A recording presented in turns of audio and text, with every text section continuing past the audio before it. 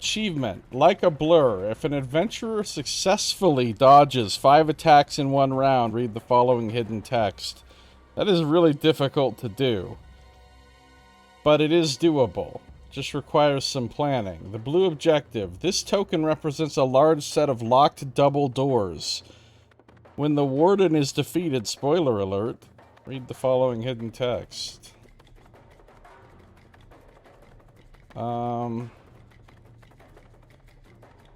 It could have just said, read the following hidden text when instructed to, and then when, well, okay. Yeah, Saito, we're 2 for 2 so far, I think. 3 for 3, I think. 3 3 for for 3. 3. How are we doing on the achievements so far? Yeah, we've gotten 3 of them. And you get a reward when you get the achievements. Usually they're pretty tricky. Some of them are very difficult. This one here is going to be... So, in order to successfully dodge 5 attacks, not only are you going to have multiple dodge items, but you're going to have the stamina needed to dodge. And I think you're going to have to go in there and, like, provoke break attacks from, like, cave sickles and shit, and try to get the cave sickles to attack you multiple times to do the dodges. Right. Who's our best dodger? Who's our best dodger? Well, I've got 2 dodges on Rook.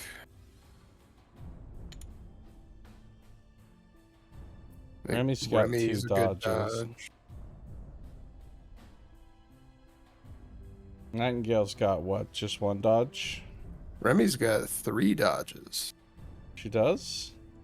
Yeah, from the core, the shirt, oh! She has 3 dodges, plus she gets the extra one from the passive on the occult shirt. Yeah, I think Remy's loadout is the one. I think she's the dodge master. Plus, she could use enchanted piercings on a dodge if she needed to.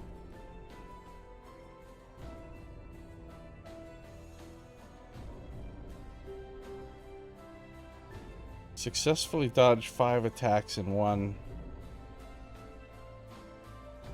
round. What I think we ought to do is kill the animate. Don't touch the cave sickles. Just get the animate out of there. And then play dodge games with the cave sickles. What do you think? Yep, sounds like a good idea.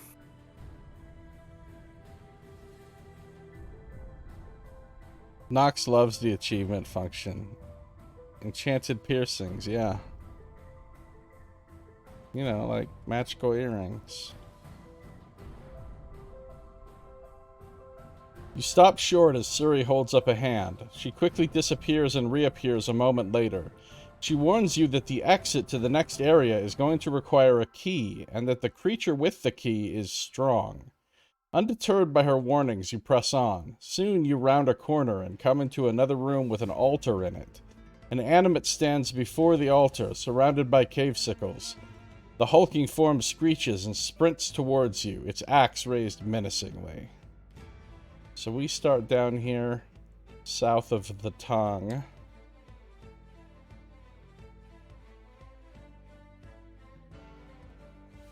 So how do you want to position?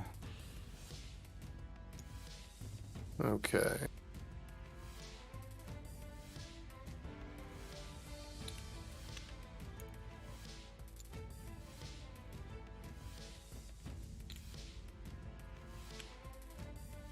And shuffling the initiative track. It's like Zeke goes first. Look, you can see that they're earrings. Well, yeah, those are like ear studs and whatever that thing with the chain is. I guess it's an earring.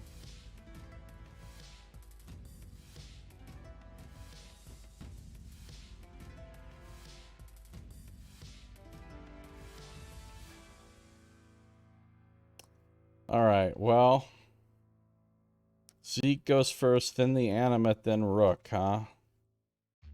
I don't want Zeke walking up there and trying to tank the animate.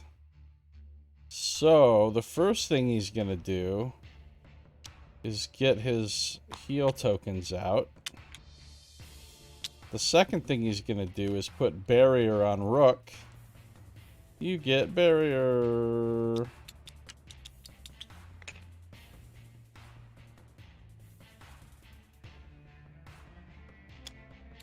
The third thing he's going to do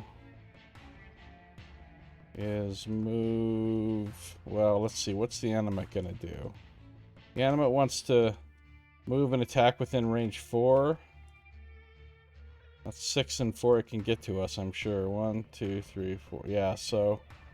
It's going to attack Rook by default unless Zeke moves closer, right? Yeah. So Zeke could move to, like...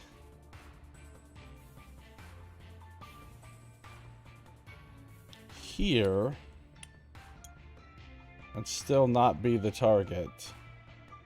Wait a minute. Why is he going after Rook? Why wouldn't he go after Zeke? You're right. Zeke's further in the initiative. Fuck. So Zeke needs to stay in the back and not move at all. Now he'll go after Rook because he's going to be range 4 from the nearest opponent, which will be Rook, not Zeke. Alright, so it's the animate's turn. The animate's going to move and attack an opponent with her. So move to be at up to range 4 from the nearest opponent. It's going to move to here. Is Rook going to dodge? Yeah, we'll dodge.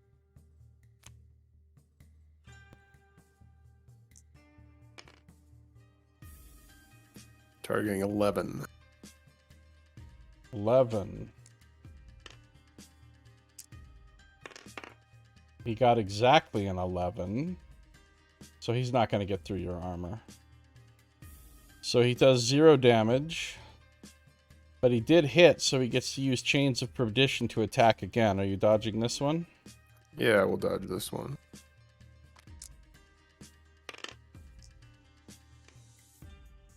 Targeting 11 again. He misses. And that's all he can do. So it's Rook's turn.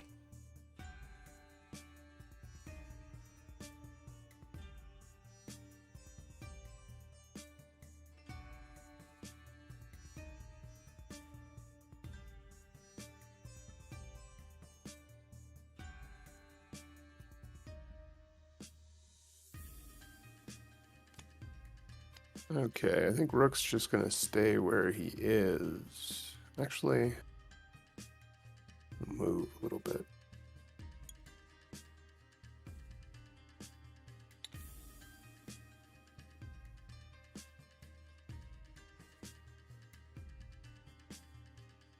Yeah, and then we'll try and empower Courage Stifle against the animate here.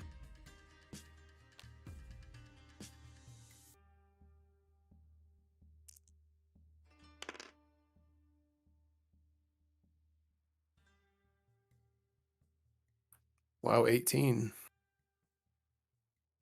18 force? 18 force. Holy crap. Yeah, he doesn't resist that. 10 magic damage. Good job.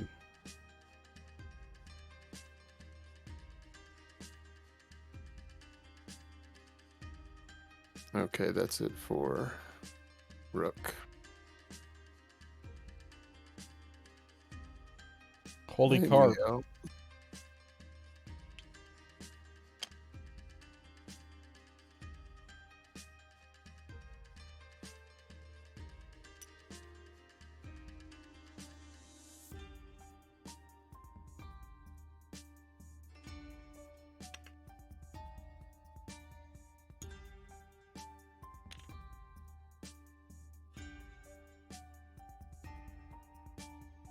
Okay, she's going to move to there, and then she's going to cast Euthanasia at the animate. Sounds good. I'm not clicking that, whatever the hell that ungodly link is. Force 8. Force 8. Oof. Massively resisted. Alright, I'm gonna exhaust the magic staff here to charge it with an energy token. Energy token, nice. Getting fancy. Energy token. Remembering how to play. It's too long. The link is too long. I can't click links that long. It's just a personal policy. Remy. Alright, so I guess she's gonna go in.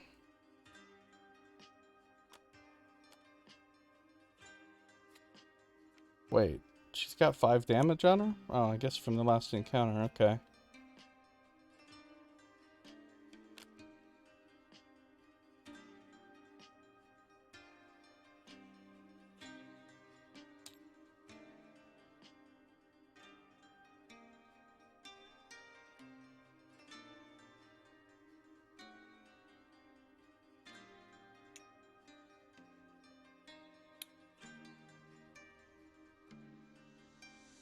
I'm not linked in. That's true, Nox. Alright, she's attacking.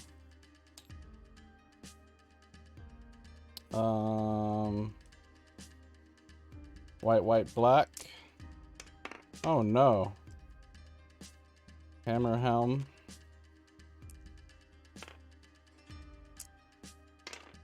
That's better. So a hit of 2, she'll exhaust the war axe. A hit of 2. 3, 4, 5, 6, 7, 8, 9, 10, 11. 12. Minus 3 armor is 9? It's a kill. Yep. Got him. Animate's dead.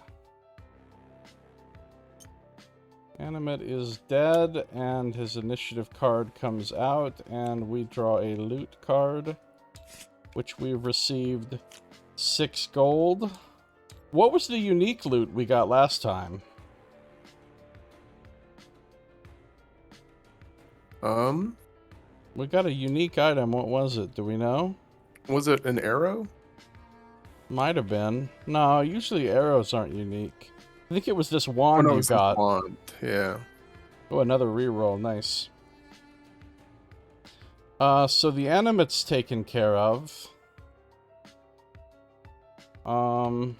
Remy's out of staminas.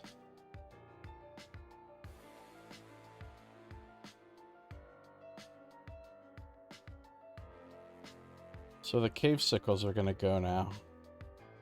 Okay, cave sickle number 1 is going to move and attack an opponent within range 4.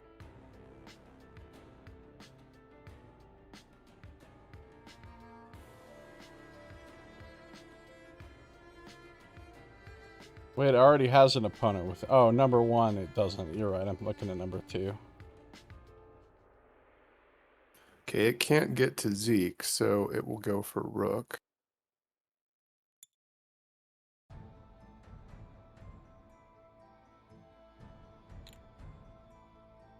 Didn't it want to move to be up at range to the nearest opponent? Was Remy nearer?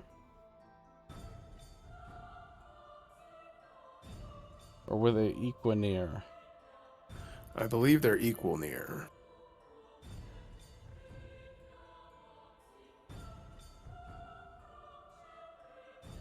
I think Remy's one nearer.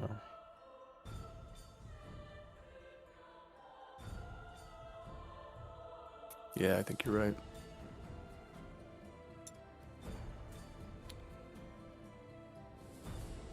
Okay, so number 1 is going to move to there and then make an attack against Remy. She's dodging. Nope, she's not. Yeah, we've got 2 with an SOI. 11. 11 hits by 1. Okay, so 2 physical damage. She'll ignore that with the belts. All right. Cave sickle number 2. Is there an opponent within range 4? Yes, Remy is. So we're going to make a range 4 attack. She's Remy dodging.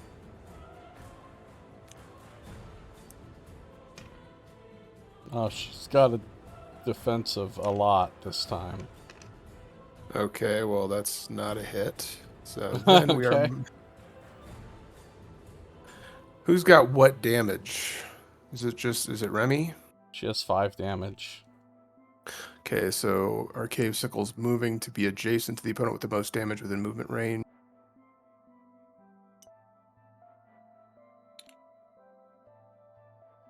And then making another melee attack with only one other cave sickle within its SOI. She's dodging.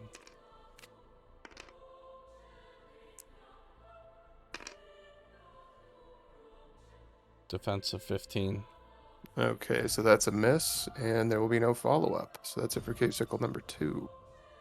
I could counter, but I don't know if I should.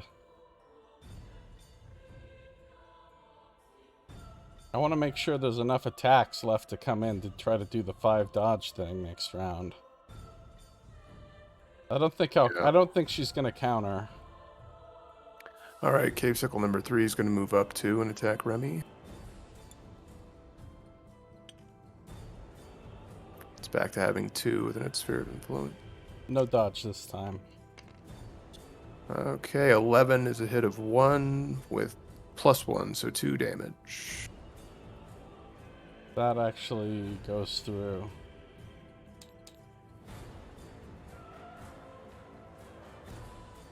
That's it for the cave sickles. Shuffling the track.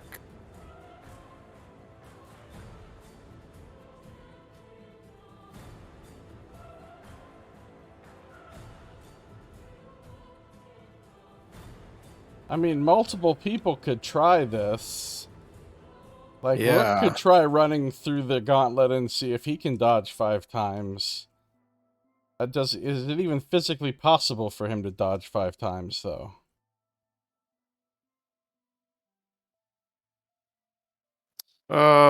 Yeah, I could pop an HP potion. That would give me 2 dodge items and 3 stamina to spend on dodging. I'm sort of unclear on one thing, though. I don't know if we've been doing it right. I think when you dodge while moving, it interrupts your movement, just like a counter would. And if that's true, that could make things tricky. Yep. We might need to get multiple cave sickles adjacent to someone so that they can... Yeah.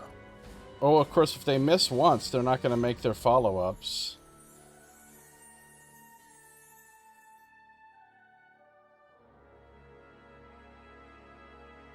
What does the achievement say? In 1 round.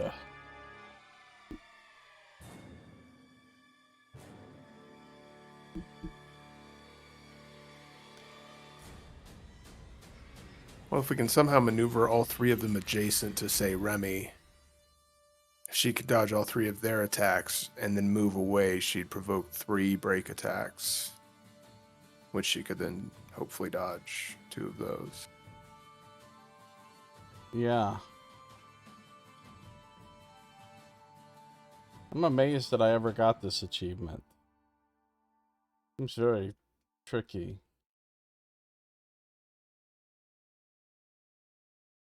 So what does Rook think he's gonna do? I think he's going to fall back because the next round, all the cave sickles are going to kind of collapse on Remy. So I think that's sort of the situation that we want.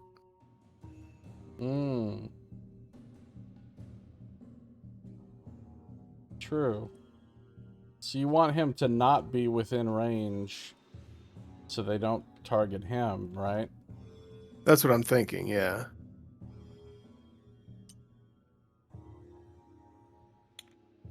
So he's just going to move back there. Then it's Remy's turn. I mean, technically, we can keep trying to get this achievement round after round until we get it, if we're willing to just let Remy eat some damage.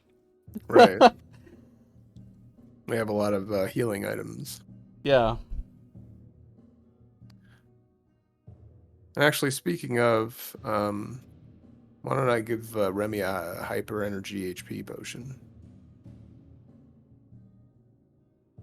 Is that something you can use on someone else? Yeah. Ally with Heal an SOI? 3 and gain 1 stamina point. Oh, that's fantastic. Thanks. That'll really help. So it's Remy's turn? It is. Alright, so she's not going to be able to provoke enough break attacks just on her turn to do it. If she uses up her dodges... Okay, so it's her turn, so she's got 4 stamina. She could get more stamina if she needs it. She's got an MF Fortitude and a HP potion, hyper energy equipped. So that's a couple more stamina she can get if she needs them. I can also pop Nightingale's ambitious. True. So, can enemies can't make more than 1 break attack either on a turn, so she can't just dance around and make a single sickle. But she could provoke 3 break attacks right now, possibly dodge all 3, and then on her turn, I mean on the Cave Sickle's turn, dodge twice more. Yeah, well, and I mean, you're going to get at least... You're going to get 5 attacks on the Cave Sickle's turn, because they're both going to do the range attack, then move and do a melee attack no matter what. So should I try to provoke break attacks now or not? I would say not unless you can get back to where you start. I think you're kind of in a good position here. I'd be in a better position if I was in green terrain, though. That's true. Improve the chances of successfully dodging. What if I just... Yep. What if I just move over here to this green terrain? Then... Then all of them will be doing their AI step of shoot and then move adjacent and attack. That means, yeah, she'll have 6 attacks coming in. She just has to dodge 5 of them. She'll be in the defensive terrain at least. Okay, so all she needs to do right now then is move over there. She's going to provoke 1 break attack just moving over there because I don't want to use 2 stamina to fly. Okay. So she will... oh, I guess she's not dodging this because it would interrupt her movement. So I guess she's just going to take this attack. All right, so it's a 13, so it's a hit of 3 plus 2 more, 5 damage. Ooh. Yeah, and she's not dodging that, so she's taking all of that. It's okay. We got lots of heals. So now she's in the defensive terrain, and we're just waiting for all the cave sickles to come attack her, and hopefully she can make a bunch of dodges. She's got 3 stamina, plus 3 dodge items. That's enough for 6 dodges, which is enough. So... Yeah. Fortunately, I think we may have just made a misstep. Why? We'll see. Well, that Cave Sickle number 2 is going to prioritize Rook in his ranged attack.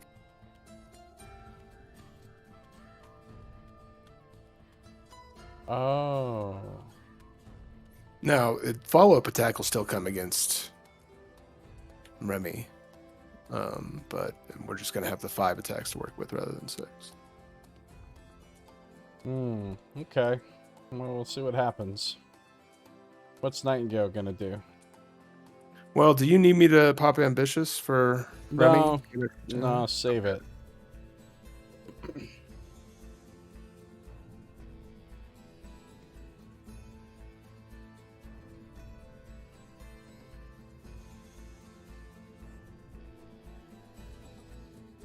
Nightingale's just going to stay.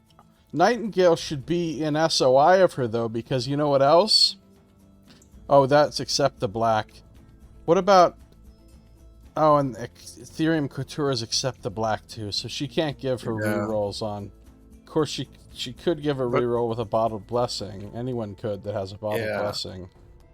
And Fortune Telling will also work. So Nightingale's definitely going to stay where she is, just right within Sphere of Influence. Okay.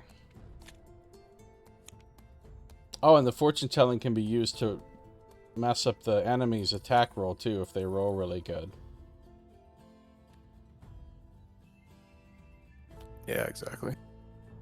Alright, so is it the Cave Sickle's turn? Actually, I'm going to go ahead and spend a stamina point to do the re-equip action. Alright. Get another re-roll out here. Now it's the Cave Sickles, yeah. Alright, so let's see what they do. Alright, Cave Sickle number 1 is making a ranged 4 attack against Remy. Alright, so she's dodging with belts. She's got a 13. Okay, so that's the first successful dodge. Yay! First successful dodge. Cave Sickle is then moving up here and making a melee attack. Dodging. I got a 12. Okay, right now that reads 15. That is So really high. Do we want to do Fortune Telling to turn it into an 8? I would say that's our only option, right? Because re-rolling the dodge die won't get me enough. Okay, so that turns the 8 to a 1, and that's successful dodge number 2. Okay, good, good. Then we've got Cave Sickle number 2. So it's going to make a range 4 attack against Rook. Right. Rook is going to dodge.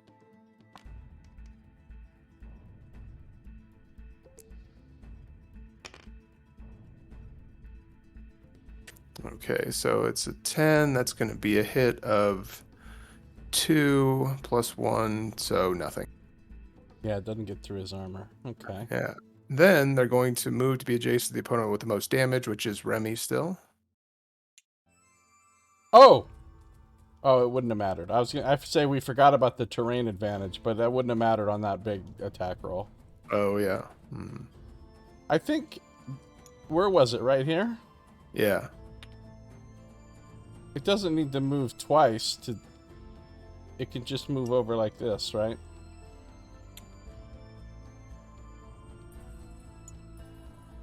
Yeah, I think, that's right. Because then, now it's going to provide cover for her, too, when the third one does its ranged attack. Alright, so this one's attacking her in melee, right?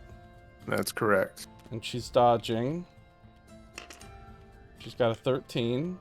Okay, so that's successful dodge number 3. Number 3! So now, number 3 is going to try to shoot her, right? Yeah, Cave Sickle number 3 shooting her. She's dodging with a stamina point.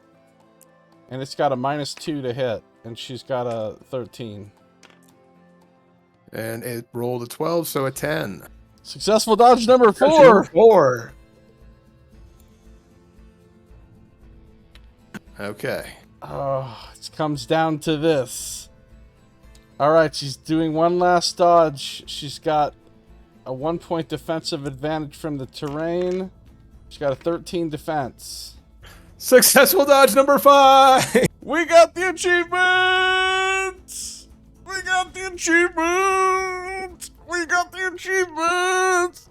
Saito's gonna be so happy. We got the achievement.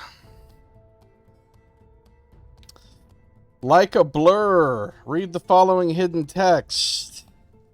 You're so fast it's unfair. Gain a random mundane unique item. Random mundane unique. Roll, random, random, random, random, random. Oh, we got a sword. We got some kind of sword. We got the Espelancer. Oh, I think I used this on Rook at one point. If you do not have the heavy tag, gain +1 armor. If you do not have the heavy tag, ignore hindering terrain when making attacks. Exhaust a counter. This counter may be used even if you're dealt damage by the attack. Yeah, that's actually not a bad replacement for the Warhammer. Well, if you replace the Warhammer, what would you give up? You'd give up the ability to empower for free. Yep. But I'd lose heavy. you'd lose heavy and you'd still gain the extra point of armor. But that also opens up the option of that other upgrade to get more armor and heavy back, you know? Yeah, but then if you have heavy, you don't get the armor from this. Oh, that's right. It does have +1 to attack roll on star, and it has that counter that you can use even when you're dealt damage. It's not bad. I don't know.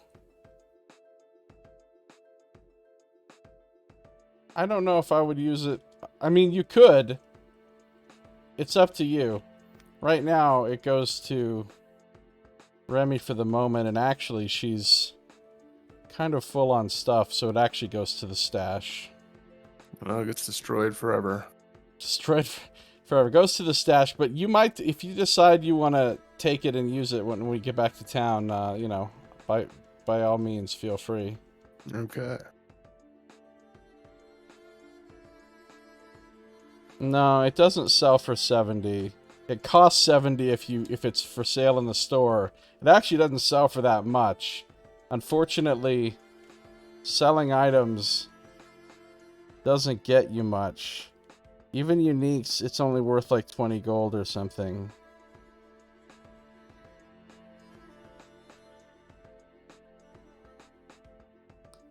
Where's the part that... Mundane... It's only worth 10 gold if we sell it. That sucks. So just so you should never... Oh, we should sell it just to bother Saito. Alright, so... Achievement got. Cave Sickles did no damage on their turn. Good team effort there. Good team effort. With the, good job. GJ. The clutch fortune telling. Yeah, got us the second chance we needed. Very versatile skill, that fortune telling. Wish everybody could take it. So, that's all the cave sickles are doing, right? Yep.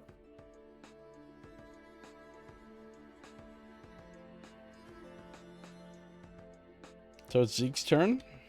It is Zeke's turn. Clean him up. Alright, Zeke has all the staminas. He's going to spend a heal token. Is he with an SOI? Yeah. He'll spend a heal token to give her 6 health back.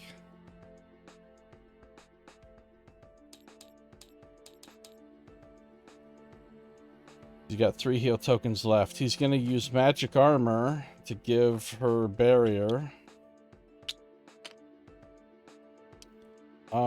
He's got lots of staminas to spend, trying to kill some bugs.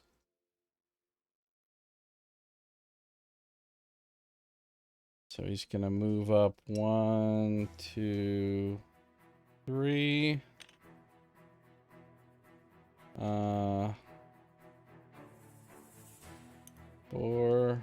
5, 6. Trying to avoid having to shoot through any BS terrain. Shooting at purple. So he's spending 2 stamina. Shooting at purple. A 9. He's going to use the quiver to reroll that 2. That's much better. That's probably a kill. Oh, with all those stars?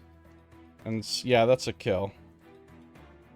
Number 2 is dead. Number 2 is dead. He's got 2 staminas left. Looks like he can shoot number 3 with unimpeded as well. So he'll shoot number 3. Oh no, no quiver reroll this time. That's a hit of 0. Is it a hit? It's actually a hit? Yeah, it's 8, right? So it's 1 damage he dealt. Caves. 1 big damage. It's not spending any special resources or anything at this time. Because he has a sense of foreboding about what lays ahead. So that's the end of the round. Shuffling the initiative track. Cave Sickles go first. Okay. Is there an opponent adjacent? Remy. All right, Let's we're see making if an she attack. see if she can dodge 5 times 2 times in a row. Of course, she's exhausted everything. Right. She has 1 stamina point left, so I guess she'll dodge this. Okay, well, we're rolling orange-white. Oof, 11. I dodged it. I got a 14. Okay. So it doesn't get its And follow-ups. no follow-up. But Cave Sickle number 3 will be doing the same thing. Bad news is I can no longer dodge. Good news is it rolled a 6. Yay! Good news. So Rook. once again, she continues to not get hit. Sure, nothing like a blood golem will attack after beating them. What kind of jerk move would that be? That was awesome. You guys loved that blood golem. I like to just rewrite history like that.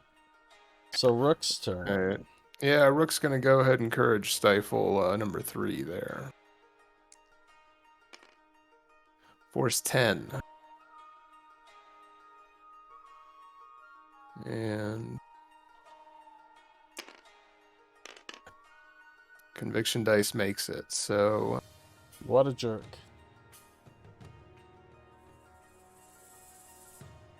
we will go ahead and try it again. I'll empower it this time.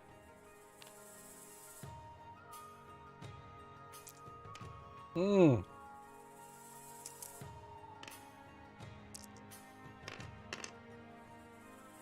Okay, yeah, that's a kill.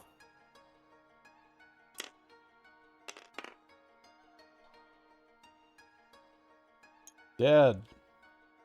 Number 3 dead. That's it for Rook. Nightingale.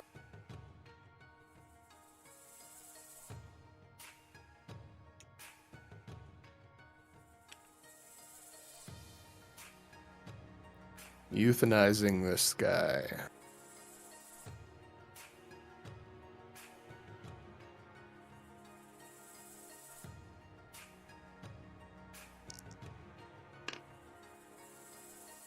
I'll discard the energy token to make it a Force 11.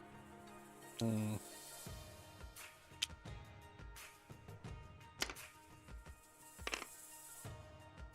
That's a hit. Number 1 is dead.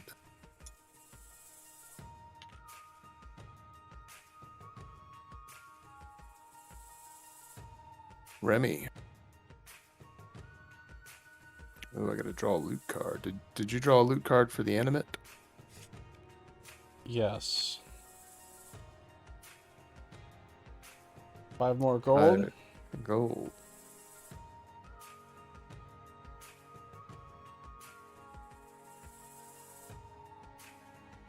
Alright, so we got a loot token up in the corner. We got a totem that's gonna be popped as soon as somebody goes for that loot.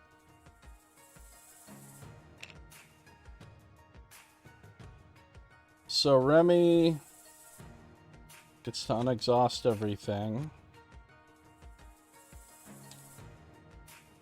He's going to just move for a speed of 8. 1, 2, 3, 4, 5, 6, 7, 8. She gets to here with her base move. Oh, that doesn't pop the totem because this pillar's in the way. Right.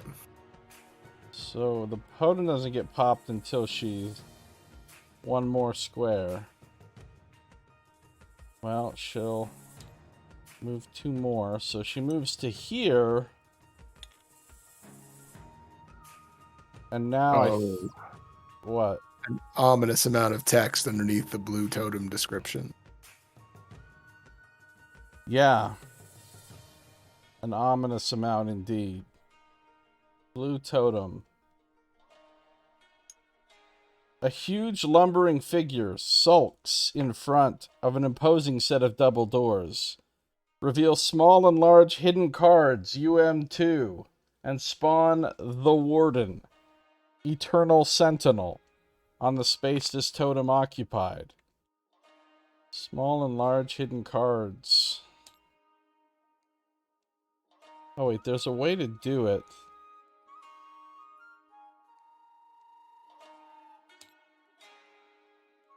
What is loading right now? I don't know.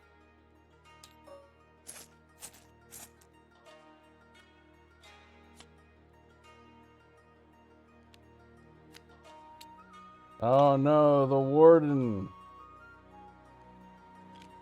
And his 2 initiative cards.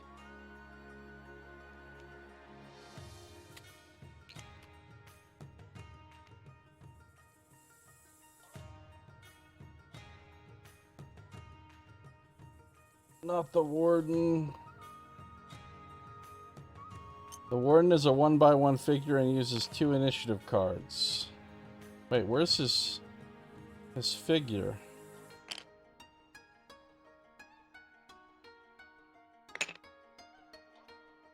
And his like health thing.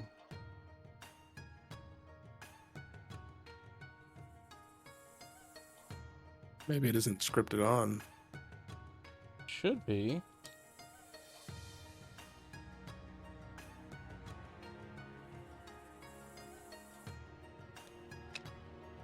But maybe it's not.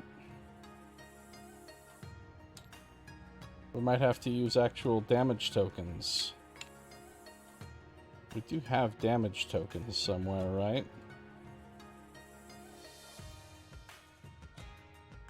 Yeah, we have damage tokens. We can put one of these on him and then increment the number up. Do you want to take the Warden or do you want me to? Sure, I'll take the Warden. Okay. I guess we'll just use the blue totem to represent him. I'm a little surprised. I thought for sure when I played this before, I had a figure and everything for the Warden.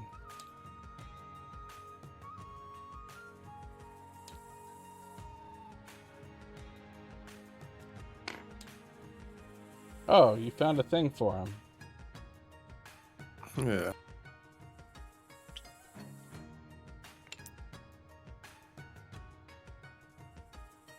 So there's the Warden. Okay, what else does it say? The Warden has a large key ring on its side.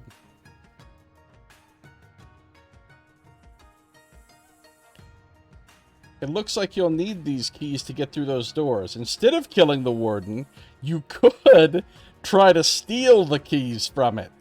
Any adventurer adjacent to the Warden may spend 1 stamina point to make an Agility 12 check.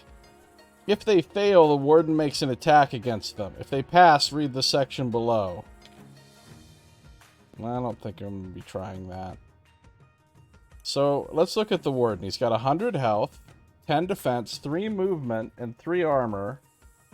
Rolls green, teal, black. He's immune to condemn. He heals 2 every round. And he does a bunch of mean shit. He's got pretty good conviction, too. Yeah, this looks like a beefy monster. And he gets 2 turns every round. Yeah. Starting... Oh, wait. She's technically not done with her turn. She's got a stamina point left. Well, she has 1 more square of movement, right? Yeah. So... she might as well collect that loot, I guess. No, I'm not going to collect that loot yet. You're gonna get blasted with poison arrows. I'm gonna move some more, actually. She's gonna try to move here where the cover of this thing may protect her some.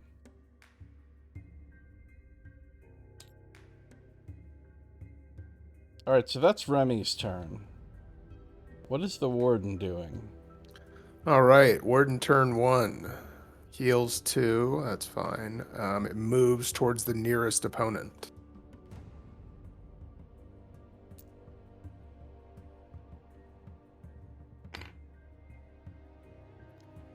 So move Then, 3, right? Yeah, okay. yeah. Is there an opponent adjacent? No. Within reach 3? No.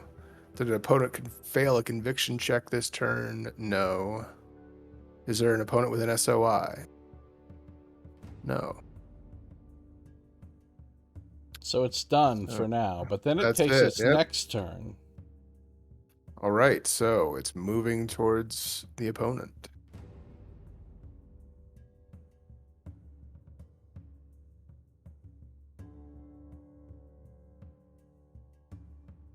Oh, Nightingale is closer. Really? Well, I guess it has By to move to a movement place where distance. Remy is. By movement distance, Remy is closer, yes. Yeah.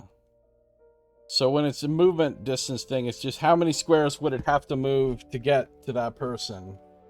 And whichever one Okay. is less number of squares would be the one that's the nearest in that sense.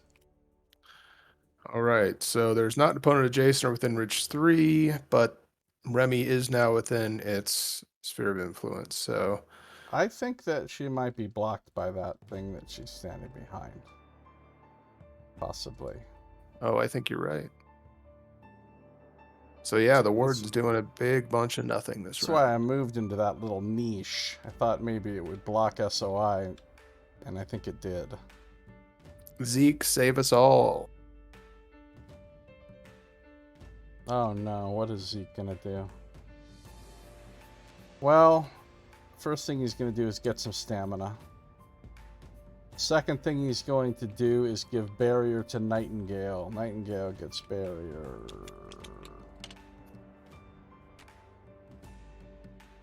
The third thing he's going to do is move.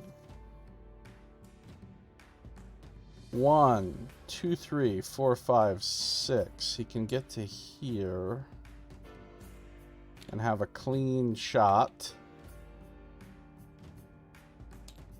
So he's going to fire the crossbow at the Warden. All right. No dodge or anything, so defense 10.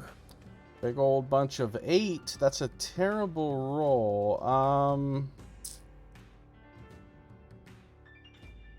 I think he's going to save his quiver. He's going to use his fight drive to attack again. That's even worse, but now he might as well use the quiver. Nope. Big bunch of noth. Roll is bad enough that it's not worth trying to use any rerolls really at this point. Big bunch of noth. So Zeke's done. So it's a new round. Alright, Nightingale. Alright. Cider says it looks like a Zelda boss mixed with a Resident Evil boss. I don't see the Zelda part of it so much, but yeah, I do kind of see the Resident Evil-ish part. If you succeed the check, they'll be rewarding you with the other text box. That's right, Nox. Alright, we're going to attempt to euthanize this thing, even though it's immune to the cool parts. Euthanize.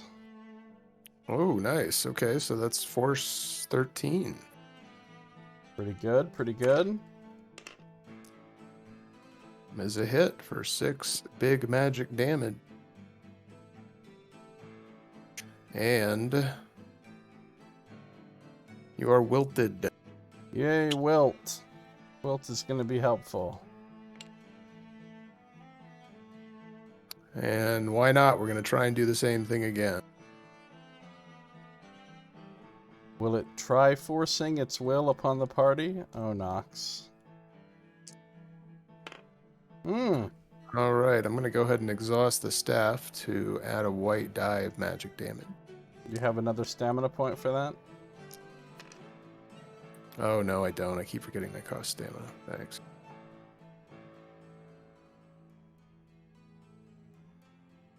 So, conviction. No. Another hit for 6 more magic. Sadly, cannot be condemned. Immune to condemn. That's it for Nightingale. Rook. Do we want someone adjacent to this thing? Does it do worse stuff if... It's a whole lot of continue down. Yeah. So I guess it doesn't matter. So yeah, I'm going to be within reach 3, so that'll skip 1 attack at least.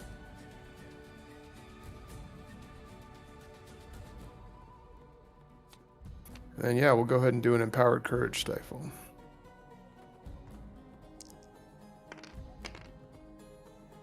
Good one. 16.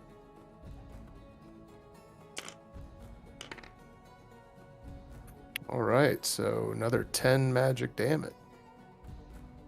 Fucking schooling this guy. It has 100 health. Schooling.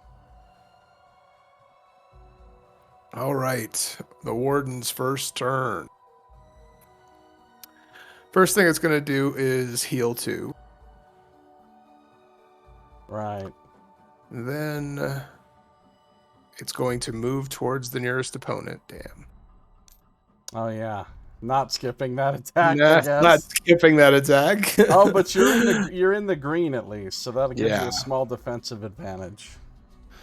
So, is there an opponent adjacent? Yes. Make an attack. Well, Rook is going to dodge. All right, 11. It misses. Yep, misses. Okay, so then move up to 2 spaces farther from the target while staying within reach 3. This movement does not provoke break attack.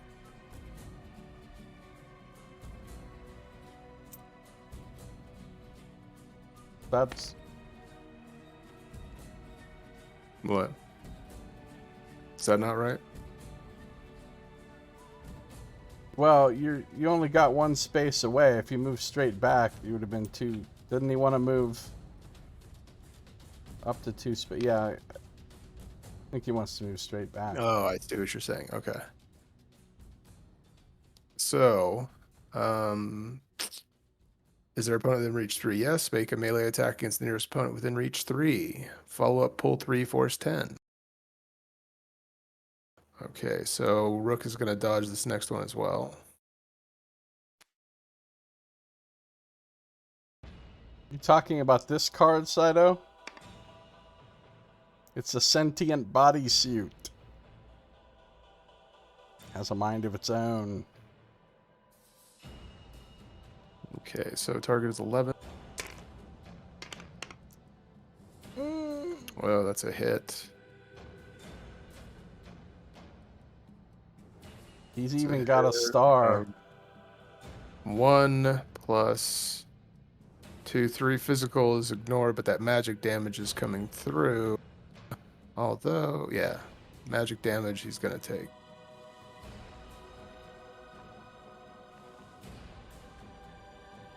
So the follow-up is force 10.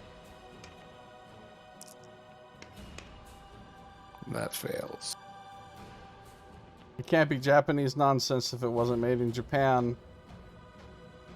Did an opponent fail a conviction check this turn? No. Is there an opponent with a sphere of influence? Yes. So spell 6 against all opponents within sphere of influence. which is Well, just Rook, I think. well, hold on. Did you make a conviction check against the pull? Yeah, I succeeded. Awesome.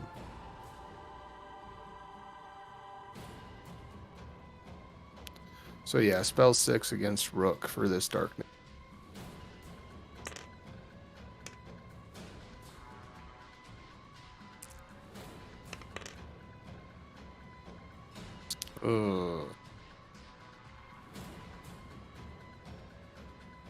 Rook takes darkness. Unless we've got some re-rolls, don't we? Let's see.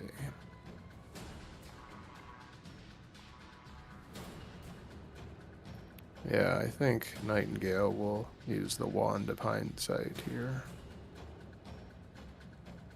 Although, what does darkness do? It may not be that big of a deal. Makes you sad. You can't dodge and you have a -1 defense. Oh yeah, definitely want to get this one chained.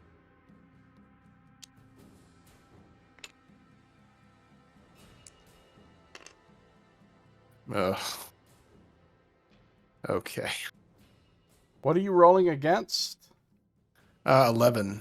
And you got I got a 9, which helpfully re-rolled to a 10, so now I just have a bunch of darkness. So that was basically a thanks guidance moment right there. Oh yeah. Thanks guidance. Well, that can be bombed off at least. Yeah. Okay, so that's it it over and for... over. That's it for the Warden's first turn. Go, Remy. All right, Remy has an alarming enemy here.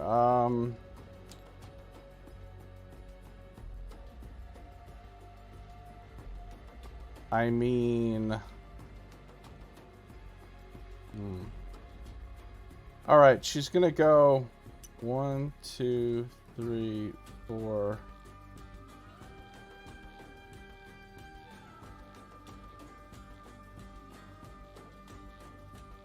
She's gonna go like this. There's a very small chance she could do something amazing here. Oh, nice. A very small chance. She's gonna use an MF Fortitude to get herself another stamina point.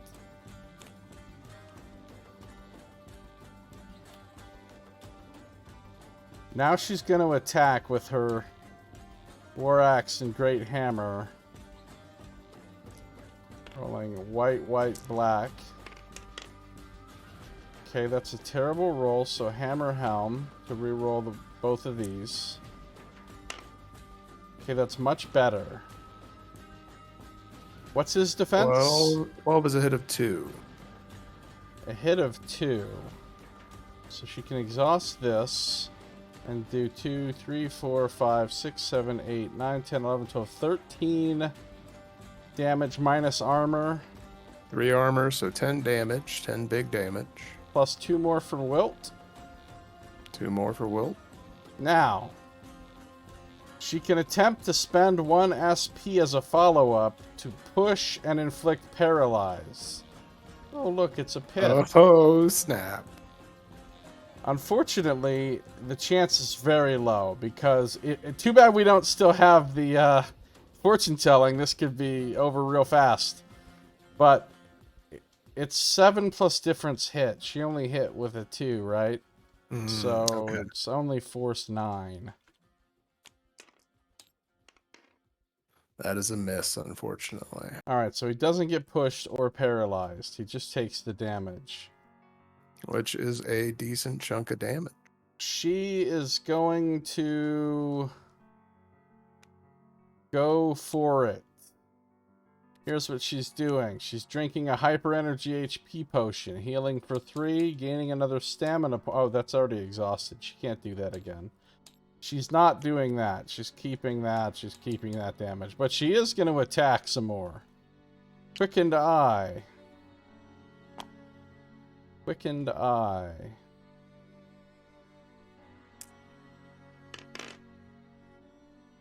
Oh, that's better.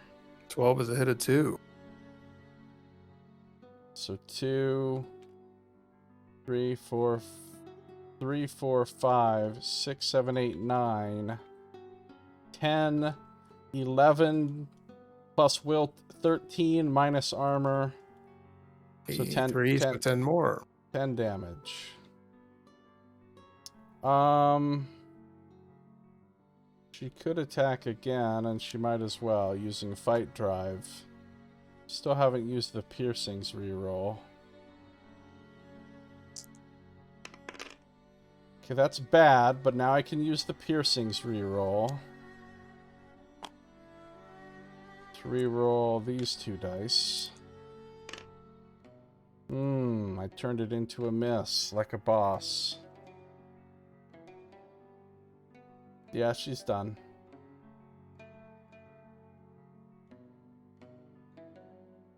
She did some good damage at least. Reroll through a bottled blessing if you want. Or no, I think I still got. Yeah, why don't we do Ethereum Couture? Try and reroll that 3 again. I don't know if it's worth it. I mean, I don't know. We should save the rerolls for like conviction checks or. I mean, Okay. if she makes this, she's not going to be doing that much because she doesn't have her things to exhaust with it. So I don't know if it's worth using a reroll on that particular attack. All right. So she's done. Makes it Zeke's turn. Everybody's got barrier now except for Zeke.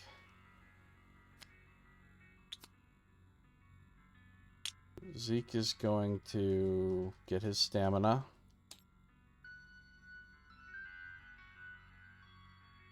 He's gonna... Be nice if I could land poison on the boss.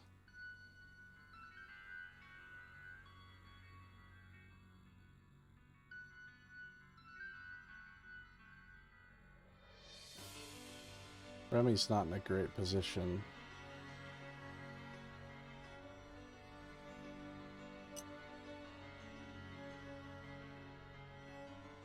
He's not going to hit shit from here. But he's going to try. He's going to try to shoot. With a -2. With purple and white. Oh, God. Use the quiver to reroll the 2. That's a hit of 0. Yeah. Because he's got a -2, so it's a hit of 0. He can use armor piercing. He's got 1, 2, 3 damage plus wilt, so he actually did 5 damage. Yeah. Ignores the Not armor. bad. And there's a chance of poisoning. But it's only force 9. He's poisoned. Poison, poison, poison, poison. Get you some God, poison. that poison's gonna hit him twice around. Yeah. I already put a poison token on him.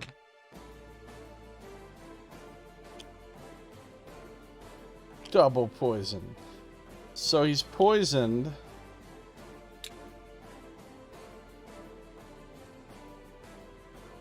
And that's fantastic. Yes. And that's the end of Zeke's turn. Okay. Warden turn number 2. Well, first of all, it's going to heal 2 and take some poison. So it's going to take 3 from the poison. Beautiful. It's already at half health. He hasn't even really hurt us yet, has he? Not really, no. Warden's a punk. Tagged Rook a little bit, but there we go. Can the Warden move towards an opponent? No. Is there an opponent adjacent? Let's make an attack. So attacking Remy.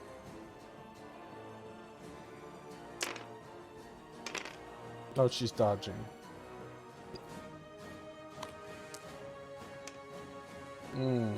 She's got a 11. Okay, so that is a hit of 3. All right, how much damage? No, a hit of 2, excuse me. Hit of 2 plus 3 more. So 5? Sorry. 6 more, 9. 6 more? Yeah, the empowered shield. Oh no. Wait, 1, 2, 3, 4, 5, 6 plus how much? Plus the difference, which was what, 13 versus Which 10? is 2. 13 versus 11, so... Oh, so yeah, 8. So 8 total damage. Now she gets to reduce it by 2 for the belts. And she has a barrier of 1. So she's only taking 5 damage. Only. Oof. Alright. What does it do Then next? it continues to, it moves 2 spaces further from the target while staying within reach 3.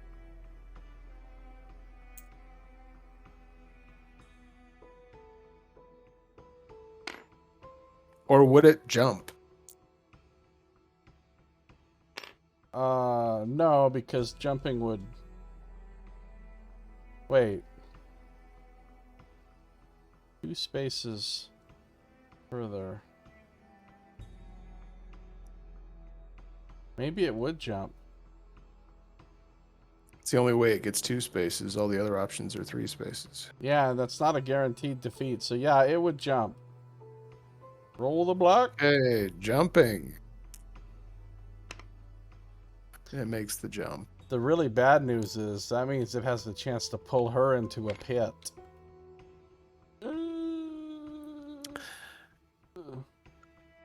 Is there an opponent within reach 3?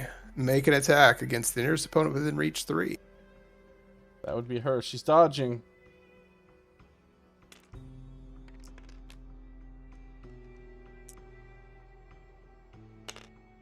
Ah!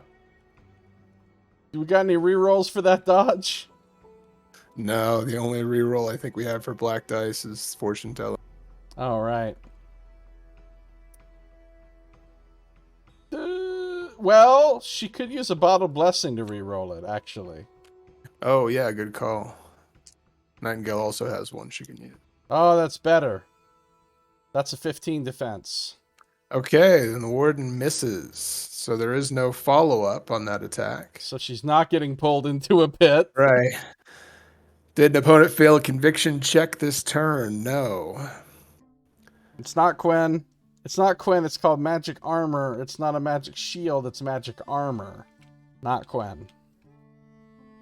Okay, so casting darkness against Remy. How many things does this guy get to do? Endless things. Force 10. Force 10. Remy's rolling white-purple for conviction. Alright, she failed, but that's fine. I don't need to re-roll that. It's not the end of the world, probably. Darkness. I mean, it's not great, but...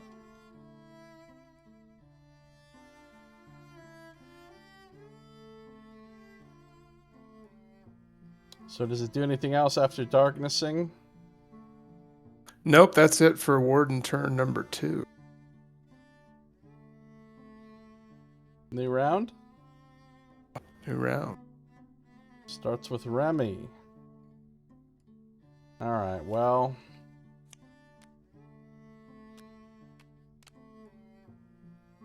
What does Wilt say exactly? Attacks you may... Okay, that doesn't count for, like, throwing knives.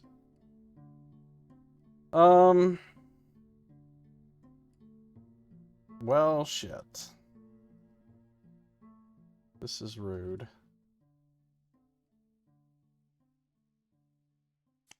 She's going to move in. Gonna move in.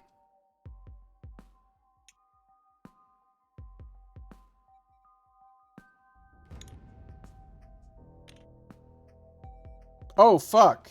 Red totem. Uh-oh. We're popping red totem. We are. I didn't really think about that ahead of time. Hopefully we didn't just spawn some more shit. We just spawned some more shit. To the south, an earth loa forms near a pile of loot. Spawn an earth loa on the space this totem occupied. Then place a random loot token on the normal terrain space on the west side of the earth loa. So we need an earth loa.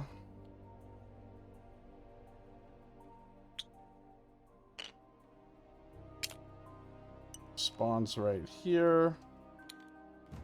And we need a random loot token, which spawns here. Great. Just added more monsters to the boss fight. Alright, well, Remy can attack now. So she will.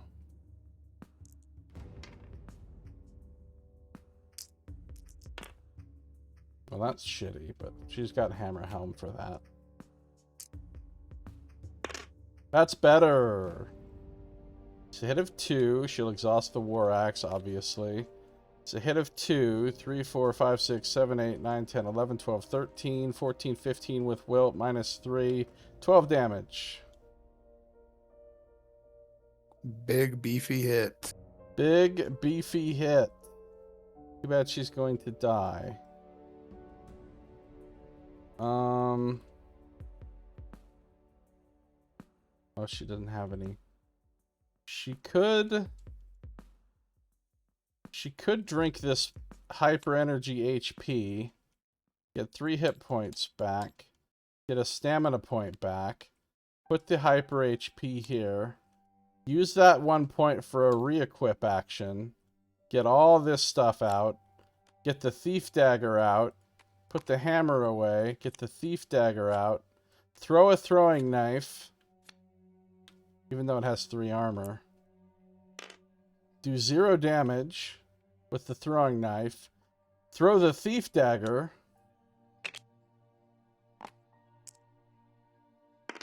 do 4 damage after armor with that, put the throwing knife away, and call it a turn.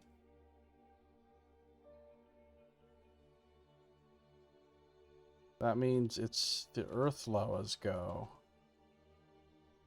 Way down Loa on the map. Nice. Armor of Quen. It's not Quen. Hashtag not Quen. Just like the Raga. The loot pile consists of a broken statue with ruby eyes. Alright, is there an ally without barrier? Oh, it's going to give barrier to the fucking boss. That's going to be great. Right. Can it move and attack within reach 2? 1, 2, 3, 4. No. So it's just going to move towards the nearest opponent. 1, 2, 3, 4. Earthloa. Done. Nightingale's turn. Okay.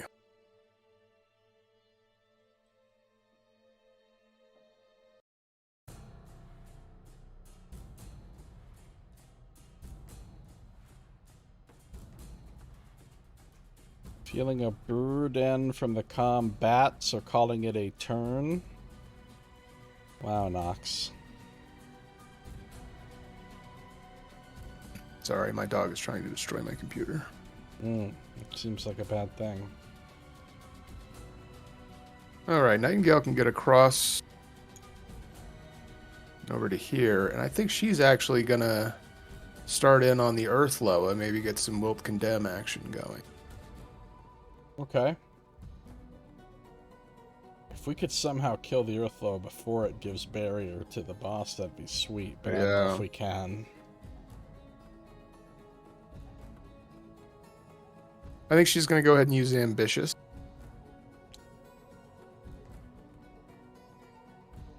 Ambitious time! Stamina point. Stamina point. Good time to use it. Okay, so...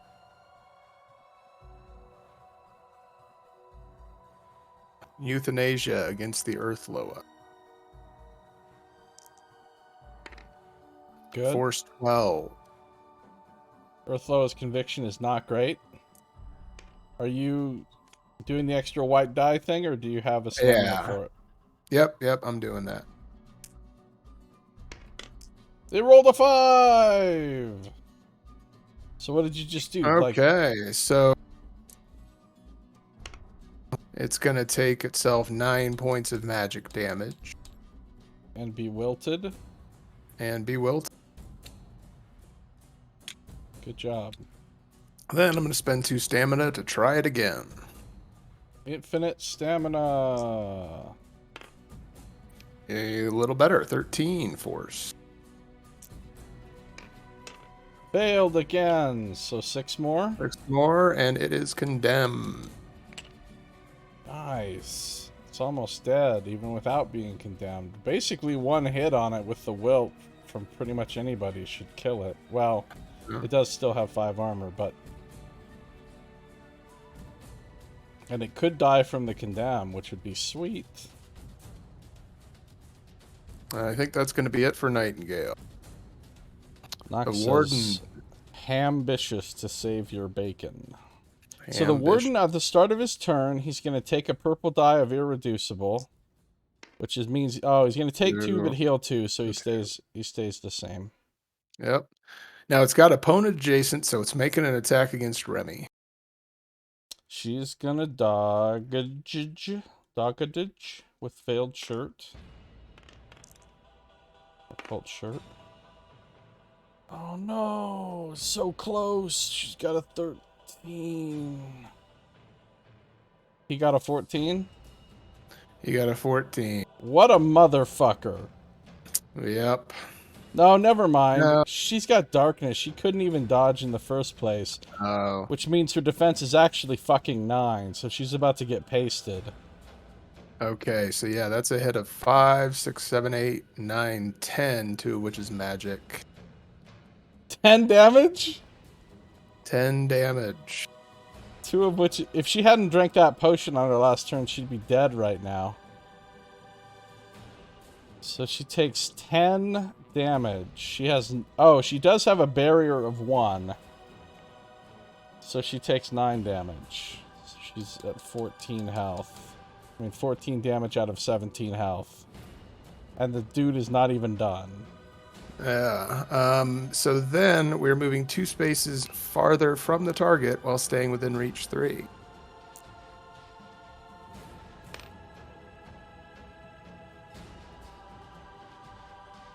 Then making a reach 3 attack against the nearest opponent. It's going to be Remy.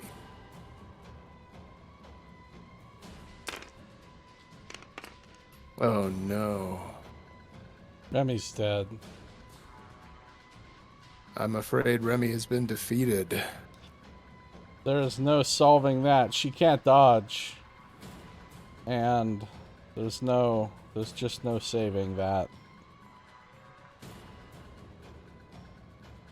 So, it did a fuck ton of damage, is what I'm getting. Yeah. So she loses 11. barrier. No, wait. Sorry, it's empowered. It failed. The attack failed. The empowered dice rolled a skull. Really? Remy lives. Remy lives! You rolled a skull on the empowered die. How lucky. So no follow-up, and no We're one just- failed the conviction check. We're just making up rules right now. Oh, look, it's a 6 over a 9. 69 is lucky. Automatic miss. So Remy already has darkness, but it's going after Nightingale this time. Mm-hmm. Force 9. Nightingale rolled a 7. Okay. She'll just be in darkness. Darkness for everybody. What happens when a character dies? They're out for the rest of the encounter, and then they come back in the next encounter with half their health. But sometimes there's specific consequences in a specific scenario for dying. So that's it for the Warden's first turn.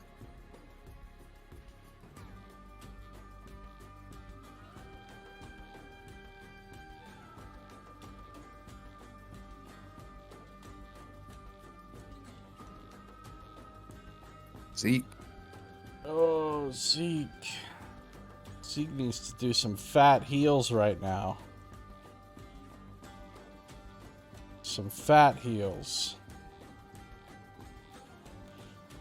So he needs to get within SOI of Remy.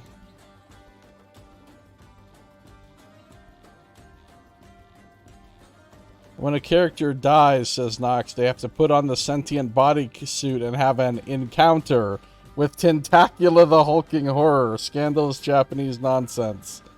Wow, that does sound pretty scandalous. Alright, so he's gonna move 1, 2, 3, 4.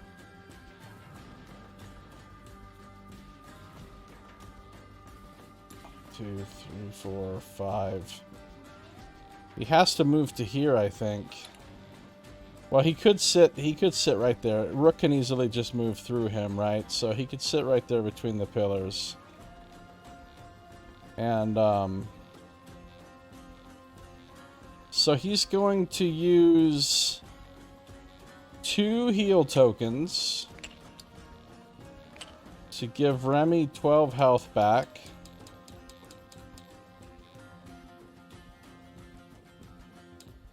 He spent 1 to move.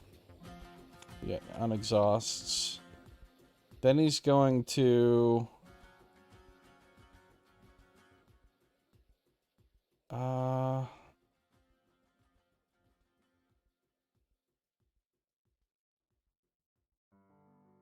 of questionable. I don't know. No, I don't think he can shoot the Earth Loa. Well, it'd be about -1. But he's not blocked by the pillar. You don't think so? No. Okay.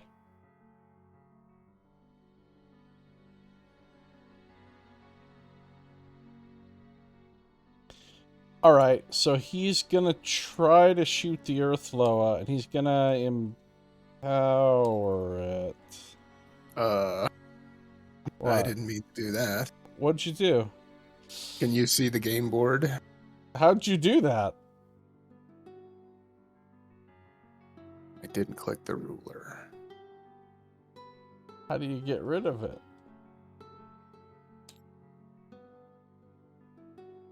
Whatever you just did. I picked the eraser tool.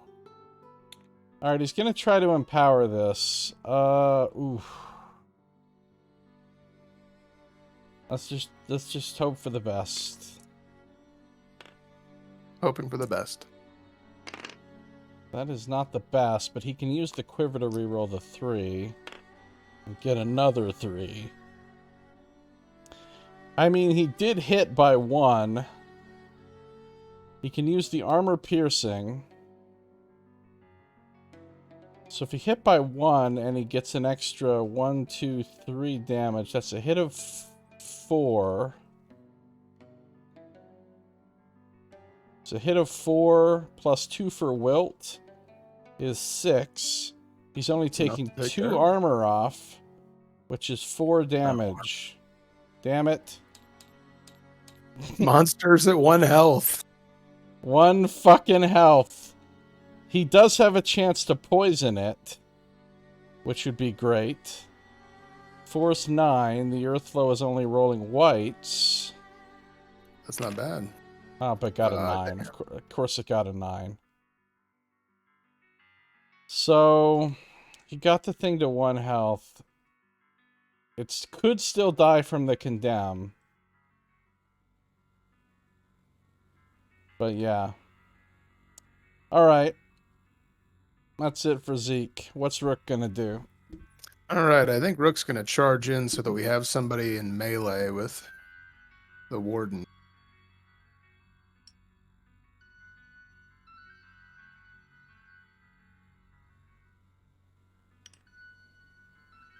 Charging in. It's good.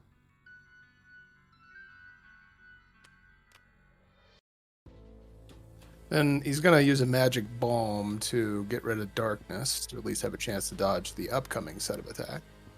Good idea.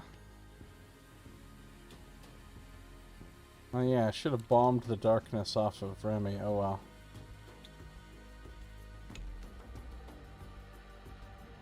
And I think we're actually going to go physical attack. Empowered. Okay. Oof. Oh. So, rolled the skull. Nothing I can do about that, so that attack failed. At least it's not a skull on a spell, so you don't take 3 irreducible damage. Yeah. Okay, so that's going to be it for Rook. Warden number 2. So he takes poison damage of 5. So 5 poison. He's almost dead, kind of. Yeah, we are definitely taking some chunks out of him. So he is going to make an attack against Rook. All right, see you later, Saito. Have a good one. Take care, Saito.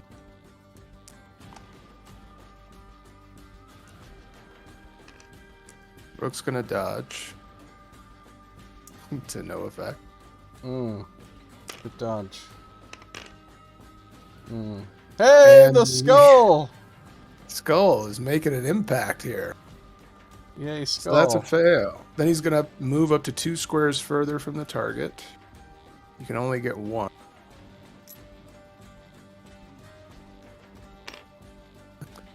He's gonna make a range 3 or reach 3 attack. Also dodging this one.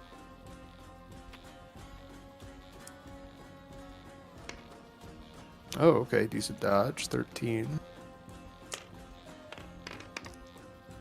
Thank God he died. Oh, another skull. Another skull on the attack with the warden. I love it. Ah, okay. So then nobody failed the conviction check, and we do have opponents with an SOI. So I think everybody, yeah, all 4 of us are getting a darkness here. Is that one roll that applies to everyone, or one roll each? One roll that applies to everyone. All right. So darkness force 12. Oof.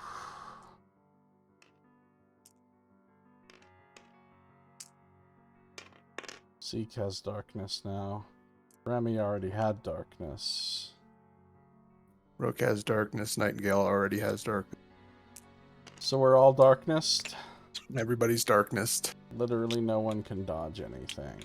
Okay. What a jerk. And that's it for the Warden's second turn. And the round, shuffling the initiative track. Shuffling the track. Nightingale. Nightingale.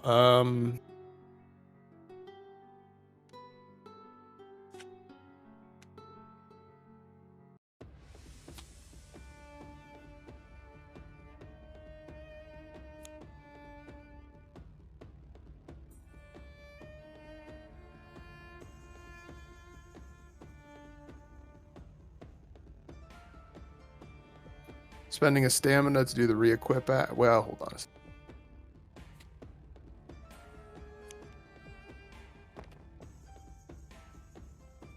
Yeah, stamina to do the re-equip action. Throwing knives at the Earth Loa.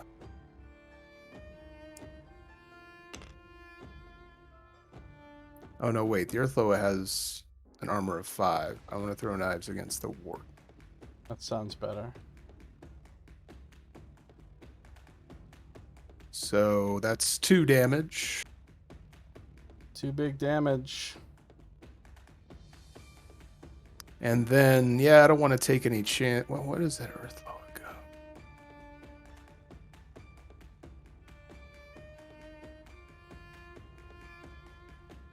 Yeah, I'll try and finish off the Earth Loa. I don't want to give it a shot.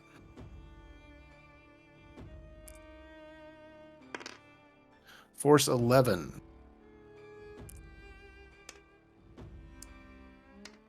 9. Okay, Earth Loa is dead. Yay, loot card.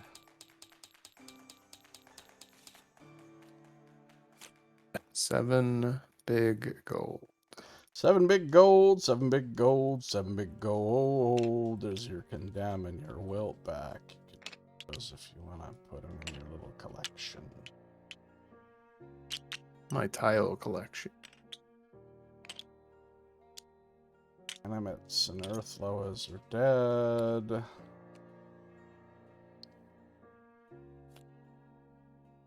Good job.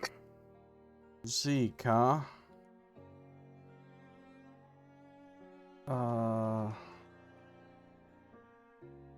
Zeke is going to... What is he gonna do? He's going to... Magic Balm.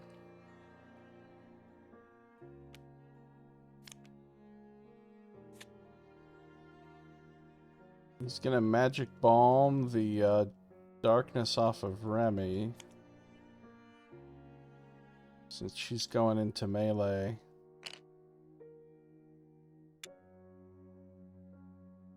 Then he's going to... But I'm sorry, I'm getting a call. Give me a couple minutes. Getting a call, alright.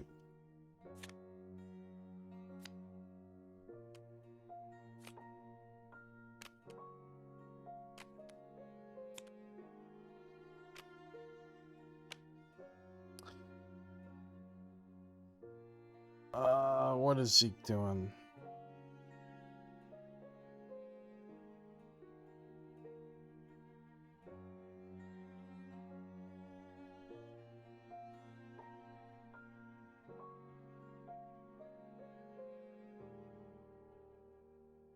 He's gonna move to here.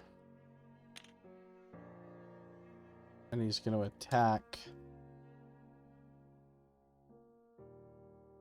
the crossbow.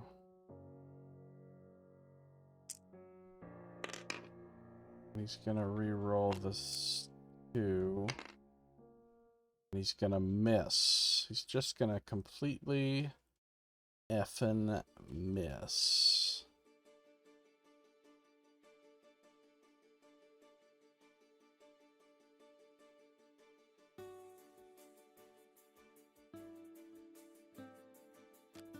And he's gonna... Oh, he can't re-equip. He's out of stuff. So that's the end of Zeke's turn.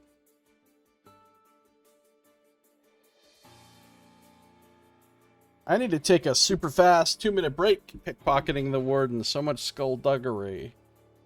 So uncalled for. But getting a call? Be right back in just 2 minutes. Hashtag super fast. Stick around, stay tuned, don't touch that dial. Hashtag super fast.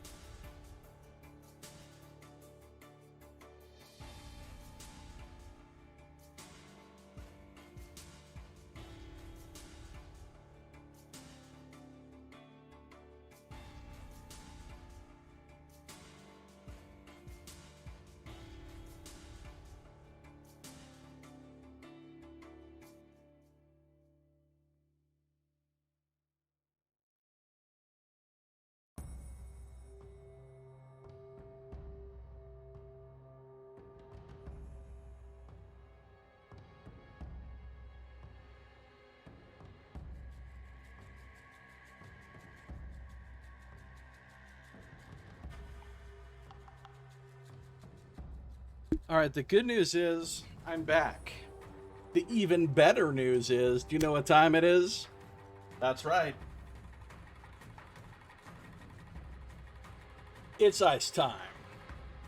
Ice time, ice time, ice time, ice time, ice time, ice time. It is time for ice. It is ice time, ice time, ice time, ice time, ice time. Ice time, ice time, ice time, ice time, ice time, ice time. It is time for ice.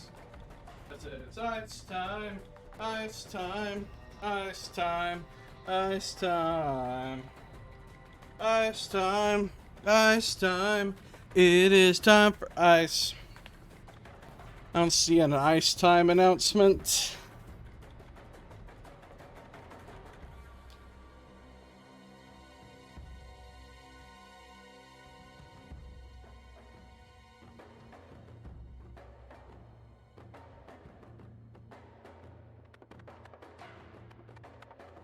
Knox loves announcement.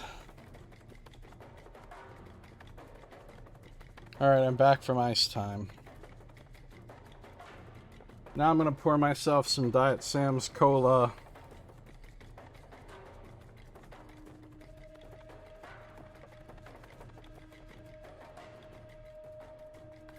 Oh, it's ice time, huh?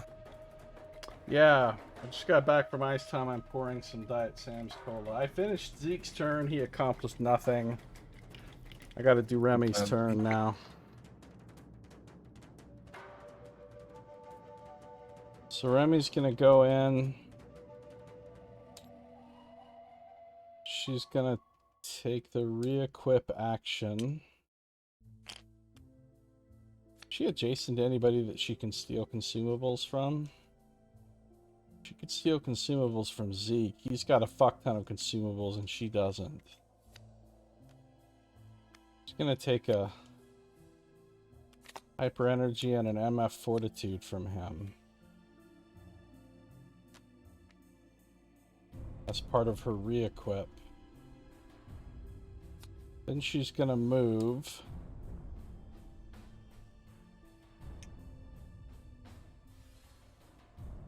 to here. Then she's gonna attack. Okay, I'll take that. That's a hit of 0. Exhaust the War Axe.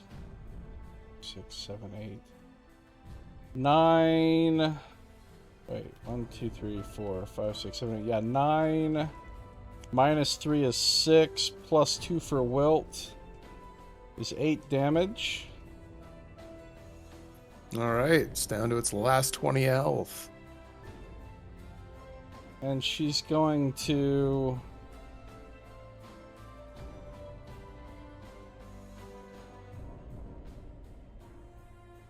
No, she doesn't really need to do anything else.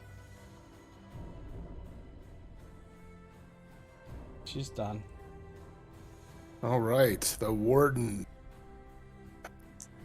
Well, the Warden has an opponent adjacent to it, so it's going to be making an attack against Remy. It's going to take a point of damage from poison after the healing is factored in. So he's attacking Remy? Attacking Remy. She's dodging, which she can do because she doesn't have darkness. Yes, 15. 14. And she gets a counter.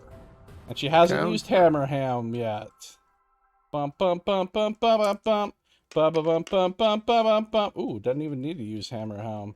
So on the counter, she's gonna do a fat stack of damage. 2, 3, 4, 5, 6, 7, 8, 9, 10, 11, minus 3 is 8, plus 2 for Wilt. 10 more damage on the counter. That is a beefy counter. Beef counter. So it's going to... The counter will interrupt the follow-up, but not the continue down, right? Right. Was there a follow-up? No, there's no follow-up. It just says then. So I assume he's still going to do that. He's still going to do that, yes. Okay, so then he's moving... Hot apple cider. Sounds delicious, Nox. Up to 2 spaces farther from the target while staying within reach 3, so... It's only one place he can go, yeah. Yeah. Next to Rook. So he moves here, and then he moves down here, provoking break attack. I don't think he does. Not really. He just jumps so in then the pit because he feels like it. That's right. So yeah, making an attack against the nearest opponent within reach 3. So that's actually going to be Rook. That's convenient. Rook can't dodge, can he? Yeah, he's got a stamina point. He's going to dodge. Might as well. You might be able to get a counter too. Not with that. Not so much. Okay, so he's at -1 defense, so he's at 9. That's a 12. That's you couldn't dodge in the first place. You have darkness, so you can save that that's stamina right. point. So 12 plus 4. Should say 12 is a hit of 3 plus 4. Plus the 2 magic damage.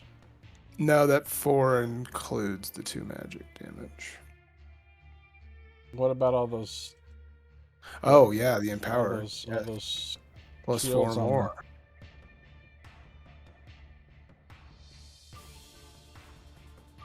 So 12 is going to be, that's 9 physical and 2 magical damage.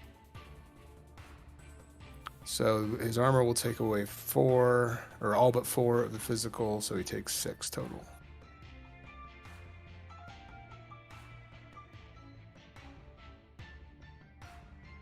You use some Fate Engine, or no? You're good. Guess it doesn't you know, matter. I think He's almost dead. Yeah. I'm sure we're perfectly safe at this point. Yeah, I'll use Fate Engine to get 4 of those damage back.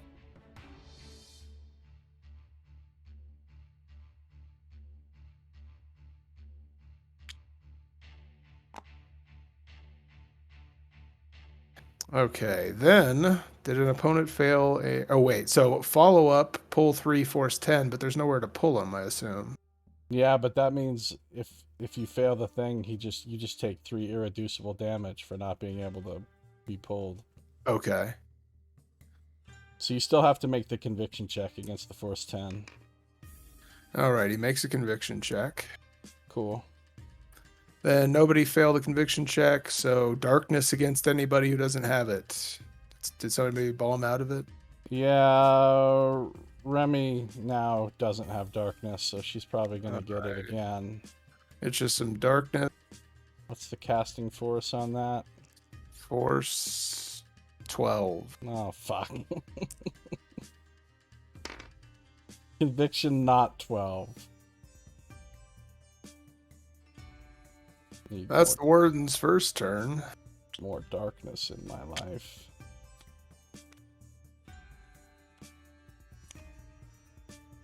So then it's Rook's turn? Yeah, and he's got no way of clearing that darkness. Yeah, Nightingale still has a bomb. Zeke used his. So there's only one bomb left on the board, and it's Nightingale's. Okay. But this guy's almost dead, so we'll probably be fine to just finish him off, hopefully. Yeah, so not having learned my lesson, I'm going to just try an empowered physical attack again. You can do it. Hey, there you go. That's actually a pretty decent roll. 14. So that's going to be a hit of 4. Bad on the 7, yeah. Just 3 more damage. So that's a hit of 7, minus 3 from armor, plus 2 from wilt, so a hit of 6. Good job. It's really close. He could die from the poison now. And you know what? I'll try and whack him again, not empowered. Oh, you can hit him again! No, I can't. Wilt was really good against this guy. We got a lot of extra damage out of that Wilt. Yeah. Okay, so that's it for Rook. Does he die from the poison? No, he takes 1 point and has 1 fucking health left. No. Wait! We need to know the order of operations. Because, actually, those two things happen on different phases. The poison happens in the status phase. The heal happens in the refresh phase. If status comes before heal, he's dead. Okay, let's see. I thought things that were statuses occurred during the refresh phase. You could be right. I'm not sure. Kind of want to know how it works, though. Pulling up the rule book. Let's see. What am I looking up here? Phases. Here we go. Phases of a turn. Page 41. Start of turn phase, then status phase, then refresh phase. Separate phases, he's dead. He's dead.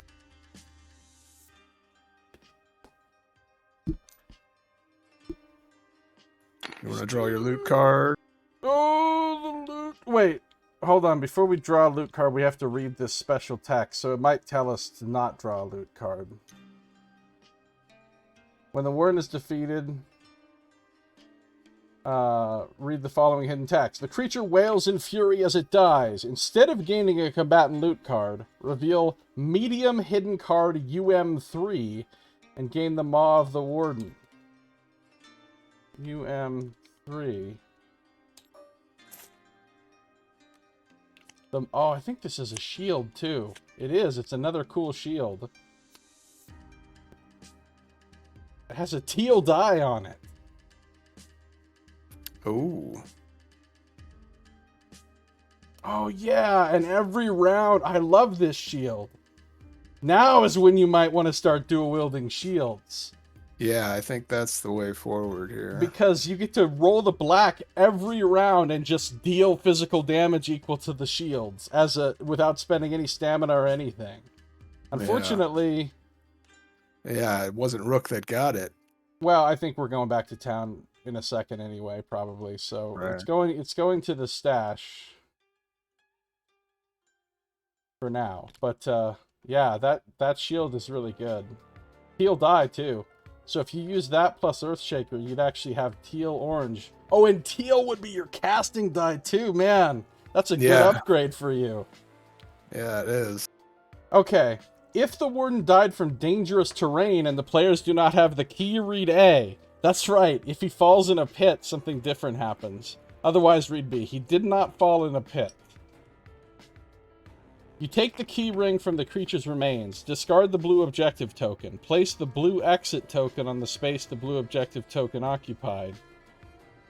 Mark the story flag bouncer bounced on the adventure sheet. Adventure sheet, we got our first flag. Look how many flags there are. A lot.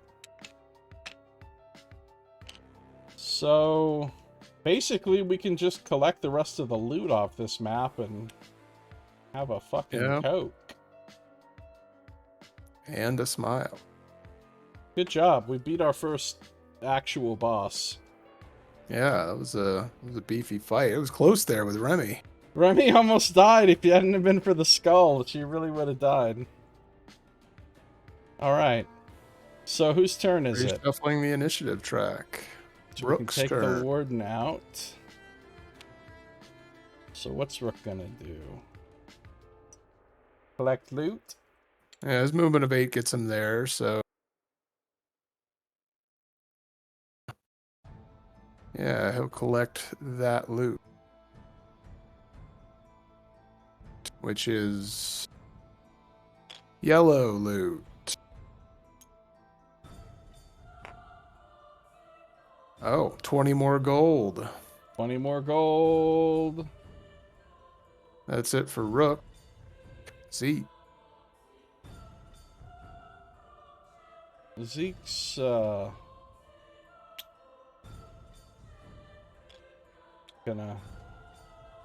can't really get there. So he'll just come over here next to the blue exit and call it a day. I mean, just because he'll give himself barrier, but like, I doubt we're gonna spawn any more enemies. So, Remy, she can probably get to the loot. If she's gonna fly... Does she need to fly? If she's gonna fly, she can fly 8. Okay, 1, 2, 3, 4, 5, 6, 7, 8, 9, 10. She can get next to the loot, not flying. If she flies...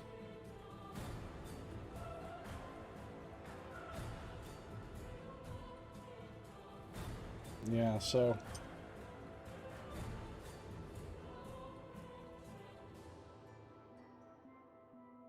She can get next to the loot, and then she's done. Probably nothing else is gonna happen.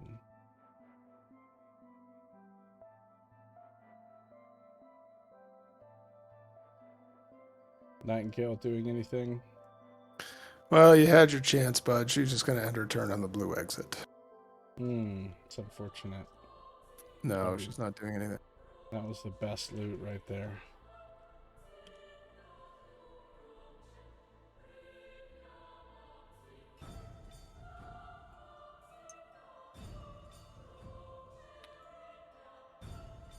Go ahead, Remy. Alright, so she's gonna collect the loot. Green loot, probably something that's gonna explode. Found an item, gain a random relic. Oh, we already own all the relics. We can't gain a relic because we already own them all. And we haven't unlocked the next loot tier. Boo. Boo! Worst loot!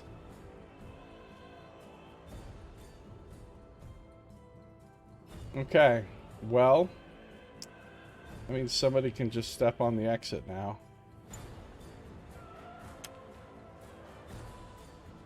So, stepping on the exit. Each party member gains 1 XP. Restore adventurers. Restoring adventurers.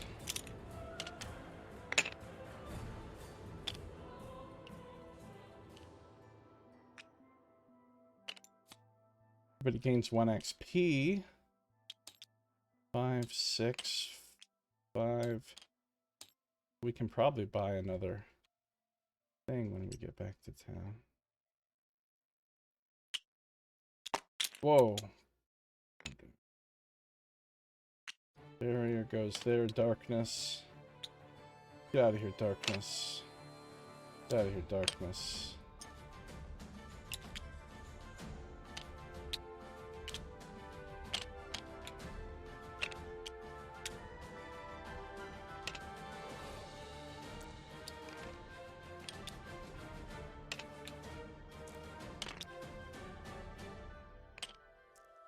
Alright.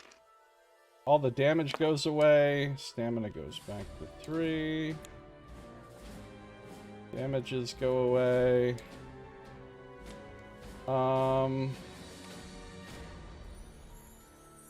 Alright. Continue to lead the way. We defeated the warden. Got the bouncer bounced flag. We have a decent chunk of XP. And a decent chunk of gold. Hopefully the loot level's gonna go up pretty soon. Okay. Lead the way. Page 66. Pulling up the music player. Playlist. Lead the way. Lead the way. You sure this is... Hold on. Let me just do my volume mixer. Yeah. Okay, here you go. You ready? Well, 1 second. Yeah, ready. Uno secundo. the right way? Nightingale asked for the 10th time in the last few minutes, shifting uneasily on her feet. I feel like these halls are looking familiar. Yes. Surrey didn't sound annoyed. No matter how many times Nightingale asked, her tone never changed. Why does it matter if we find the place again, Nightingale? Rook asked. Nightingale opened her mouth to remind him that it wasn't her knight's place to question her motives, but caught herself before she actually spoke. She tried to answer the question, but in the end, all she could come up with was, "There must be something important on that pedestal. Maybe our first big find is real adventurers." "Might as well check it out at this point, right?" Remy came in beside Nightingale, gesturing non-committally with her wings. "We've got to be close." "You are." Suri stopped, pointing at a low doorway. "The big room you wanted to find is just through there." It's a nightmare's manifest. Is Suri New Zealander all of a sudden? I don't know what her accent is. Nightmare's manifest. Zeke kept his weapon drawn and eyes alert as they crept into the massive room. There was no way anything like Hographer would be sneaking up on them, especially since he was sure the monster wouldn't let them escape a second time. Nightingale practically sprinted across the huge space, eyes locked on the pedestal. Not even during the mass had she been so laser-focused. There was no sign of Hographer save for a dark stain on the floor. No body either, for which Zeke was grateful. Thief or not, that man hadn't deserved to be eviscerated by a giant head. Zeke stopped a few steps away from the pedestal, watching the doorways. "Get whatever was on the pedestal and we'll run," he called just loud enough that he was sure she could hear him. "We can figure out what it is once we're gone." I don't understand," Nightingale muttered, her voice agonized and angry. On the pedestal in front of her, there was an empty space where something of value once was. "It was just here. We came all this way and..." Suddenly, Nightingale threw her head back and her whole body began to shake. Her scream came so loud and painful that Zeke retreated a step in horror. Something black and oozing emerged from Nightingale's wailing mouth, gathering in the air in front of her. Zeke repressed a gag of revulsion as the strange mass grew larger and larger. Nightingale's scream shifted out of the human range, joined by 100 discordant voices from the monster's many mouths. Nightingale stumbled backward, collapsing onto the stone mere inches from the ledge. She lay there gasping like a fish, clawing weakly at her throat. Zeke dropped his weapon and stared in horror at the abomination before him. It looked like nothing he had seen before. It was even as bad as Hographer had been. At least that monster was made of flesh and conformed to geometry he could understand. This creature was neither, its hideous form curving in ways that hurt his eyes just to look at. Mouths and eyes and glittering stars all overlapped on its tar-like body. Even as he watched, the outline shifted, eyes melting away to organs he had no names for. It was all he could do not to retch at the sight. Yet it also spoke. It was not like a man, or even like the spirit Suri, with familiar words and strange intonations. Rather, it was though the monster's voice made the world shake around it. It spoke with 1,000 discordant sounds, grinding stone and shattering glass in the last breath of a dying thief. "Less than worthless," the abomination called. "Are those from your realm so frail that not even the simple task was within your grasp? Such a feeble vessel is scarcely worth the air you waste by breathing." "What are you?" Zeke was frozen with shock, his mind struggling and failing to process the monster in front of him. It turned its rage on him. "Slugs contained by numbered dimensions, pretended gods of accidental agelessness. I have seen divinity. I obey no false lords. I am Maluma." Rook charged suddenly past Zeke, bearing down on the monster, weapon raised in both hands. "Get away from her!" The thing raged in response, screeching and boiling around Rook like a cloud of hostile smoke. Before Rook could attack the Maluma, it grabbed Nightingale around the head and flowed down over her. Zeke rushed over to help, with Remy not far behind, but they were too slow. By the time they made it to Nightingale's side, the monster had already forced itself back down her throat. One last flash of shimmering tar and it was gone. Remy shoved her way past them, lifting Nightingale gently into a sitting position. "She's still breathing." They stared and nobody spoke. Zeke wasn't sure how long they sat there in silence. Eventually Nightingale started to twitch, opening one eye. Remy let her go and she didn't fall over. Nightingale's voice was painfully weak. Did you guys see that?" "Yeah." Zeke's voice was low and worried. "We saw." Nightingale practically jumped to her feet, staring down at herself in horror. "Where did it go?" She patted at her own body as if it was a foreign entity. We'll just get Balthazar. He knows about all kinds of monsters." She stumbled away towards the door, panicking now. Let's go! Knight! He sounded hesitant, but he put an arm up to slow a retreat. He already left on the memorial hunt, remember?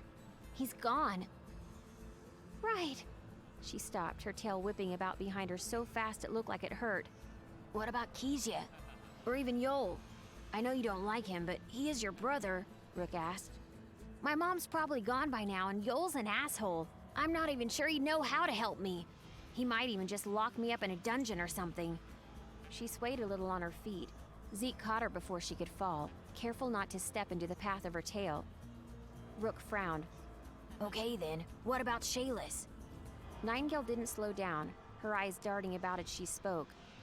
Oh yeah, if she knows enough to be a teacher at the Institute, she's gotta know about whatever the hell just happened to me. That sounds sensible. Rook's voice was quiet but urgent. We should get her as quick as we can.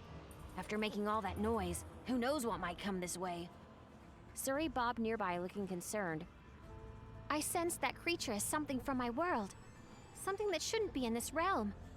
Nightingale was still for a moment longer, catching her breath. She jerked away from Zeke, heading for the open doorway. Let's just see what we can do to get rid of it as soon as possible. With Surrey's help, they made good time back to the surface without encountering anything that might slow their way. Nightingale seemed to be recovering as they went. By the time they made it back to the surface, she'd stopped swaying, and the color had mostly come back to her skin. Nightingale found her sister alone in one of the upper halls of the castle. Her friends waited downstairs at her request. If she was going to get the information she needed without exposing what she'd done, it would take subtlety that she couldn't manage with everyone else present. Shayless perched atop a banister, tossing a ball against the nearby wall. Her aim was almost perfect and she caught it each time. Good thing, too, considering the fall waiting for her if she leaned too far back. In the center of the massive spiral staircase was a 3-story drop. Hey, sis! Shayless waved, leaning out a little to catch the ball before it could fly over the edge. Hey! Nightingale waved back awkwardly, leaning against the stone beside her sister. What's up? Shayless looked up. Hiding from the new master and commander, Your Highness Yoel? Shayless rolled her eyes, then smiled. So, I heard you had some fun in the city. Nightingale looked away, afraid that Shayless would see the lie in her expression. Yeah, we've been having a great time. Just enjoying our new freedom from the Institute. She said it with a forced smile. Shayless went back to bouncing the ball. Just make sure you're being careful. Middara is a dangerous place. Yeah, Nightingale turned, on the pretext of casually looking down at the drop below. So, some people in this city were talking about some kind of monster. Have you ever heard of a Malama? Shayla stayed focused on the ball. Her tone unchanged. Malama? Never heard of it. She hopped down, landing on the stairs just behind Nightingale. You sure it wasn't just a rumor? We get a lot of those here. Nightingale tried to hide her disappointment. If Shayless didn't know about the Malama, Yoel sure as hell wouldn't. That only left one option, one that Nightingale didn't want to have to resort to. Yeah, probably. Nightingale started walking away. Thanks anyway, sis. You're the best. Shayless watched her as she hurriedly scurried away. Nightingale hoped that she wasn't too suspicious. Nightingale found her friends waiting for her in the Great Hall, gathered nervously at the end of a massive table. The room was deserted and there was no trace of Yoel or any of the city's other nobility. Rook rose as she approached, hands folded. What did Princess Shayless have to say? Not much, unfortunately. She walked to the edge of the table but didn't actually sit. She was far too nervous to settle down. She'd never heard of a Malama. Did you find out about anything from Surrey? Rook shook his head. We tried, but she couldn't stay long. She can only stay in this realm for short periods of time before she's forced to leave. Nightingale sighed, then spoke up. I think I might know somewhere else we could try, but you're not going to like it. Remy and Zeke got to their feet, though it was Rook who spoke first. Hopefully it doesn't involve any more dungeon delving. Nightingale lowered her voice to a whisper, forcing them all to lean in close to listen. It doesn't involve any dungeon delving, but it's probably still dangerous since it's my father's study. That drew the reaction she'd been expecting, stares and concern. Rather than let them form their own objections, Nightingale rushed on. If my father were still here, he'd let us in, she reasoned. He'd probably know what this was without even having to look it up. She met Rook's eyes, who looked like he was going to be the first to object. I know you saw it. Nightingale spoke before he could. Whatever a Maluma is, it isn't good. Balthazar's study is my only chance of finding the way to get this damn thing out before it gets worse. There was a brief silence as they considered. Again, it was Rook who spoke first. I heard the king has some incredibly ancient texts in his protection. He sounded hesitant, but also a little excited. I suppose studying them would be a rare privilege. Remy reached into her bag, drawing out a little pouch. She rolled it out on the table in front of them, revealing an intricate-looking set of lock-picking tools. I could probably get us in. 10 minutes later, and she did. The study itself was a 2-story affair with packed shelves filling every spare inch. The lower floor was mostly desk space, while the upper had a wide stone balcony and shelves on both sides. Zeke stopped briefly to take in the massive spectacle of Balthazar's study. The group began searching in relative silence, all conscious of the clandestine nature of their search. Nightingale would take personal responsibility if they got caught, but even so, she doubted Yul would be lenient. Rook was by far the fastest of their group, scanning whole shelves in seconds and selecting a title or two to add to the growing stack in his arms. Within an hour, he'd figured out Balthazar's filing system, and by nightfall, he'd found the only relevant book in the entire library. Rook cleared his throat, startling Nightingale out of her stupor. She dozed in a teetering mountain of books. She caught the largest stack just as it started to sway, preventing a catastrophic landslide. What is it? I think I found what we need. Rook spoke slowly, hefting the tome in both hands. It was an enormous book, nearly 3 whole feet wide. The pages were frayed at the edge, yellow with age. I wish there was more, though. Zeke hurried down from the upper balcony. Remy looked up from her reading, face buried in the smattering of papers on Balthazar's desk. Nightingale thought that a little strange that she'd be looking through her father's personal papers for clues, but dismissed her concern in the face of finally getting an answer. Rook flipped the book open to a page he'd been holding with his finger, scanning until he found the section he wanted. The Maluma parasite cannot be removed except through the destruction of the host, at which point the creature will be forced to take for itself the nearest living creature as its new host, or else be banished from the material world, forced to return to its native realm of Arkala. Rook looked up. There's a long list of people here that were infected or suspected to be infected, and how they died. Nightingale barely suppressed a whimper. She felt strangely numb, staring down at her hands. I'm dead then. My first real adventure, and I get a demon in my head that's gonna kill me. She shivered, her voice stretching into strained laughter. I guess Balthazar was right about me being too soft for the demiurge. It seemed strange to think life had been so optimistic only a few days earlier. Nightingale had an ageless life ahead of her, a future in a prestigious military organization, and friends she trusted. Now all of that was crumbling. Her future would come to a twisted and painful end as a parasite strangled her from the inside. She would be like that mad thief before the end, and there was nothing she could do. Nightingale! Zeke's shout cut through the fog in her head, and she jerked suddenly toward him. What? Tears were brimming in her eyes, threatening to run down her face, and she had a hard lump in her throat as she tried to compose herself. She brushed at her eyes with the back of one arm. What is it? Rook cleared his throat. I didn't finish. There's this part here at the end I think you should hear. He held the book up and spoke more loudly. It is widely known that practitioners of the ancient Theodosian magic employed Maluma as familiars. How they could have prevented the creatures from infecting them is not known, yet the reality of this claim cannot be denied. He trailed off, closing the book. See? Zeke rested one hand gently on Nightingale's shoulder. It's not hopeless. Whoever these Theodosian guys were, they knew how to control them. All we have to do is dig up the technique and... He looked away. Rook, I bet you already found the book on them, right? We probably don't even have to leave the study. Rook sighed, collapsing into a nearby chair. It creaked and strained under his weight. When I found this book, I did search. Unfortunately, there's nothing here. Nothing I could find anytime soon, anyway. He gestured over his shoulder at the thousands and thousands of books. It could take years, assuming there's anything to find. I've heard about Theodosian before, though. It's supposed to be powerful stuff, but until today I haven't read anything reputable that even verified it actually existed. Finding it will take more than breaking into a study. Remy plopped down beside Nightingale. I might know where we could learn more. Remy had a sheaf of papers in one hand. My father, she sighed. He's not the best person on Middara, but he's in the business of getting information. If anyone could find where we could learn about a long-dead school of magic, it's probably him. Where does he live? Nightingale swallowed hard and tried to regain her composure. This bit of hope, albeit however small, stopped her surmounting fear and sadness and was enough to banish the numbness she had started to feel. They'd already conquered a few impossible odds over the last day or two. What were a few more? Remy started flipping through the stack of papers, licking her fingers at each page turn. He's in Romstead. It's a few days' walk from here.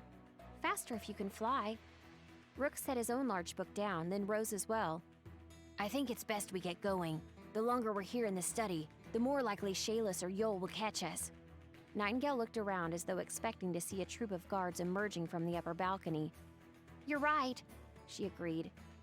Humans are all alike. Nightingale froze as words filled her head. So full of hope. You think that getting rid of me will be so easy? She spun, searching the space around her for the speaker. She saw no one but her friends. The voice wasn't coming from the room. It was coming from inside her. Is everything all right? Remy's voice interrupted her search. Nightingale realized Remy was staring at her with a concerned look. Did you hear that? Nightingale asked. Remy cocked her head to the side and raised her eyebrows slowly. Hear what? Are you okay? Nightingale forced a smile. Yeah, I'm fine. We have a plan. Let's head to Romstead. Then in the back of her head, a voice only she could hear continued. Theodotion is a lost magic girl. Try as you might, I'll have your body soon enough. The voice sent a chill through her body, and Nightingale ignored the voice, blocking it out with all the willpower she could muster. Rook began cleaning up as to not alert Balthazar that someone without his knowledge had ever entered his study. Let's go grab our supplies then. Get on the road before Yol or Shayless realize their sister is missing.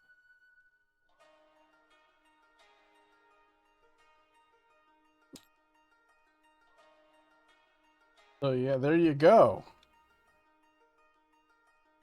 All right. Story Discipline the Infection coming online. Yeah, small hidden card, UM4. Did you already get it?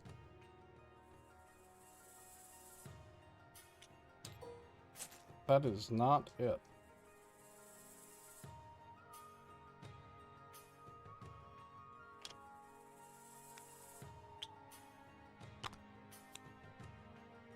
So you got a discipline. You can exhaust to deal an irreducible damage to yourself to reduce the SP cost of an action or ability you're making by 1. Nice. Pretty fucking good. It's like having an extra SP every round. Yeah. And combined with the sentient bodysuit, I'm basically getting free stamina. Basically. So, hey, let's all get crazy monsters inside us. It seems to be nothing but wins so far. I anticipate no negative fallout. No negative fallout. Leaving the city of Alenia. This is the end of chapter 1. We'll be continuing to chapter 2. You ready for this one? Let's do it. Leaving the city of Alenia. Nightingale pulled her hood a little lower. Her attempt at anonymity was somewhat spoiled by her horns, which poked from holes in the top of the hood. Her family wasn't the only one that had been granted horns by the advancement, but they were some of the most publicly known in Alenia. The sooner they were out of the city, the happier she would be. Rook too was concealed in a traveling cloak, so much as someone his size even could be hidden. There's Remy and Zeke just off the road there, he said. Nightingale followed his gesture out the city gates and into the thick forest just outside the city. Zeke was harder to spot, but Remy hadn't even bothered to hide. The white feathers under her wings almost glowed in the rising moon, making her impossible to miss. You think the guards will give us trouble? She kept her voice at a harsh whisper. Only if they notice you. Most probably served at least a little time in the castle, so they could recognize you. Just keep your head down and I'll do the talking. Right! Nightingale followed behind Rook, putting him between herself and the guards as best she could. While it was possible that Yol might forget about her completely and wouldn't even notice she was gone, Nightingale figured that it was just as likely that her parasite would spontaneously get bored of her and leave Middara behind. She wouldn't bank on either one. The city gates were open tonight, as they always were when the city was at peace. Even so, there was very little traffic on the road just now. The constant stream of trade carts and carriages ended when the sun went down. As most sensible traders knew the perils of night travel, a pair of armed soldiers emerged from the guardhouse as they approached, their armor clinked beneath city colors. Both had heavy crossbows, though only one actually carried it. Little late to be leaving the city, isn't it? Nightingale stood still on Rook's other side, only listening to the female officer. Her voice was suspicious, though heavily laced with boredom. Rook nodded. Not later than we've traveled before. The forest has no dangers my sister and I can't handle. Nightingale kept her eyes down as Rook recited the lies they had practiced. If Yol wanted to come looking for them, they didn't want to leave an easy trail for him to follow. Indeed.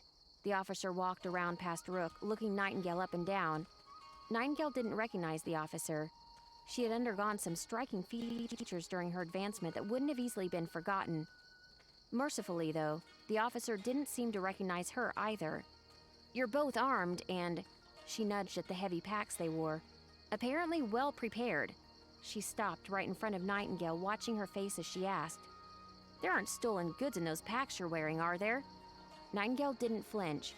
While she supposed that technically they had borrowed some of their camping supplies from her father's stockpile, she had no doubt he would have happily allowed her to take them if he'd been there to ask. No, ma'am, Rook answered, his voice level. Has there been a problem with theft in the city lately? She stared a moment longer into Nightingale's face, then finally turned away. No. She sounded almost reluctant. Thanks to the vigilance of the constabulary, she lifted a clipboard that had been hanging from her belt, proffering it towards Rook. I'm going to need you both to sign this. You'll see there's a place for your destination and when you expect to return. We understand. Rook took the clipboard, scribbling down their lie. He passed it to her, and Nightingale signed with a fake name. The best part of living in a world without Earth's technology was the fact that there would be no database to search. The guard took her clipboard back, glanced at their responses, then stepped out of the way. Safe travel, she waved, and the other guard turned to walk away. Don't get into trouble. The Alenia City Watch doesn't rescue lost tourists. Rook waved respectfully. We won't, thank you. They hurried through the open gate before the guards decided to change their minds. Zeke and Remy waved at them from beyond the city gates. The two had left before them to make their departure less suspicious. We were worried they weren't going to let you out, Zeke said as he lit a fresh cigarette. Rook shrugged. Either they didn't recognize us, or they aren't looking for night yet. I think it's a good thing we didn't wait to leave, even if it does mean we have to walk in the dark. Remy saluted back towards the guardhouse. See you later, Alenia. What is this fucking police Chapter state? 1.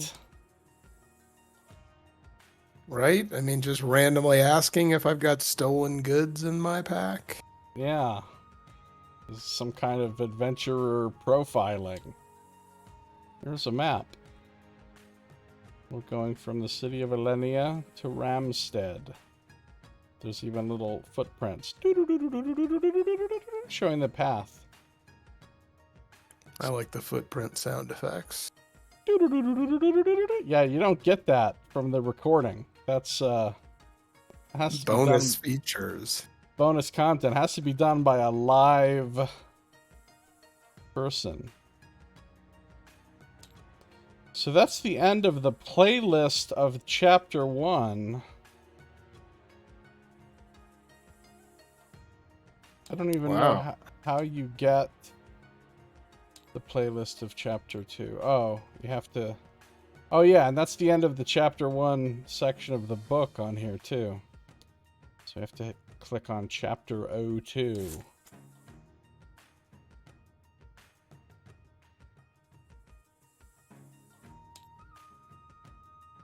There's somebody that we may encounter later.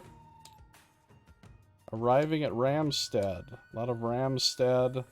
Apparently we're finding an inn. There's, oh yeah, this guy, there's this guy, then there's some stuff, then eventually some other stuff happens. So... Wall of text. You want to keep going, or...? I do, yeah. What are you thinking? Yeah, no, let's.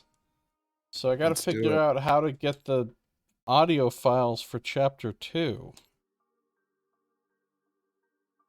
All these audio files we have are... Oh, maybe this plus. Wait, that says add audio. Where are the audio files for chapter 2? Oh, here. Audio narratives, chapter 2. Playlist loaded. There it is. Arriving at Ramstead. Ready? Ready. Loading. Arriving at Ramstead. So what is this Ramstead like exactly? Nightingale's voice sounded from ahead of them, bubbling with new energy after a night's rest. Despite how little experience they all had with Midaran wilderness, they'd made it most of the way to Ramstead without incident. Despite her condition, Nightingale almost always stayed out in front, even when that meant having to take course corrections from Remy. Remy didn't mind. She walked with her wings out, spread just far enough to catch the breeze constantly blowing off the ocean. It was a nice reminder of the time she'd spent learning to fly, just after arriving on Middara. Remy opened her mouth to answer, but Rook spoke before she could. One of the smallest cities in the kingdom, according to the maps. Think of a fish market, then picture it a little bigger. That's Ramstead. Remy choked back a laugh, quite unsuccessfully. Her friends all turned, staring at her. I think your information might be a little out of date, Rook. Remy glanced once at the trail ahead of them, searching for trail markers. She couldn't see any, but she could hear the sound of distant waves, a sure sign they were close. Ramstead hasn't been like that since I got to Middara. She swung her arms and wings at the same time exaggeratedly. It's so alive. Ships are always coming in, so there's always somebody new to talk to. Way more chaotic than Alinea, but that just means there's more to do. Oh, Rook shrugged. Well, you know, your family lives there, right? Yeah. Remy turned away from her friends, speeding up a little. I spent my first year on Middara here before going off to the Institute.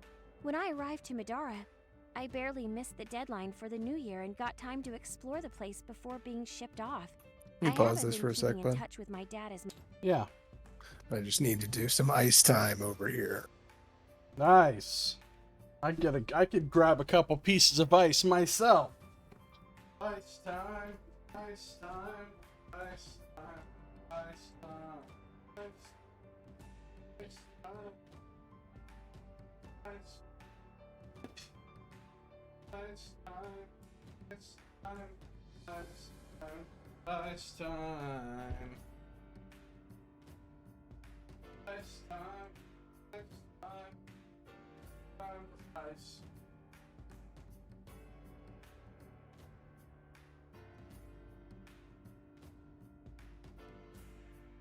It is time for ice.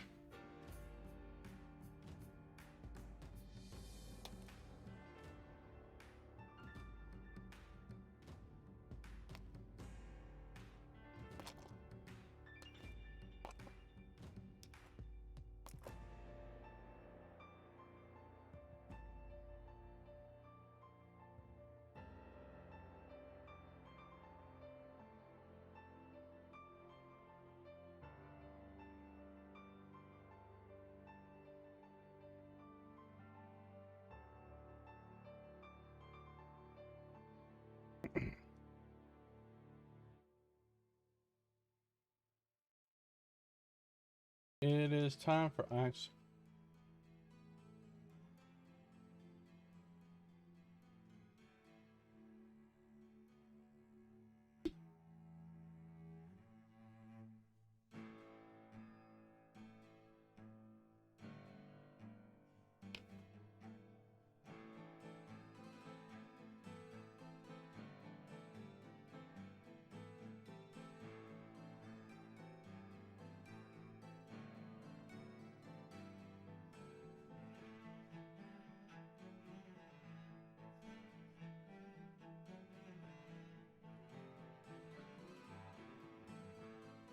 Hashtag ice time. Nice. Good announcement, Nox.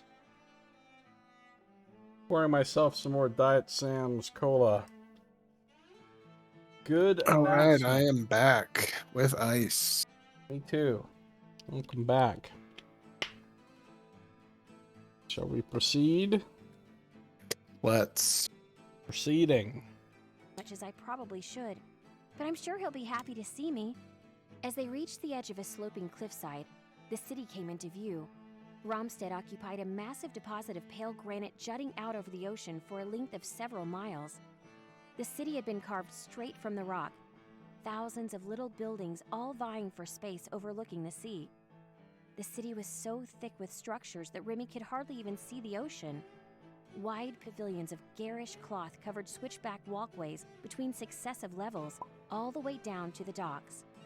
Romstead wasn't walled and gated like Alinea, so they encountered no guardhouses or inspections as they neared.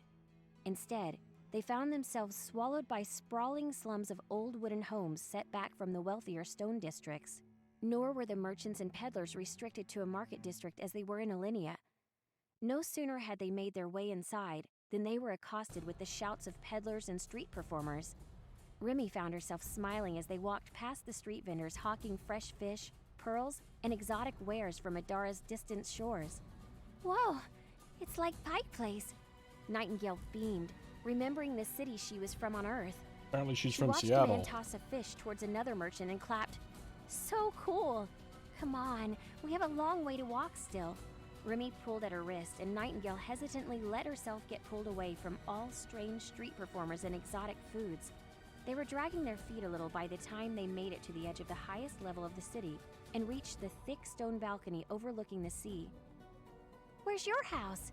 Nightingale glanced down the switchbacks where it appeared the houses grew more modest the further down one looked. Only the finest, largest mansions were up here, where there was both safety from storms and a perfect view. Remy gestured to one side, to a wide boulevard lined by towering mansions. "This way. We're almost there." "Thank God." Zeke's voice was low and a little annoyed. "You think your father keeps cigarettes? I smoked my last one an hour ago." Remy shook her head. "I doubt it. I don't think I ever saw anyone smoke, even the staff." Rook chuckled. "I think you've got a problem. In a few hours, it'll be your problem too." Zeke smiled as he said it, but his expression was deadly serious. The street leading to her home was far less crowded than the market had been. What few people they passed were all well dressed in bright linen and silk instead of rough cloth and armor. Many had sturdy-looking mercenaries escorting them, an even higher mark of privilege than all the fine clothing. Remy stopped at the finest house on the street. "This is the place." Her friends gaped, and Remy could hardly blame them. The mansion was built in the Moorish style, though the many arches and fine stone had also been built thick enough to prevent easy entry. Even the path leading to the door was elegant, with a bright geometric mosaic and dozens of exotic plants. "You live here?" Nightingale asked. "Don't take this the wrong way or anything, Remy, but..." Was it wrong of her to feel a little smug to see that look on Princess Nightingale's face? Probably. While the place wasn't as grand as Balthazar's castle, it made the Zhang manor that Zeke and Nightingale had been living in look like a one-bedroom apartment. "I know I'm not royalty or anything." Remy started walking again, squaring her shoulders for an uncomfortable reunion. "But my father's an important merchant." "He must be a skilled capitalist if you live like this," Rook said. "You've got me all worried about what you'll think when you see my tiny farm. Though I guess it was a great idea coming here regardless. We'll get night cured in no time." "Yeah." Remy stopped in front of the massive oak door. She reached for the handle. "You sure your father will be okay with all of us staying here?" Nightingale asked. "We could probably find an inn or something for the night. Come back in the morning?" "Nah, it'll be fine. What are friends for, right?" She knocked several times and the hollow sound reverberated through the house beyond.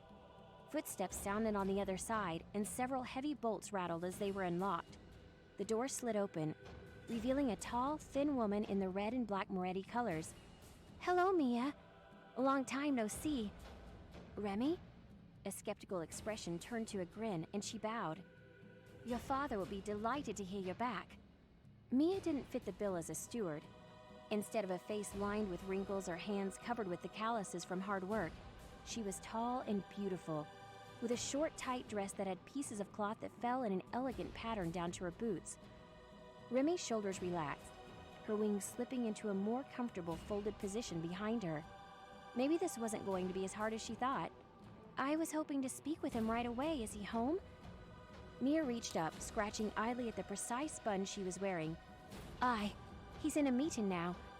I'm sure he would be happy to interrupt it and visit with you, though. That would be wonderful. Mia opened the door the rest of the way and led them inside. Where the outside only hinted at extravagance, the interior had been furnished without restraint. A wide courtyard of pools and fountains was in the center of the house, each glittering with semi-precious stones.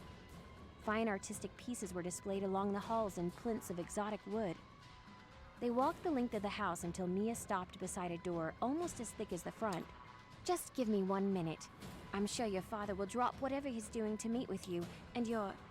Her eyes flicked briefly to Nightingale, then back. Friends. She vanished inside the door, snapping it shut behind her. Does your father's servants all dress so... Zeke shrugged. Inviting? Inviting? Remy cocked an eyebrow. I've never noticed, but yeah. The girls all have the same outfit, and she's not a servant. More of a steward, really. Never noticed? Wow. Okay. Zeke patted at his pockets and then dropped his arms. I really need a smoke. Not in here, you don't, Remy snapped. Zeke sighed and the door opened again. Mia stepped out, followed by a pair of men so large they scarcely fit out the door. Remy didn't know them by name, but she could easily recognize her father's mercenaries for what they were. She looked back, trying to be reassuring as her friends stared.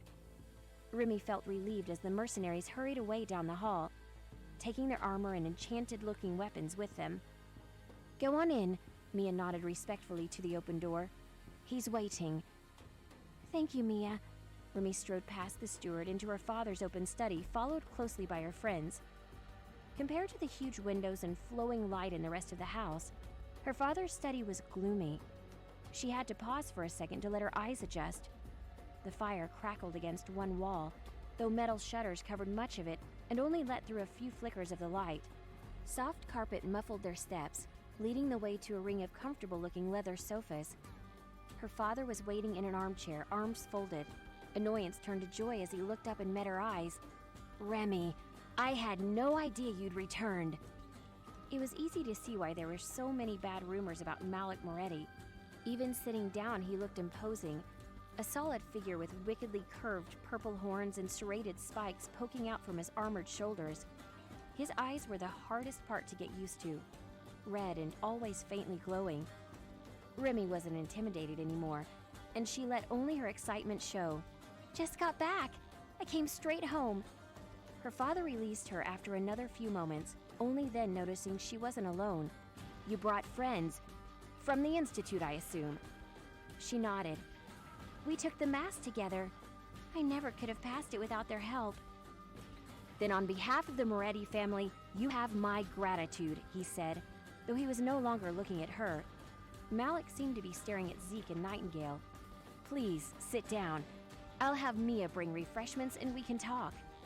A few minutes later and they were all sitting and enjoying glasses of chilled juice. So you graduated then. 2 years of hard work has paid off at last. Remy nodded. A few nights ago. That's fantastic. Malik touched her on the shoulder, grinning. I'm sorry I couldn't attend the ceremony in Alinea myself. He looked sidelong at Nightingale, quick enough that Remy almost missed it. I'll have to find you an appropriate gift to commemorate the occasion. I'm grateful, but... She took a deep breath. What I really need is information. See, my friend Nightingale here got into some trouble, and we're looking for information about Theodosian magic. If you could direct us to someone who can use the magic, that'd be great. But even if all you had were a book or an acquaintance who could tell us about it, that would be helpful too. Malik's expression darkened as he stared openly at Nightingale. Princess Nightingale Arson? Nightingale seemed confused by Malik's tone. Yes, sir? Did the king send you? He rose suddenly from his chair, stepping between Nightingale and the shelf of ledgers.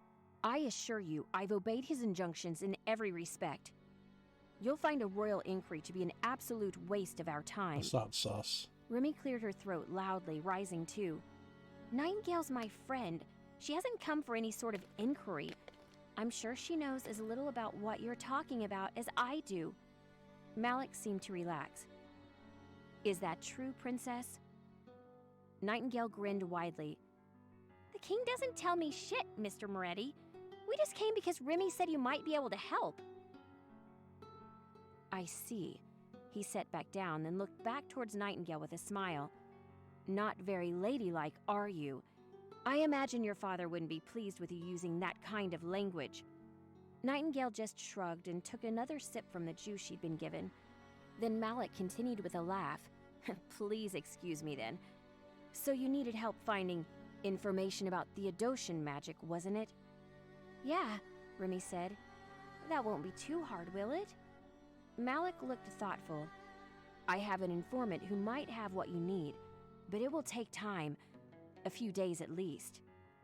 That shouldn't be a problem. Remy turned towards the single small window that faced the central courtyard.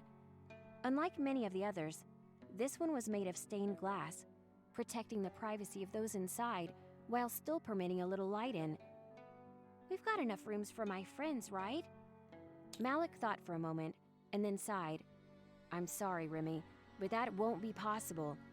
He looked past her again, directly at Nightingale. You've been here too long already. If news that any princess of Alinea slept under my roof ever reached Balthazar, it would be trouble for all of us. Balthazar already despises me more than any of you know, and he would see this as a personal affront. He turned the other way, towards where Zeke slouched in another of the comfortable armchairs. You're Zeke Zhang, right? I'm sure your cousin would be happy to accommodate you while you're in the city. Grace? Zeke said with a start. We'll see. In either case, thanks for your time. They rose, leaving half-eaten snacks where they'd been sitting. Remy glared back at her father in frustration. At least send us a letter or whatever when you figure out something about Theodosian. Of course. Malik hugged his daughter and talked to her in private briefly before seeing the group off.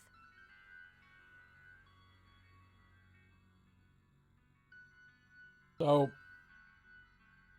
Finding an I don't know if you noticed, Remy, but your dad looks hella evil. I'm just saying. Right? Even What? with whatever curse he couldn't control with the Ascension, that wardrobe is a choice, man. Right, like, while we're talking, he's just casually juggling balls of shadowy energy. Is that, why is he doing that? Hey, Does son. he have to do that? What's up, son? Welcome back. How you doing?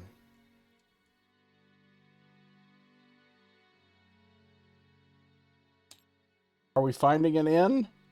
We're finding an inn. Finding an inn. inn.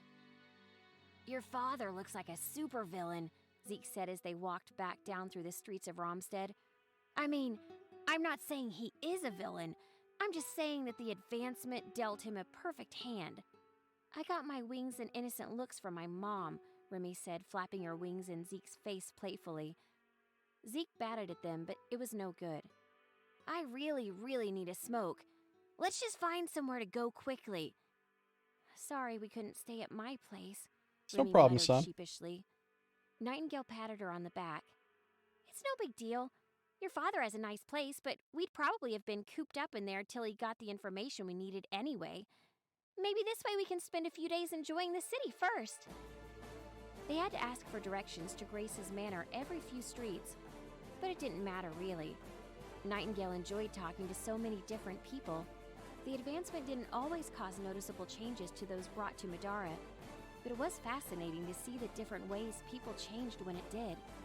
She spoke to a man with skin like a chameleon, a girl with dragonfly wings, and saw others who were even stranger. After a few blocks, Nightingale stopped. Noticing Zeke had fallen out of step with them, she hurried over, watching as he exchanged a few coins for a few fresh packs of cigarettes. He grinned as he pulled one out of the pack, stuffing the rest away. Sorry, I was already getting a headache. Think you should give him up? Nightingale mused. He shrugged as he lit it. Nah. Nightingale sniffed at the burning tobacco in the air and grimaced. I wish you smoked something that smelled good at least. Zeke just shrugged again. I actually like the smell. Hey Zeke, your cousin Grace, is she cool? I'm under the impression she runs the town as the appointed Duchess, Remy said. He drew a long drag from the cigarette, sighing with relief. She was supposedly present when I first came to Middara. Honestly, I don't remember seeing her. I have heard that she's supposed to be a lot like her father Yoon, but I guess she had some sort of beef with Balthazar or Kezia or someone. I don't really know the specifics. She was assigned here before I came to Middara, so I got to skip the drama. Nightingale hurried forward a few steps, catching up with Rook and Remy and stopping them on the sidewalk with a held-up hand.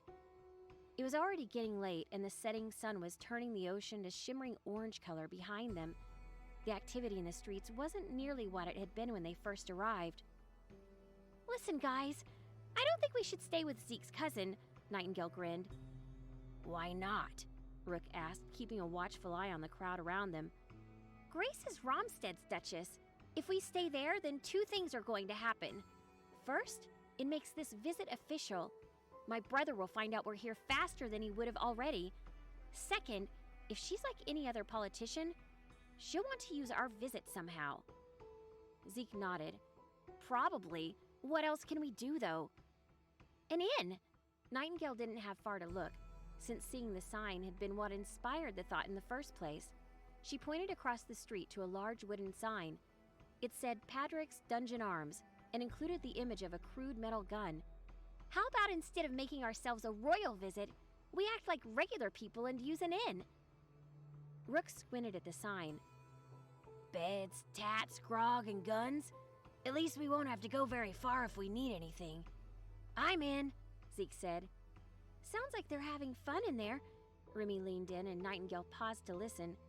Sure enough, she could hear many voices raised in an off-color song. The interior was everything Nightingale had hoped for and more. Almost every table was packed with happy, tipsy people. Smoke filled the air in multicolored clouds, some of which buzzed with their own faint magical auras. Cards and gambling filled most of the room, while another, slightly cleaner corner of the room was busy with a tattoo artist hard at work on a reclining guest. On one end of the room, there was a sturdy wooden counter with weapons of various kinds hanging just behind it. A barmaid with dark skin made her way through the crowd with a tray of drinks, dodging between patrons and poise as she deposited their orders. A muscular man reclined on a crate by the counter, tinkering with a fine flintlock pistol. He also wore intricate glasses and one of the fullest russet beards Nightingale had ever seen. Hey! Nightingale blurted, causing the man to jerk so violently that he nearly fell off the side of his crate. What the hell? The man shouted. Realizing she must have startled him, Nightingale lowered her voice. We're looking for the proprietor. Is Padrick here? He nodded. That's me. He paused with an incredulous look. Then after a few moments, he continued. You here for board or booze? Both. 2 rooms and enough drinks to help us relax after a long journey. Sure thing. I think we've got a few vacancies left. It was hard to be sure, but was that suspicion on his face? Maybe Padrick just wasn't very friendly. It's 2 gold pieces a night. Take it or leave it. Padrick huffed. His voice was deep and had a gravel texture to it. Nightingale had no idea if that was a lot of gold for a room, but Padrick made it sound like she was getting screwed. She was about to bring it up when Remy popped in next to her. I'll get it. Remy leaned over and dropped a small handful of coins into Padrick's hand.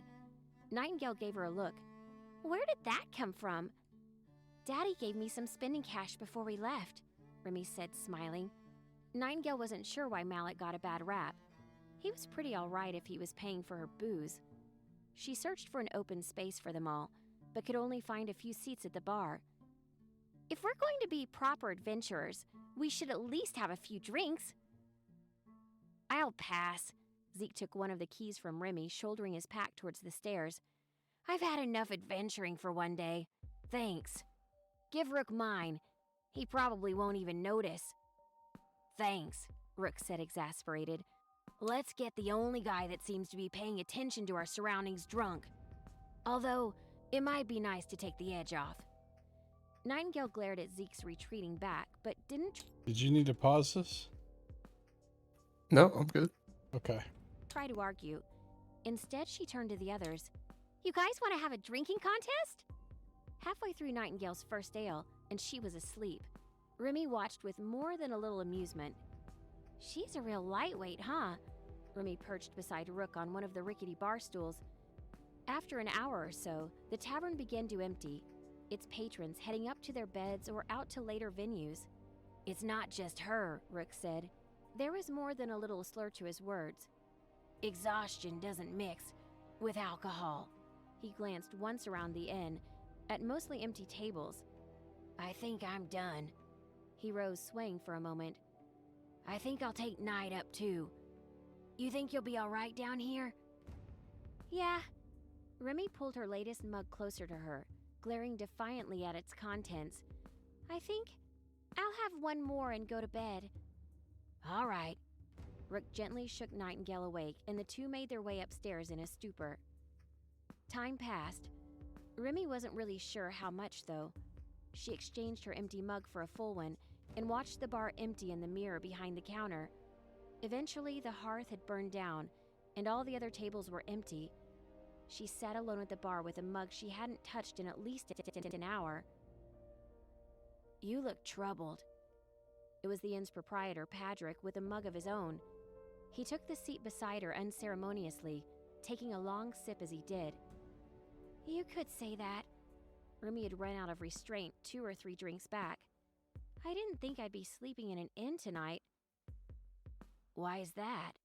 Patrick asked as he took another swig. My dad. I know he's not the nicest person on Middara, but he's always been good to me. It's the first time I've seen him in 2 years, and he won't even give my friends a place to stay. Patrick nodded with the knowing confidence of a bartender. It probably has something to do with your friend. I never heard of a Moretti anywhere near an arson, unless they were locked in irons, of course. Remy looked up, but the man's colored glasses were starting to blur into the wall behind him. You know me? She shifted uneasily in her seat. Malik might not officially own Romstead, but he owns Romstead. He raised a glass towards the nearby window with his mug, then took another long sip. You sure it's cool to spend time with the princess? I doubt your parents are any happier than hers about the whole thing. Nah, it's cool. Remy got to her feet, tossing her pack onto her shoulders. She had to try 3 times before she got it. We graduated together. Institute. Balthazar was at the graduation even. Remy set her mug down, not even noticing that she'd sloshed a portion of it onto the floor. I think I should sleep. Long day tomorrow. Patrick didn't move from the stool. Go slow, don't puke, or I'll make you clean it up. Yeah. Remy threw a hand as if she was knocking his words out of the air. I'll be fine. Plus, you couldn't make me clean it up. My dad owns the city, remember? I'd send his goons after you. She gave him a toothy grin and a lazy wink. Then she lifted her finger up in the shape of a gun.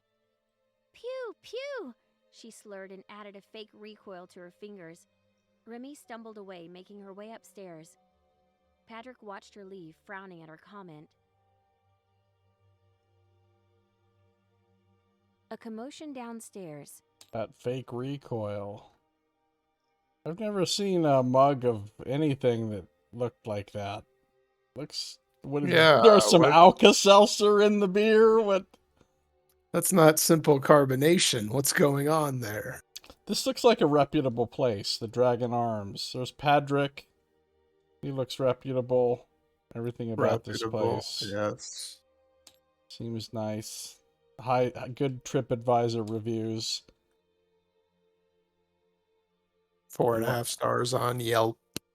Yelp. Yes. Do people still use Yelp? I don't know. I suspect they do.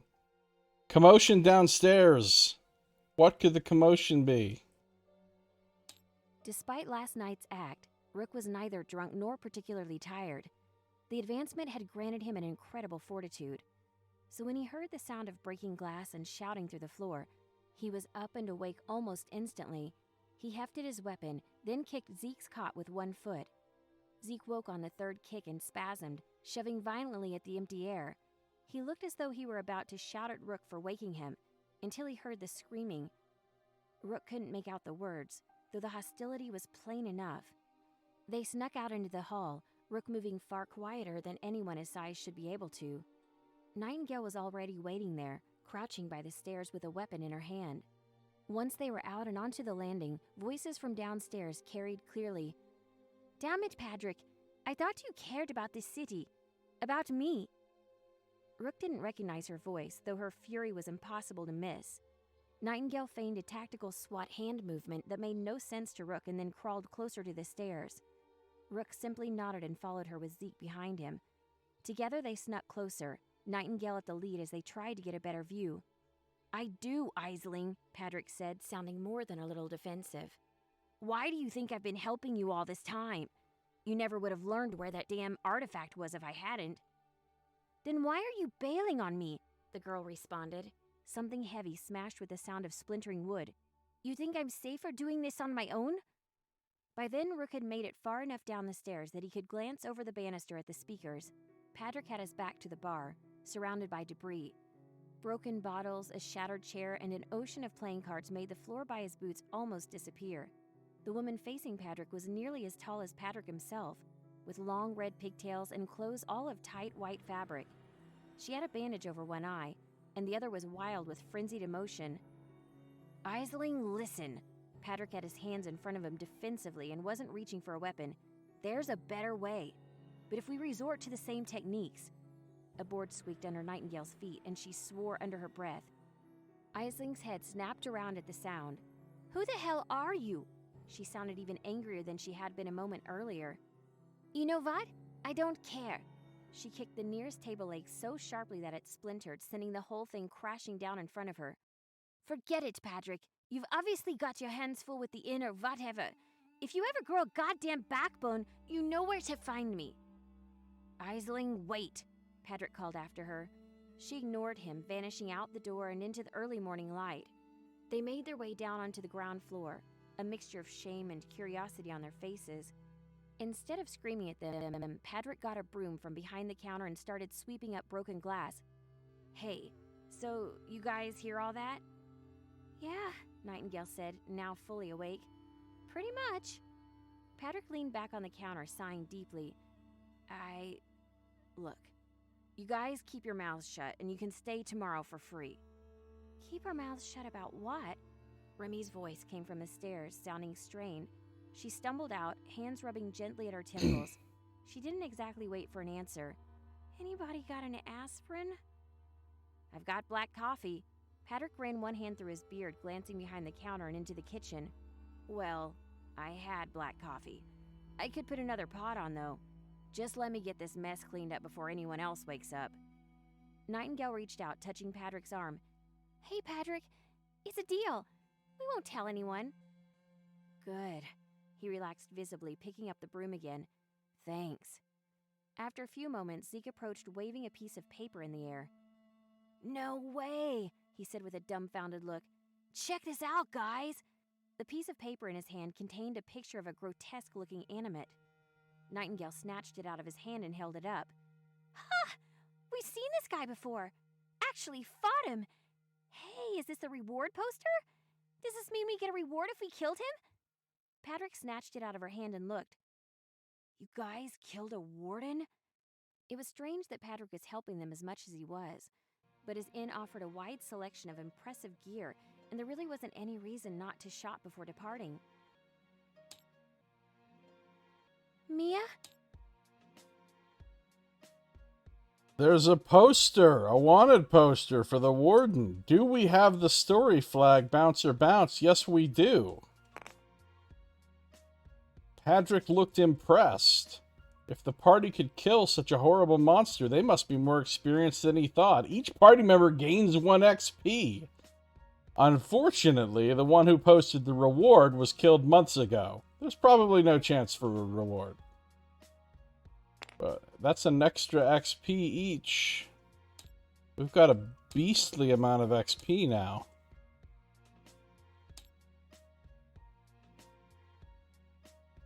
And we made it to a story round.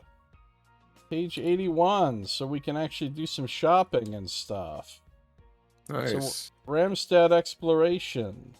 Starting in this story round, adventurers have access to common items. The following encounters, the loot level will also now be common.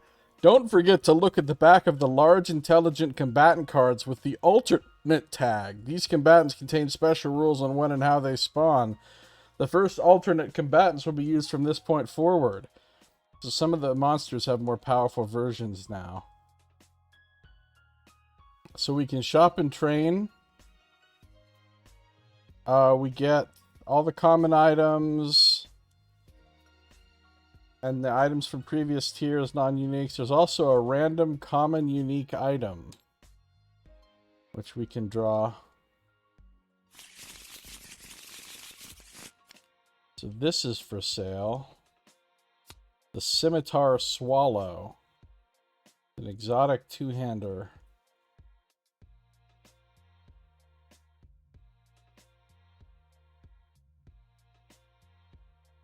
Gosh, might be nice for Remy. That's a lot of mobility. Yeah, we'll have to take a look at what the other weapons are.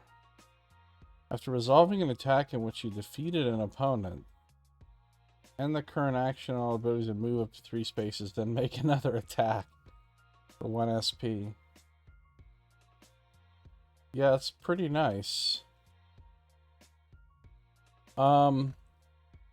Then there's a side quest we can do bounties, and then finally we can venture forth on the main quest. So we've got access to, well, let's see how much money we have, right? We had 148 gold up here. 148 gold plus the gold that we had. 476 gold is what we've got. And we also have a lot of XP, so we could probably all buy a new discipline. And we have access to some sick new items.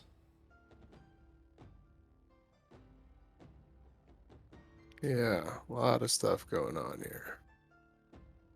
Yeah, so do you still have some time, or Yeah, I'm still good.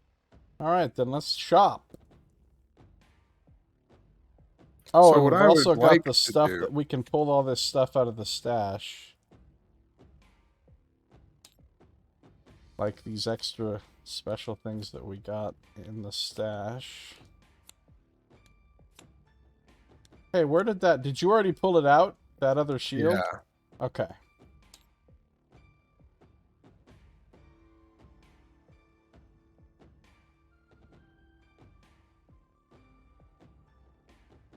I'm gonna bring the 35 common weapons. Weapons probably top priority. But I'll bring the armors and the cores down too.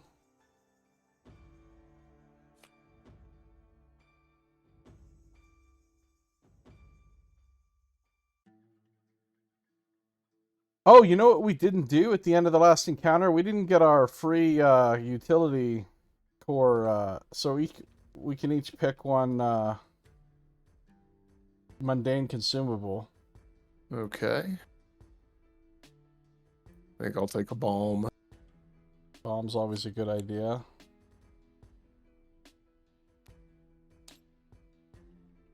I'm also going to take a bomb. Somebody set up us the bomb.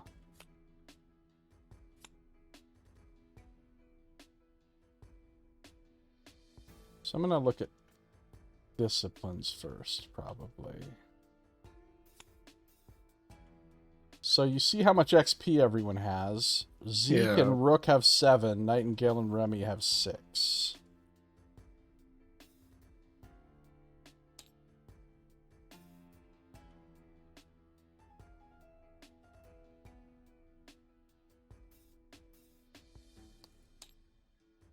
I'm going to get another buff for Zeke. So which do you think I should get? Do you think I should get Intervention or Haste?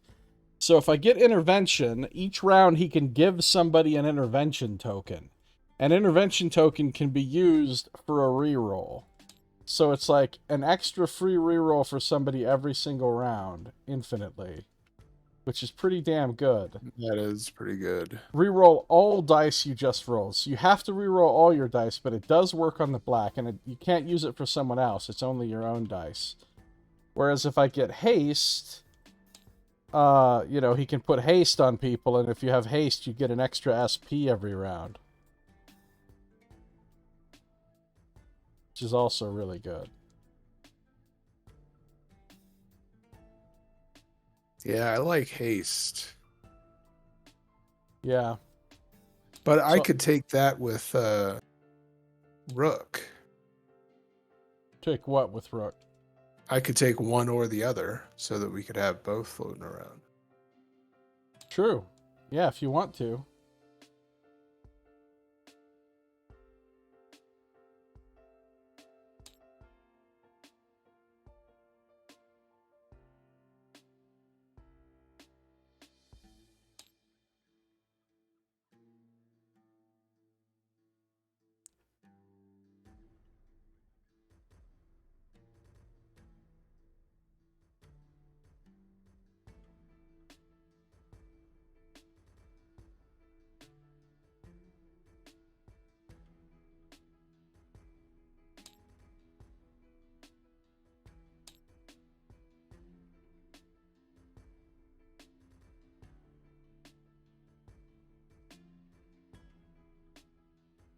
Oh, I like that forebode.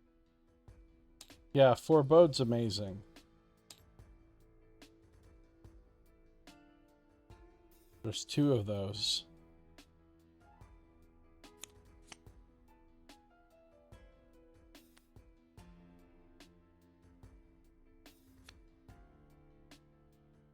I think I'm going to give one to Rook. Forebode on Rook? That's a good idea. The forced reroll has always been a bit of a vacuum for him.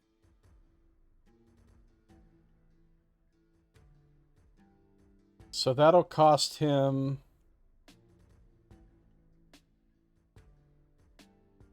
$5 XP. Okay.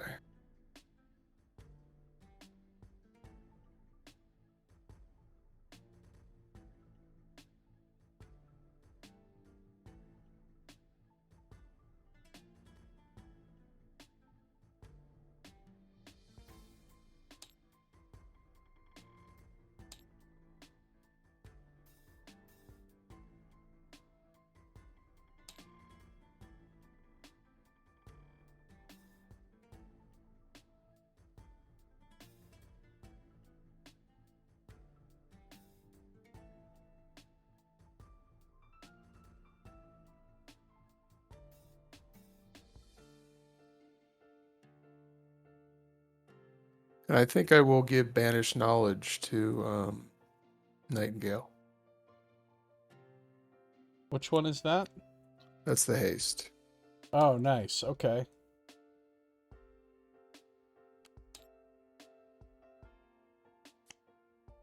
That's going to cost her 4.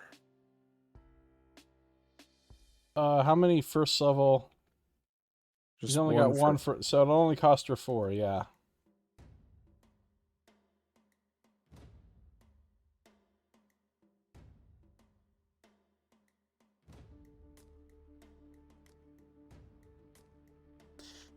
Alright, I'm going to take intervention for Zeke, which will cost him 5.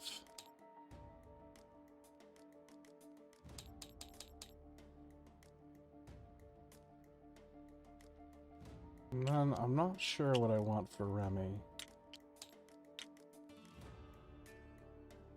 Kind of want her to have the other forebode, but there's a lot of other really good ones. Chains of Command is one that I really want for her eventually. 6 plus the level of your highest martial, so 7 plus difference hit.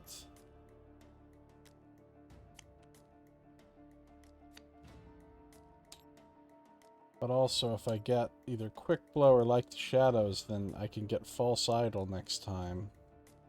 Another free attack every round. It's pretty awesome. I think she's going to take Chains of Command, though. What's that do? So first of all, she can exhaust it each time. She can get Reach when she attacks. And she gets a follow-up if she rolls a star to Command, which is basically you can move them 3 spaces any direction you want.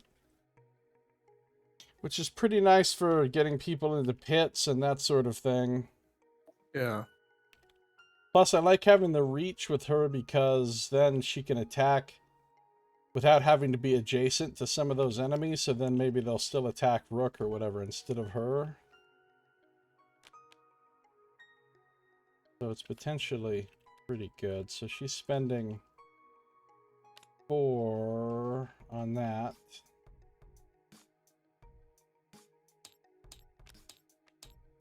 So everyone has 2 XP left. Now we've got a lot of gold to spend. Well, and I've got a material card here. I was thinking we could unlock another upgrade. Yeah, sounds good.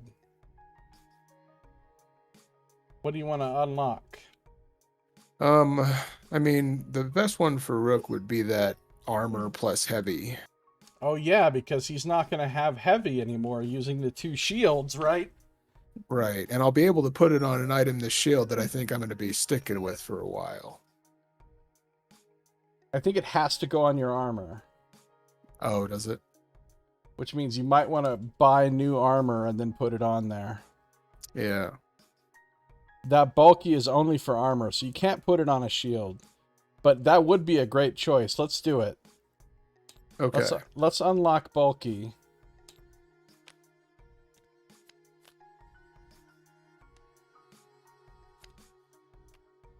So that's unlocked. You discarded the... Yeah, you did. Okay. So that's our second item upgrade unlocked. I've got to run and take the dog out real quick, Josiah, so if you want to look at items or something, I'll be back in a few minutes. Okay, no problem.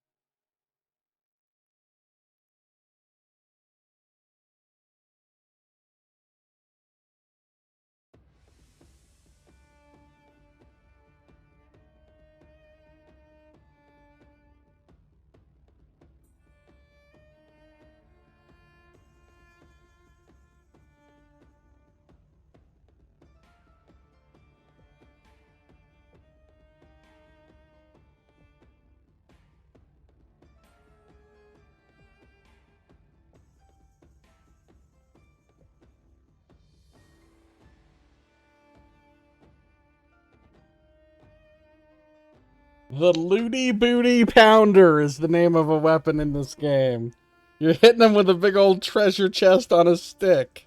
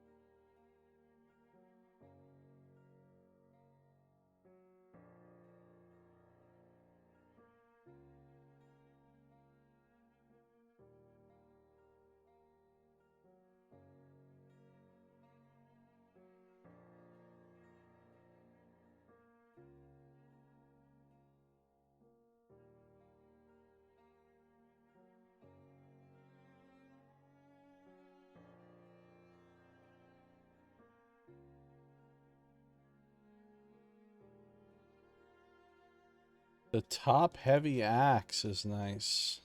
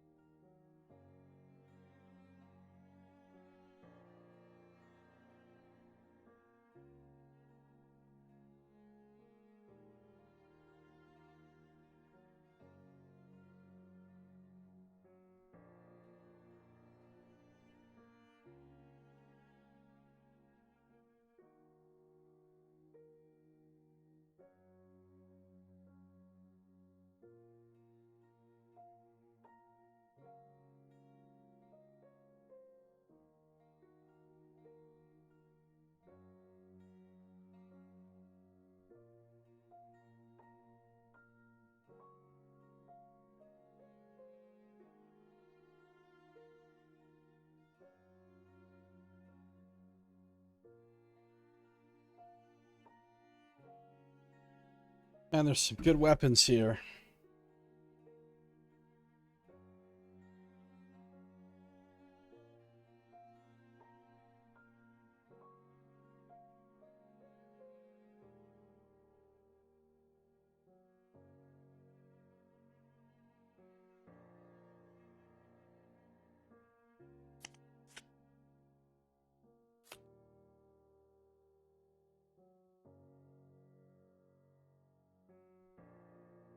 The Looty Booty Pounder.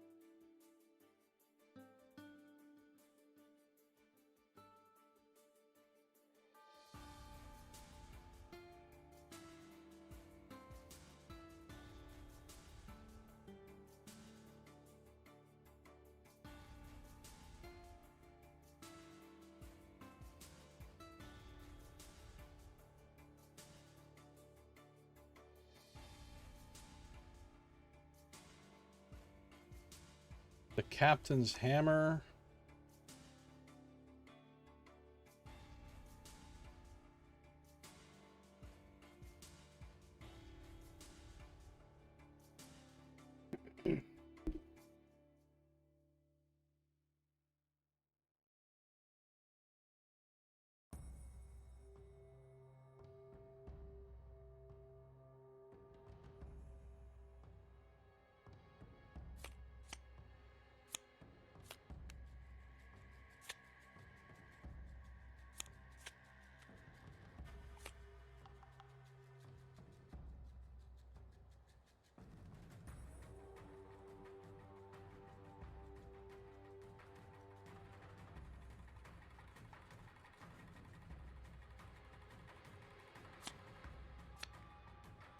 The scimitar swallow.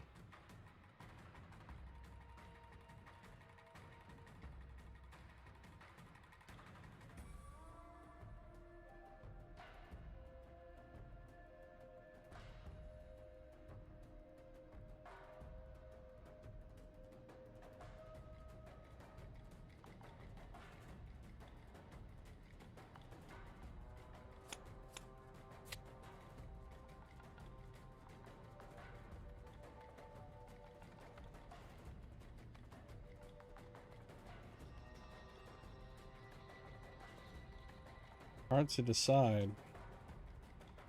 What about Zeke?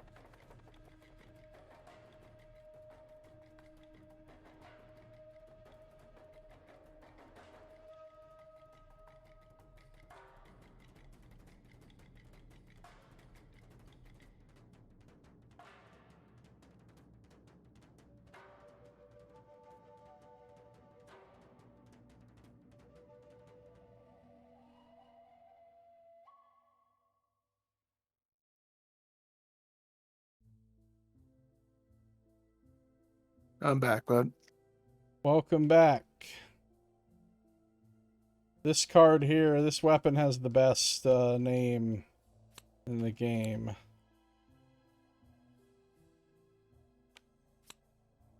Oh, yeah. The Looty Booty Pounder. Yep.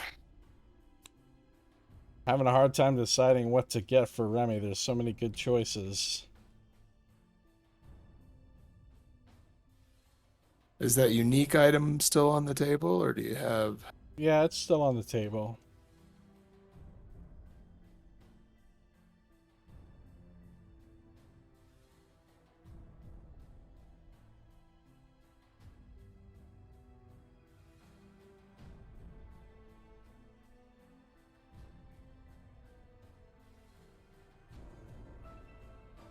I think I'll keep it simple with Zeke and get the Privateer crossbow, which is just an upgraded version of the one he's got.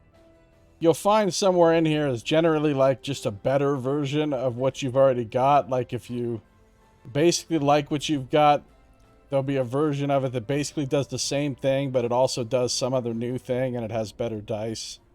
Okay, yeah, I see what you're saying.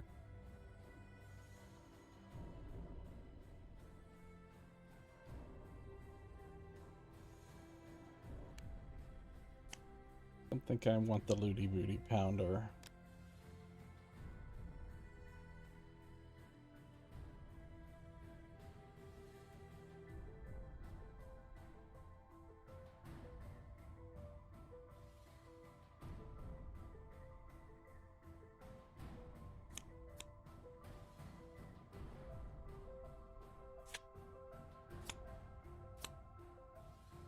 Not being used.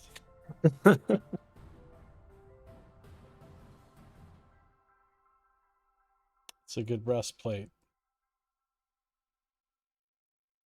Yeah, I think that'll replace the cuirass, and we'll get the enchantment on there.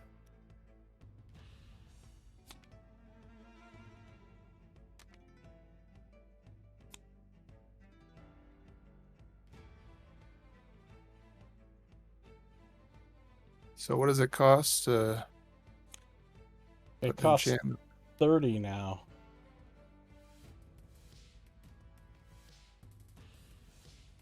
Okay, yeah, so if we can get 85 for Rook minus whatever we get for selling these two back. We can also sell this Espelancer. I don't think anyone's going to use it. Yeah, And we ditto can on this sell this deflection core. deflection core. So if we're going to sell 5, 10, 15, that's 25 gold for these items. Just gonna throw it there for now. That's 25 gold coming back. Puts us up to 501. Then we'll just add up the price of everything we bought, deduct it. So I'm gonna get this top heavy axe for Remy. Trying to decide what I might buy. This scimitar swallow. It's pretty good.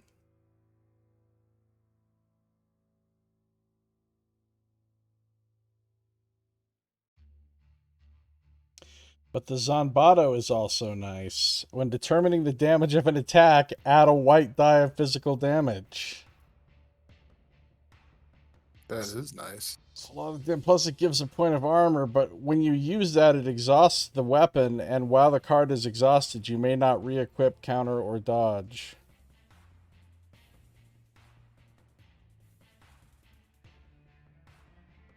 Which is a little dangerous. The Captain's Hammer is also nice. Whenever you defeat an opponent, another ally with an SOI gains courage. Oh, that is nice.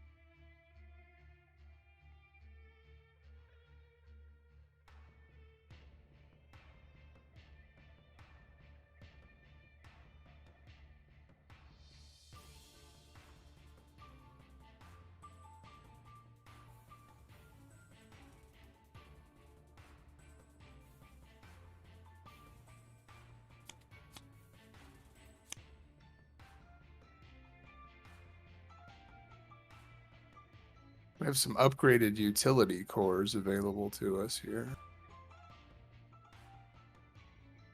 Yeah. Those are good.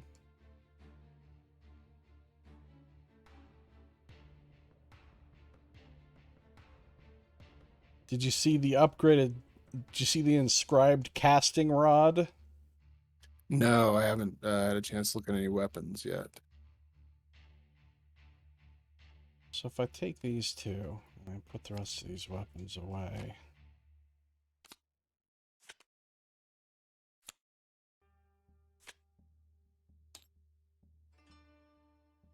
Let's see, you spent 85 on that armor, basically. Yep.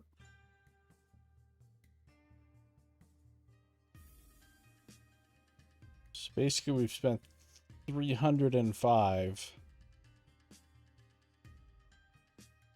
We've got just shy of 200 gold left. Okay, who's still in the... I haven't gotten anything for Nightingale yet.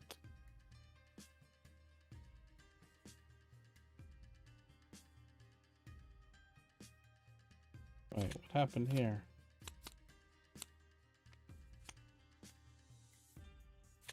There we go.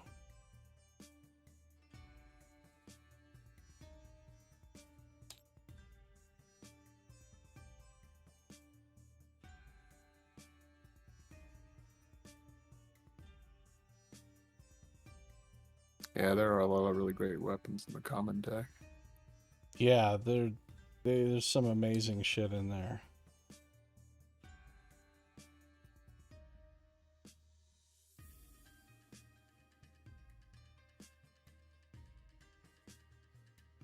Oh yeah, the inscribed casting rod, basically the upgrade of what I got now. I do kind of like the sea witch fetish if we keep running into water. That's the thing. I don't know what kind of encounters are coming up, but if Yeah. water's going to be a problem, it'd be nice to ignore it.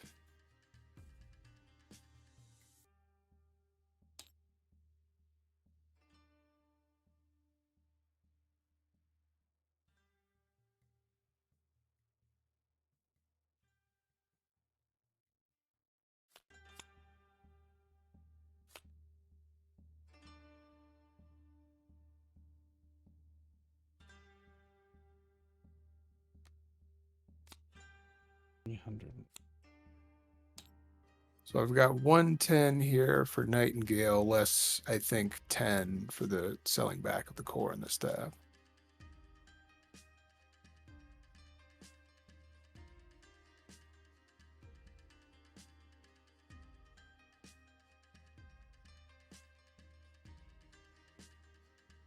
Okay.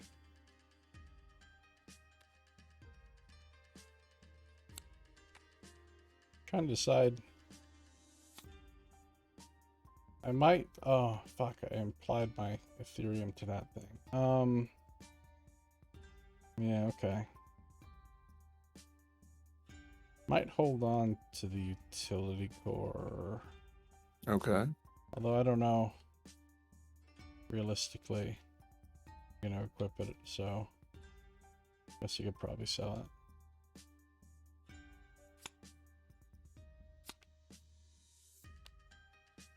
So for selling those, 511, still haven't spent any money.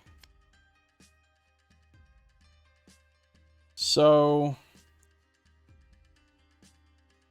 total we've spent what then? 85, 110, so 195, 295, 355, 400 and 415.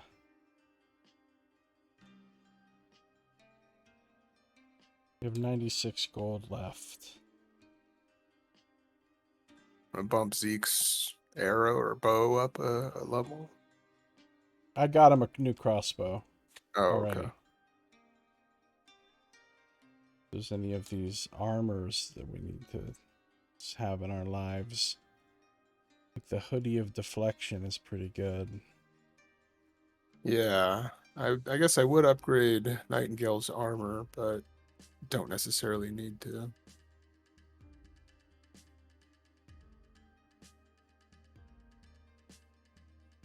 Let's look at these cores. I mean, there's also relics and stuff too, but you know, getting the dice upgraded and the but the new cores have +2 defense instead of +1. Oh, new cores are good. Should buy a new core for somebody else because you've got one new core for Nightingale, right? So her defense actually goes up by 1. Yep. So it's an 11 now. And her conviction, you got that conviction upgrade too, right? Got the conviction upgrade, yep. So yeah, we should buy another new core for somebody. Well, Rook's core is an upgrade on it, so I think he's good for now. Oh, same with Remy. So maybe we should buy the other ghost canister. Yeah.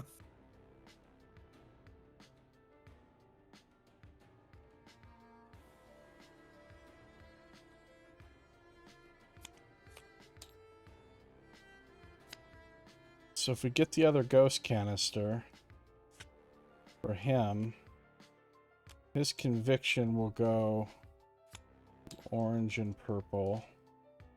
His defense will go to 11. Guess we'll sell this other utility core too, so basically spending 45 for that. 51 gold left. How much do the armors cost? We could get one upgraded armor for somebody. Besides, Rook already got the barbed breastplate. Did he get more health or anything from upgrading from the cuirass to that? I think he got 2 more health. Nice. I don't actually love the cuirass on Zeke, so like the only reason I would have gotten a shirt for him too, but there were only 2 shirts, whereas the hoodie of deflection is basically the equivalent of a shirt. So if we buy the hoodie of deflection, then one of these 3 that are wearing a shirt can wear this instead. And we can just get rid of Zeke's. Reduce physical damage dealt to you from ranged attacks by 2. I would say Zeke is probably the most likely to be getting hit by, well, Zeke or Nightingale. Yeah. How much health does Nightingale have? 15. Zeke only has 14. So I think I'll put the hoodie of deflection on him. For sure. Which will get him... He's going to lose 2 armor, but he's going to gain 4 health. And he's going to gain 1 movement, which would be nice for him since he only had 6. So then we can also sell this other cuirass, leaving us 6 gold.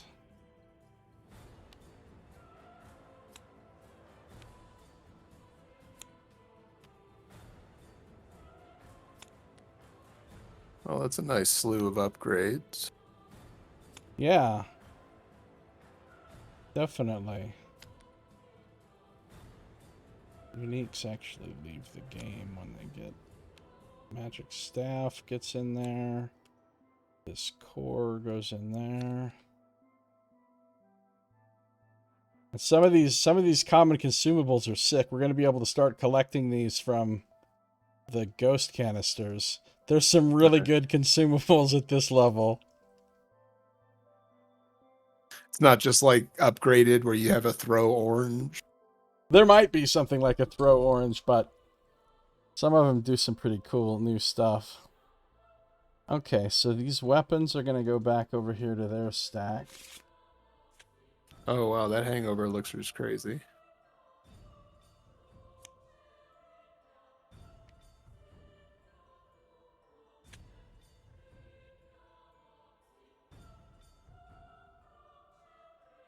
We'll start collecting those pretty soon.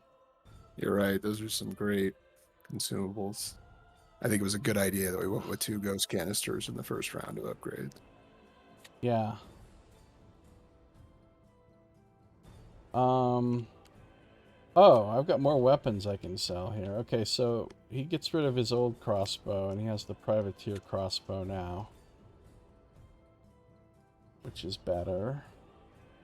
And sell this crossbow for 5. And we have these barbed arrows from the stash. I don't know if Zeke is going to want these. Yeah, he wants those. Those are pretty good. No longer have a free empower switching to these. But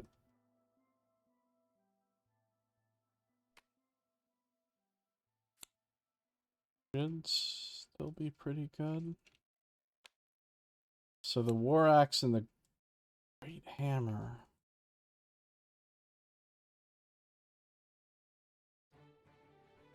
She might keep that. The war axe can go though. So that's basically 10 more gold. Up to 16. Now, as far as these arrows go, yeah, he is going to equip these arrows.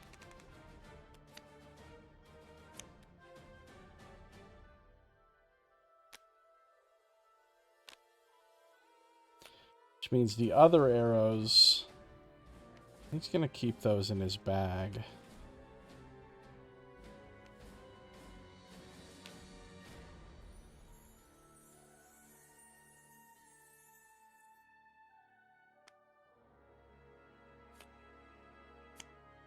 So I think we are good to go, yeah? We've bought everything Yeah. we're gonna buy. We have this one vitality juice punch that doesn't have a home. Is that going back in the party stash? Neither of you people can carry it. No. Remy can carry it. I mean, I do have capacity. It's just I want to leave a free slot open on each of them, so.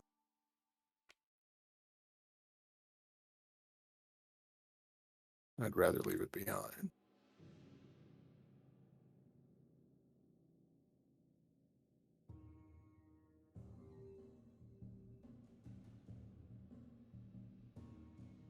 So we bought everything that we can buy.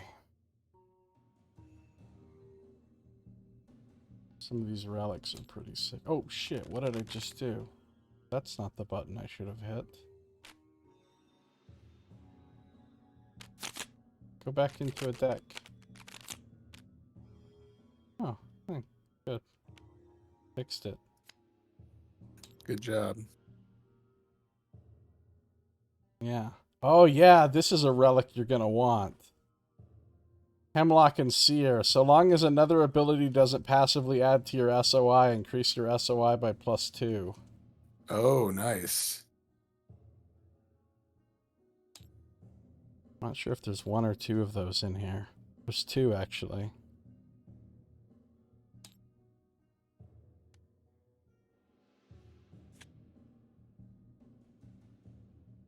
Yeah, I want those for both my people.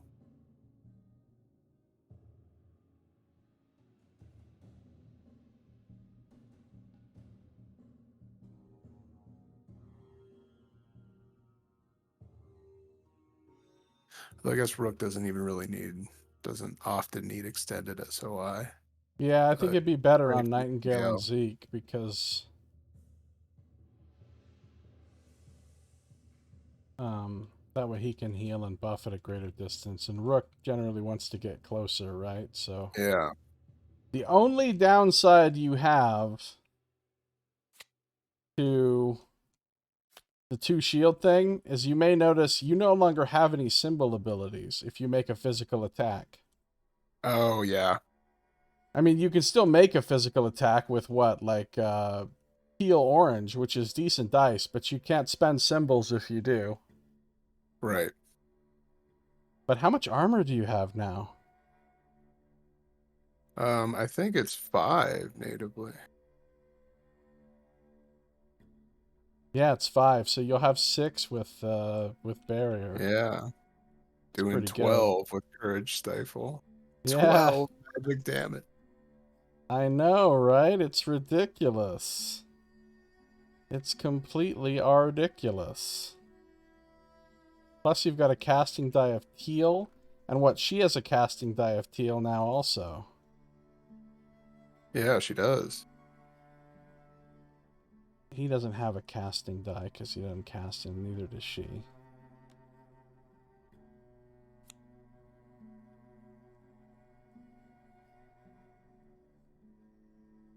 Pretty good. Mm-hmm. Oh, an intervention. Gonna need a stack of intervention tokens to hand out. I'm concerned about Remy's conviction. I'm worried that we're advancing to places where purple-white is not going to be sufficient. Yeah, it's not a great amount of conviction.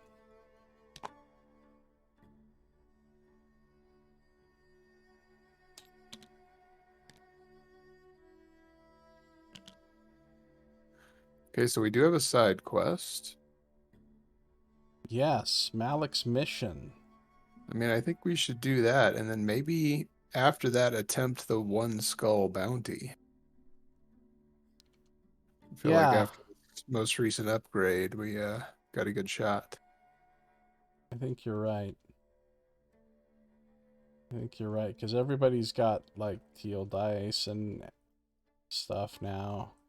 Yeah, and maybe we get some extra boosts from Malik's mission. Yeah, If hopefully nothing else, it's... maybe enough gold to buy some stuff. Remember how much gold we made from that one side quest? Hopefully we'll make a Yeah. bunch of gold from this one. And these are going to be common loot level decks. Mm-hmm. So the loot deck's going to be more generous. One would hope. I'll be right back. Super fast 2-minute break. Stick around, Sounds stay good. tuned, don't touch that dial. Be right back in just 2 minutes. Hashtag super fast.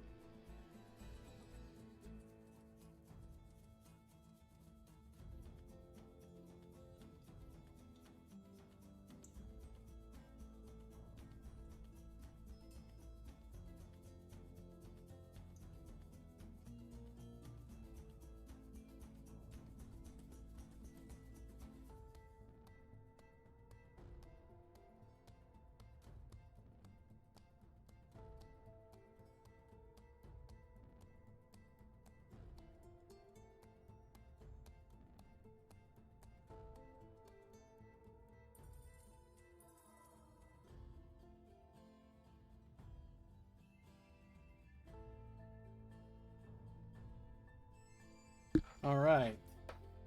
Maybe a couple more ice cubes. Ice time. Ice time. Ice time.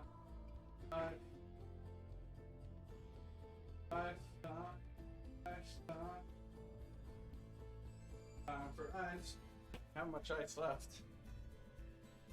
Have a dearth of ice. Okay. So do you want to do Malik's mission? Yeah, let's do it. Awesome.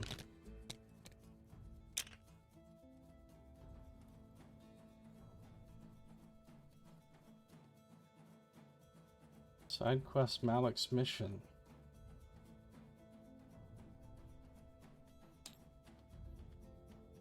Mia? The street, heedless of the traffic. Oh. It wasn't... Mia?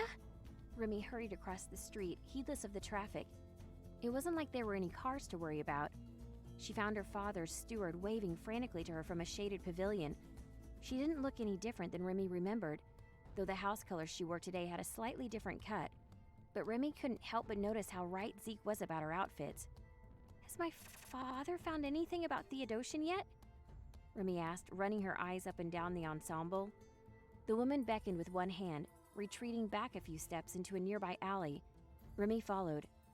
Unfortunately not, young mistress, Mia muttered, thrusting a thick letter towards her. Master Malik told me to give this to you. He said that while he's diverted resources towards finding out more about Theodosian, he will require your help with a few minor responsibilities. Sure. Remy took the letter, turning it over once in her hand. Her father's seal was set into the black wax there, still warm. Tell him I'll do anything he needs if it means he'll help Nightingale. The steward bowed and retreated without a word, just as her friends made it into the alley. What was that about? Nightingale asked, looking between Remy and the letter. Is that about Theodosian? I wish. Remy slipped her finger under the seal, snapping it and flicking the letter open. She skimmed quickly over the brief note inside, then glanced back at all the successive sheets. They were shipping manifests. What is it? Rook sounded almost as though he were forcing himself to sound casual. Something more important than Nightingale's infection? Not even close. She folded the letter up again. My dad says he needs my help so we can get that information for us. He wants us to check on a caravan that never arrived. The letter mentions getting the town guard to go look for it. Remy kept scanning the shipping manifests. It's supposed to be right outside of town, though. I think we'd be better off just going to take a look for the caravan ourselves. Who knows? It could be exciting. Her feigned excitement never reached her eyes. Is that really why you want to do it? Nightingale asked. No, Remy admitted, but I'd rather not let my dad down. You guys don't have to help if you don't want to. I didn't say that, Nightingale hugged her, albeit briefly. If it's important to the Rimster, it's important to us, right guys? Remy cocked an eye at yet another strange moniker, but didn't say anything. Sure, Zeke said. So long as it's legal, Rook agreed. It is legal, right? Probably. Remy shrugged one shoulder. I mean, it's a letter about a missing caravan. Nightingale bounced back towards the exit of the alley. Legal enough for me. Let's go. As the group neared the site of the missing caravan, it became more and more apparent that something awful must have happened recently. Maybe we should have got the guards, Rook said, surveying the chaos of the scene before them. It looked as if an explosion had destroyed the caravan. Guards? Are you kidding me? We don't need a goddamn guard. We have the Rook factor. Nightingale looked towards Rook with a bright smile. He only sighed. Monsters! Nightingale yelled, her tail twitching in excitement as she pulled her weapon to the ready and prepared herself to fight. Monsters. All right. Continue to bungled caper, page 83. We have a bungled caper. Load page.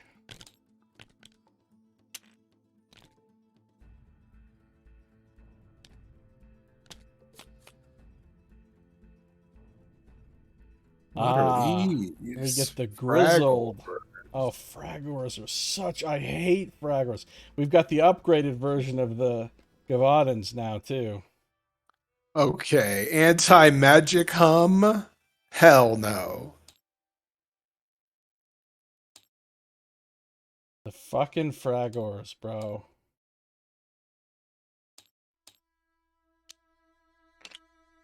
Okay, let's take a look and make sure everything's legitimate here.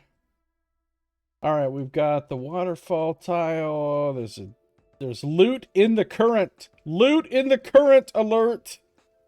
Loot in the current alert. All priority must be getting loot out of the current. Oh god, there's loot in peril.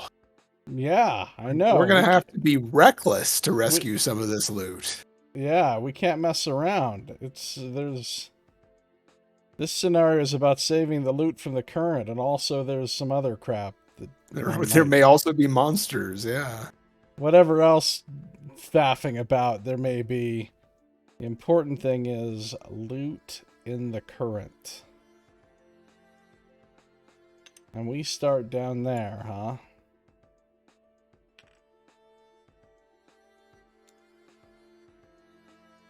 Let's put the Remster. Zeke. Well, since it looks like we're going to have to divide and conquer, I'm going to suggest Nightingale and Rook go to the left here to avoid the anti-magic hum bullshit. Oh yeah, any opponent with an SOI of a bulb may not cast spells. Wait till you see how much fun the bulbs are. Okay, so let's see. Important. The loot level has now become common. Remember to pay attention to the loot level and upgrade your loot deck when playing an encounter with a higher loot level than the one you're currently playing with. We don't have to upgrade the water levels, right? I don't think so, or else it should have automatically spawned the correct ones, but... Yeah. There's like some better water loas. I'm not sure when those come into play.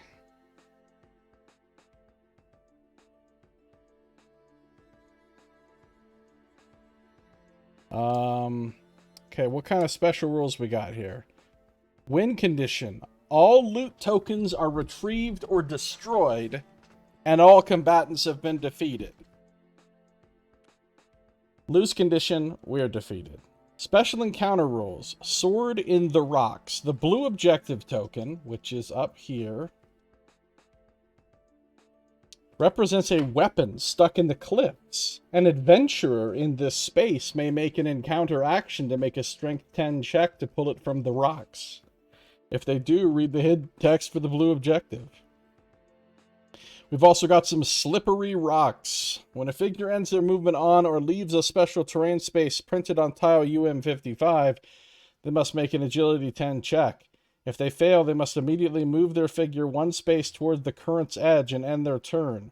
Currents will move loot tokens and figures through this space as though it was water. So where are the slippery rocks? Up here. Okay. There's also a dangerous edge. When a figure ends their movement on or leaves a special terrain space printed on tile UM57... Which one? Oh, 57. This whole, like, orange area by the cliff there. Space becomes dangerous terrain. Then they must make a perception 10 check. If they pass, they immediately move their figure to any adjacent space and continue their turn. If they fail, they're defeated. You don't want to end your movement on or walk through those spaces. There's also slow currents, moving figures one space. How do the slow currents work? They're coming from the south and working their way up toward the cliffs on the north. And on the other side, they're coming from the south and they're working their way up to the cliffs on the north. We've also got insignificant cave sickles.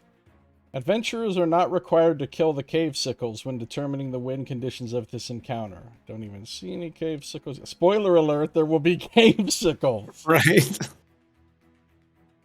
Only read this if instructed to. Only read this if instructed to. Green objective. If you move on to the green objective, read the following hidden text. Where's the green objective? That's literally not even on the board. Probably what the blue totem's going to end up being. Yeah. Yellow objective, only read if instructed to. Purple objective. If we have line of sight to this objective, read the text. But purple objective isn't on the board yet either, right? Right. And then there's a couple of totems. So yeah, there's a shitload going on this one. Yep. We need to think about what we're going to do here. So these currents, we've got 1, 2, 3. On the fourth turn, the left loot is going to go over. And on the other side, 1, 2, 3, 4 on the fifth turn. So we've got 4 turns for this one and 5 turns for this one. Plus, you know, popping totems, and there's a lot of monsters on the map already, including these upgraded Gavadans, which are pretty tough. And fucking frag ores, dude. Yeah. So, I mean, what do you think would be the best way to approach this? I don't know. You want the Gavadans or not? Sure, I'll take them. Okay. I'll just deal with the frag ores. I have a feeling these Loas aren't going to be around for too long. Yeah. What do you think the best way to approach this is? I don't know. Oh, let me read what it says at the top. The scene of the attack is complete chaos. A once extravagant caravan is scattered before you. It looks as if the wagon was torn to shreds, destroyed by a blast of some sort. There are a fair amount of monsters among the wreckage, but it's obvious that it wasn't just monsters that did this. It looks as if the caravan was blown to pieces. Chests and goods were thrown in all directions, conveniently landing in the water.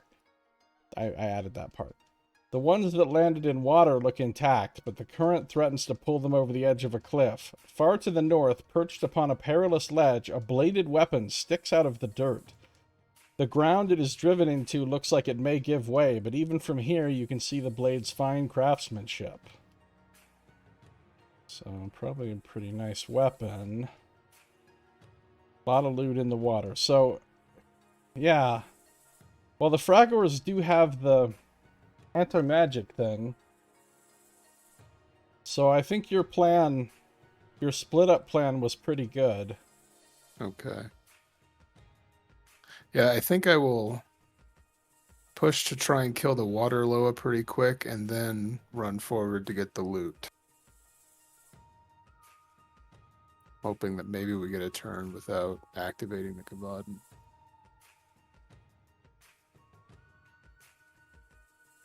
You really think we can not activate them?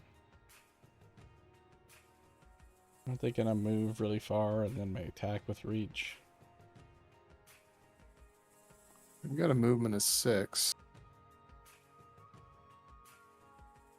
Guess we have to see what our initiative is gonna be like. Yeah. Nightingale's gonna go first, then the Loas. Then all of us, then the Gavans, then the Fragors last. That's good.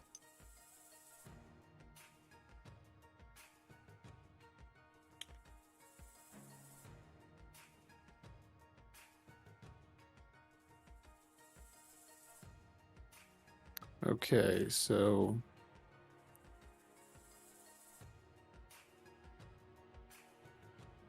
Nightingale is going to go ahead and use Ambitious to give everybody a free stamina point. Okay, sounds good.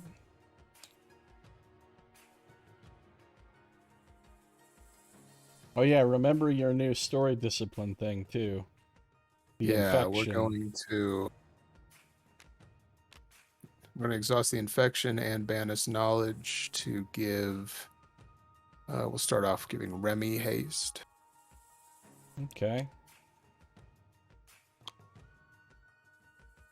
So what does that do? Make the cost 0, basically? Yeah. So haste for Remy. Awesome. And then we will euthanize the water Loa. Sounds good. That teal casting the yeah. 13.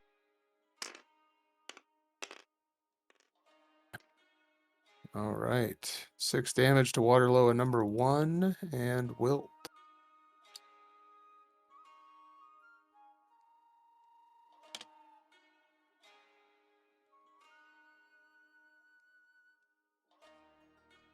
You know what? Let's try it again. Trying it again. 12.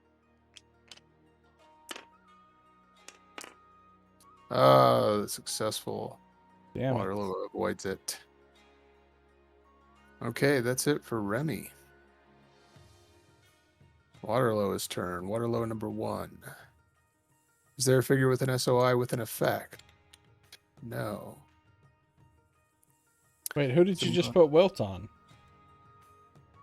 Oh, I'm sorry. I was just thinking positive effects on other people. So yeah, she will be able to remove her wilt.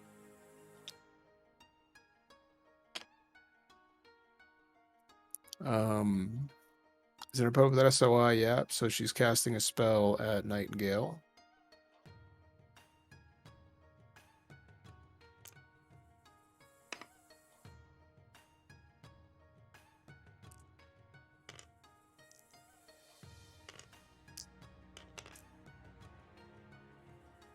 Okay, so that spell fails. It's good. And that's it for the Waterloo number 1. Waterloo number 2. No effects around it. Nobody within its sphere of influence, so it's going to move.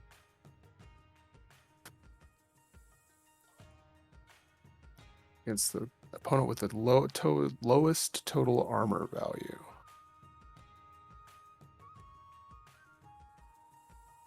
Is that Zeke? Zeke and Remy both have 0. Okay, looks like it'll be Remy based off initiative tracker.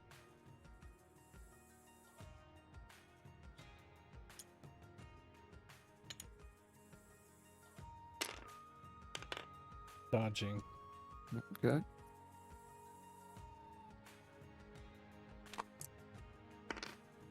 Okay, 13. All right, that's a miss.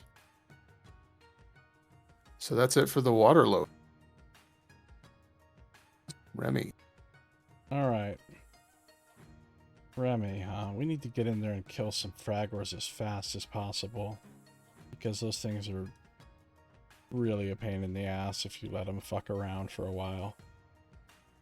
So haste gives her an SP during the status step, so she starts with 5. The turn starts, she gets to unexhaust her belt that she just used, so she has 5 thingamabobbers, so she can actually attack again with the scimitar swallow against a separate target. So if she just kind of gets in the middle of them, she might be able to just lay a lot of waste over there.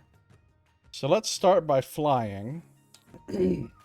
She's going to fly 8 squares. 1, 2, 3, 4, 5, 6, 7, 8. Doesn't quite get her where she wants to be, so she's going to have to fly a little bit more.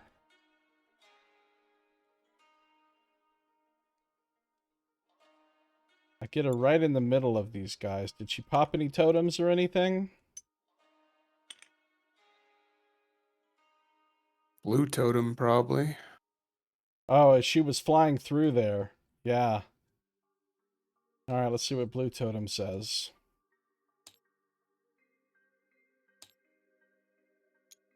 Hidden behind a rock, an Earthloa turns to look in your direction. Spawn an Earthloa on the space this totem occupied.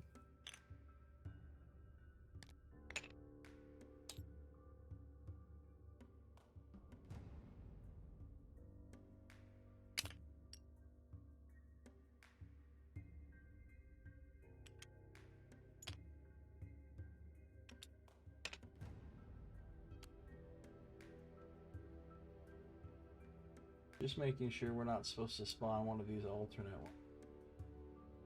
Oh no. Cardinal Earthloa. If the loot level is common. The loot level is common. Oh, okay. We have to spawn a Cardinal Earthloa.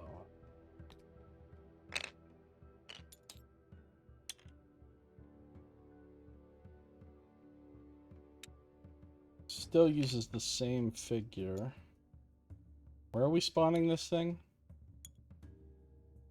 Space the blue totem occupied. Cardinal Earthloa has 30 health.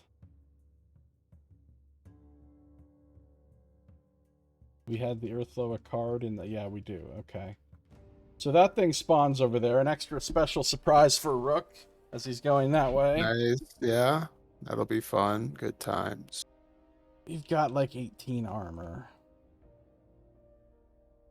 Oh, Zeke goes first too, so Zeke can put barrier on Rook before he goes. Okay, so Cardinal Earthloa spawns. She gets over there. She lands in the midst of these 3 fragors. Now she's going to Unleash go it. buck nutty. So she'll start with her regular attack.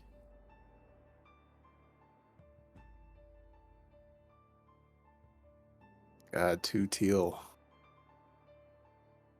Hold on. She's Making going to use an some MF Fortitude right out the gate, which will give her another stamina point. All right. So she's going to use 2 to do attack with the top heavy axe. Hey, wait a minute. Did we not move the stuff with the current? That doesn't move Or is till this the end still of the first? end of the Oh, round. okay. But I think Okay. Nightingale has to get moved by the current because she ended her movement in the current.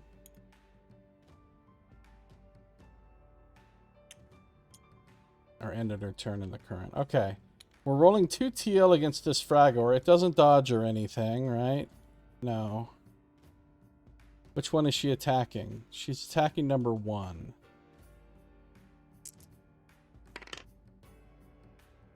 Okay, that's not amazing. Don't think I'm going to re-roll it, though. So I have more attacks coming. So, defense 11? Yeah. That's only a hit of 2 damage. Plus 1 is 3. That's 3 damage. She can do a follow-up, though. For 1 stamina, she can do a follow-up to roll the black.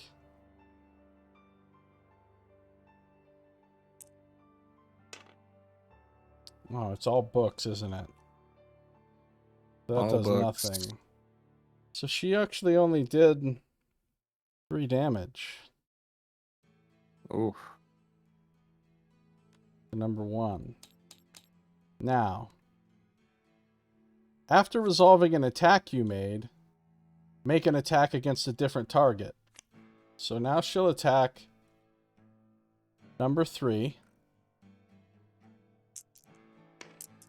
Much better. Okay, so their defense is 11. That's a hit of 3, 4, 5, 6, 7, 8.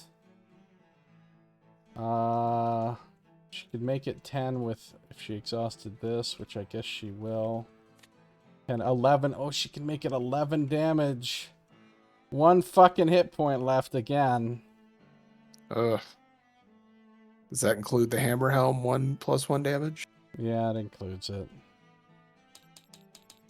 11 damage. So now what she'll do is she will use Quickened Eye to attack the asshole with 1 hit point left. Wait, is anybody else going to be able to... Zeke might be able to finish that one off. Maybe she should attack number 1 again. But she's attacking number 1 again. Oh! 3, 4, 5, 6, 7, 8 damage that time. Oh, God. Oh, you've got to be kidding me. We have 2 of them. 2 of them to 1 health. Oh, you know what, though? She did have a star on that last attack. So she can try to command number 3 with Chains of Command. What was difference hit? It was like... Do you remember what her difference hit was on the last attack? No, I don't. Did you get an 8 and a 3, or an 8 and a 5? Sorry, but I don't remember. Well, how much damage did I do? I did 11. Well, you know what? I'm just not going to do it because I forgot about it and now I can't really go back because I don't remember what I rolled. Okay. So she can do more, right? She can also use Fight Drive and try to finish one of them off. You're sure you don't want to bring number 2 down to 1 hit point? That's also a possibility. You know what's funny? These guys can kill each other, kill themselves sometimes. Yeah, I see that. Can it move adjacent to an opponent?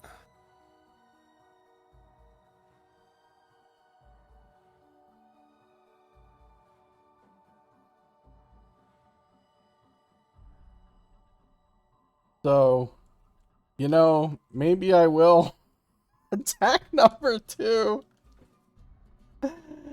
Maybe I will attack. I still haven't used my Hammer Helm reroll. So, there's a chance for a big hit. Yeah. Alright. I'm attacking number 2. That's ridiculous. Okay, let's reroll that 4. Okay. 14. It's a hit of 3, 4, 5, 6. 6 plus you could use Chains of Command or just do the... So what is that? 8 damage, 9 damage. That's 9 damage. Not going to do the Chains of Command thing, actually. So it's just 9 damage to number 2.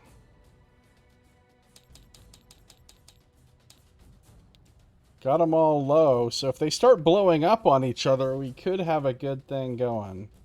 Yeah. But she didn't actually defeat any.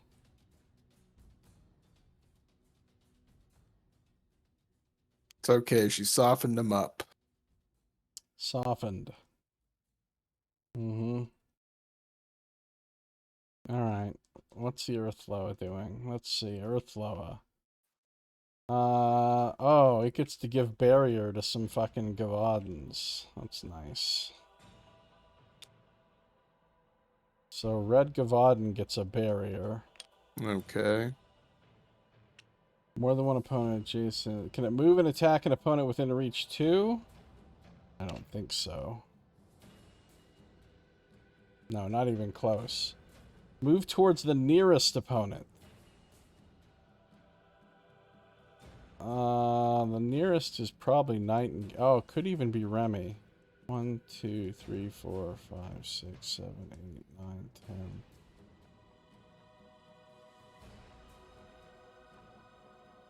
One, two, three, 4, 5, 6, 7, 8. Oh, no, he's closer to Nightingale.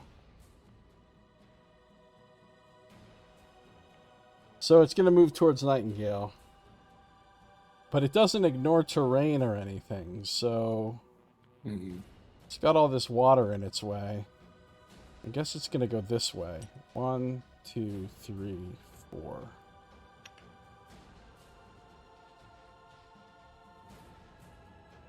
Alright, Zeke's turn. Alright, Zeke is gonna get his mend tokens out. He's gonna give barrier to Rook. Barrier to Rook. Thank you.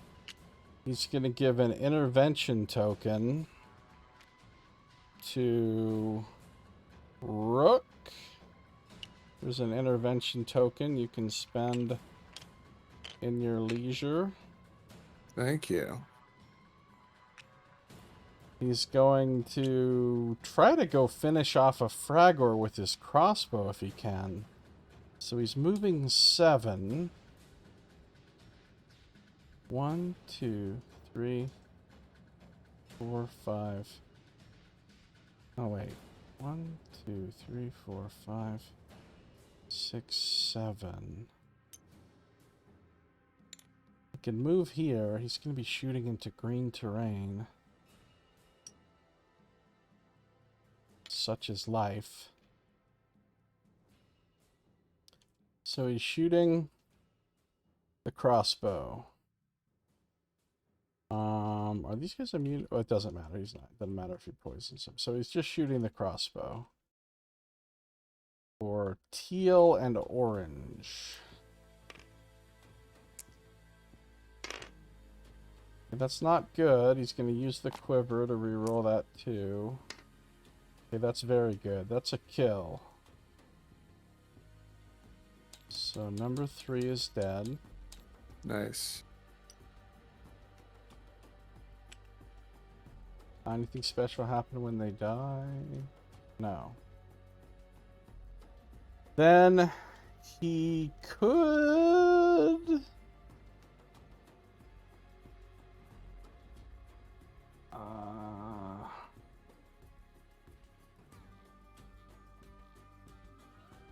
try to finish off another one. He really should.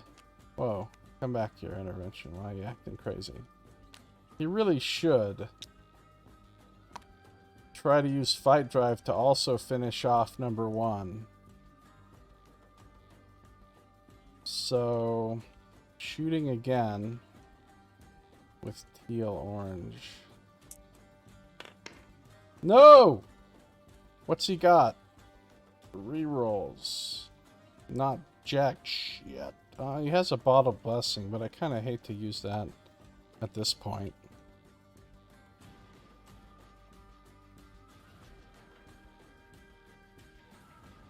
Probably just take... far away for any of my stuff. I think I'll just take that miss. So, we'll be fine. Nothing to worry about. Perfectly Not safe. a thing to worry about. So, Rook's turn. Okay. With his 6 armor.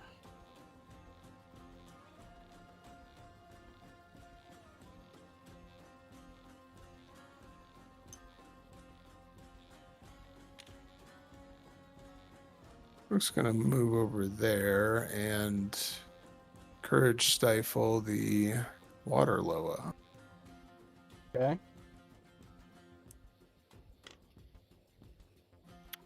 Force 11.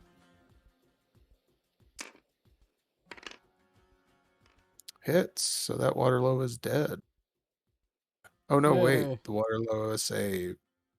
Damn it.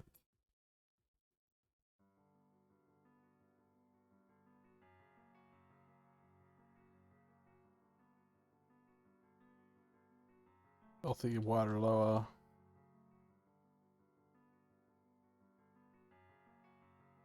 What else is Rook doing? I'm gonna go ahead and exhaust. No, it's too late to do that. I'm gonna remember that I have this. No, it's not. You can use it right now to re-roll the water loa's conviction. Oh, okay. Because it was rolled against you. Nice. So that's a hit. That takes care of the water loa. Sweet. Yeah, that's Forebode is so great because you can use it on their rolls or your rolls. And it's just exhaust. Wow. I know, it's so good. It's so good. Did you get a loot card? I will draw a loot card. Our first common loot card. 10 gold. Coming out with 10 right out the gate. Nice. Okay, I think that's everything Rook will be doing. What are the grizzled Gavaden doing? Alright, so the first time they're attacked, they dodge. If they successfully dodge, they have courage.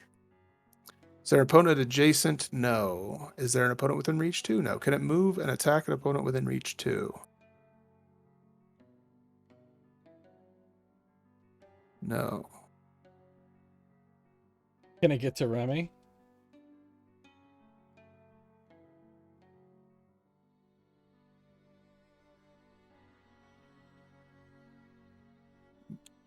Yes. Does it have to move through the orange shit? No. Actually, yeah, it does, because it doesn't ignore difficult terrain, right? Mm-mm. Yeah, so it doesn't get to you unless it does.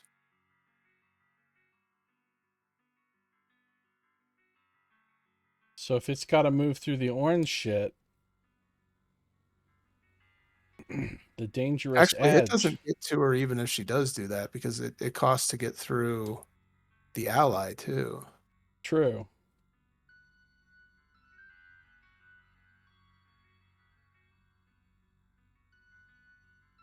No, I think if it gets to this square, it could attack her with reach 2, right? Yeah, is the orange terrain not difficult? No, it's not difficult. It's just the dangerous edge. When they end their movement on or leave a special terrain space, space becomes dangerous terrain. Then he has to make a black die roll. Okay, so here, let's do that.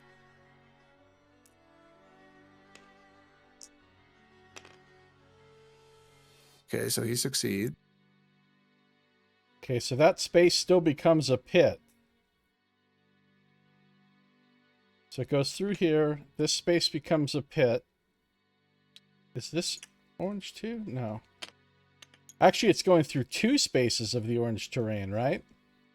Oh, yeah, so, okay, first one becomes a... 1, 2, 3, 4. It doesn't have to go through 2. It only has to go through that one. Okay. 1, 2, 3, 4, 5, 6. So it creates a pit there as the cliff crumbles away. It doesn't fall in, and it arrives where it wants to be, and it could now attack Remy, huh? Yeah. Attacking Remy with reach 2. All right, she's going to dodge with occult shirt.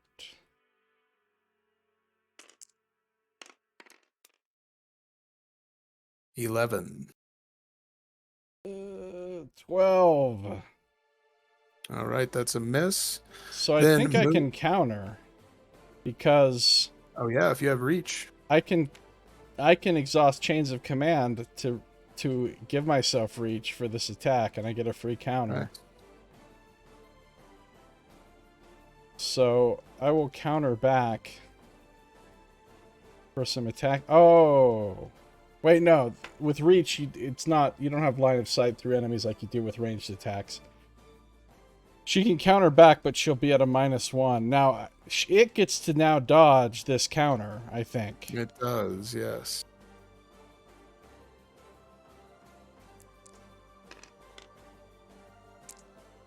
Oh, its defense is 16. 16? Yeah.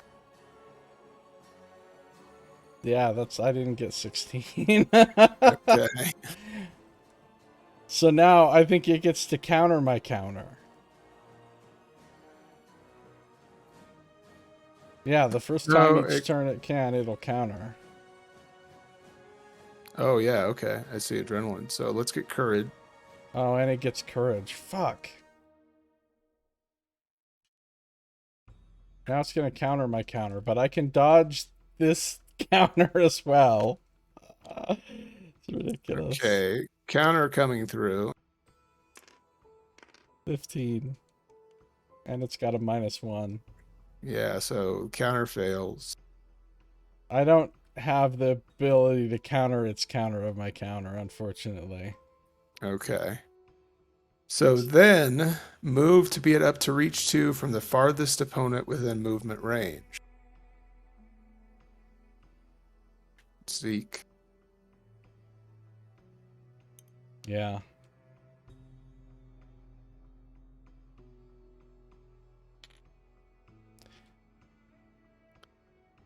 Then make an attack within reach 2. All right, coming to Zeke. Zeke is going to dodge. With the hoodie of deflection. He actually no longer has courage because he missed. Oh, yeah. Thank goodness. So the Gavadan rolls a 12. Got a 14. And I can counter with my crossbow. Countering with the crossbow. And now I don't think it gets a free dodge because it only gets to dodge the first time each turn it's attacked. That's correct. Countering with the crossbow. Defensive 12. Oh, how you like them apples? Apples coming on. Does it have armor? No, we have no armor. Okay, in that case, I'll use the barbed arrows to get +3 to this damage. So, Okay. what's its defense? Right now we are sitting at 13. That's its base? No, it's got +1 from the barrier, so base of 12. No, that's armor. Oh, it does have armor. Because the barrier gives it armor. Oh, that's right. It's armor, not defense. I'm sorry. So 12 defense. Alright, so 12 defense. I rolled a 15. It's a hit of 3, 4, 5, 6, 7, 8. 8. I can do armor piercing.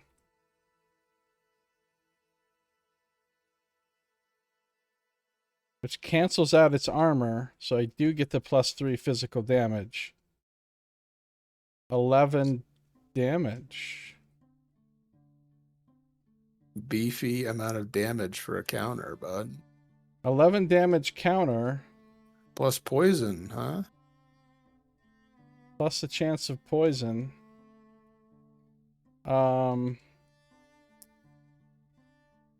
So poison's only going to be force 9. Roll the 9. Damn it.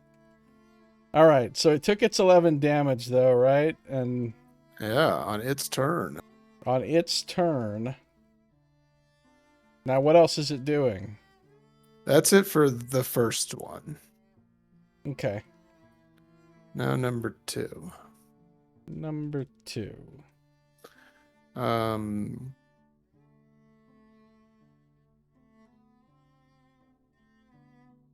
Probably also going for Remy. Can get to either Remy or Zeke. So yeah, we'll be going after Remy.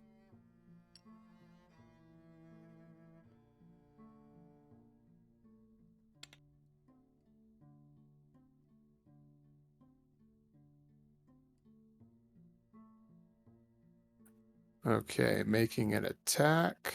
Wait, can it get to there? Where was it? Oh, it was here, huh? It was right here. It was here? Yeah. Because that's 7. What's its speed? Because of the Or is it terrain. like 1, 2, 3, 4?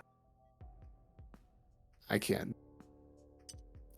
Wait, Okay. oh, I see. If you go 1, 2, 1, 3. 2, 3, 4, 5, 6. Okay, perfect. It can get there. So it's attacking Remy.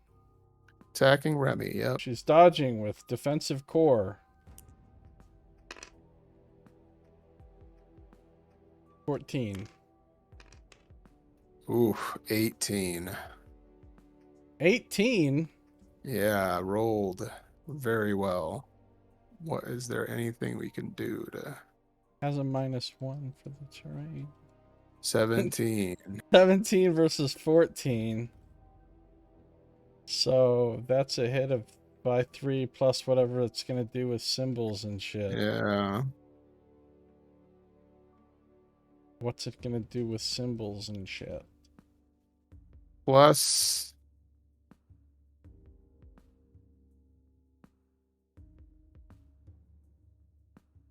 +8, 2 of which is armor piercing.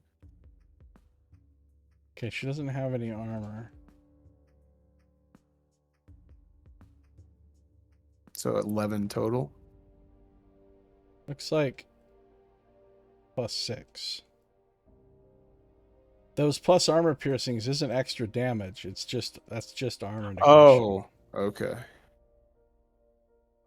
So how much total did it? What did it have? It had a 16. 16. Well, yeah, minus 1. 15. 15 over a 13 or a 14. What? What did I have? I had a 14. No, Yeah. apparently, I guess. Or did So you anyway, have a 15? well, I didn't re-roll this die, so this must be what I rolled. So 3 Okay. plus the 1 from the occult shirt. 14. Okay.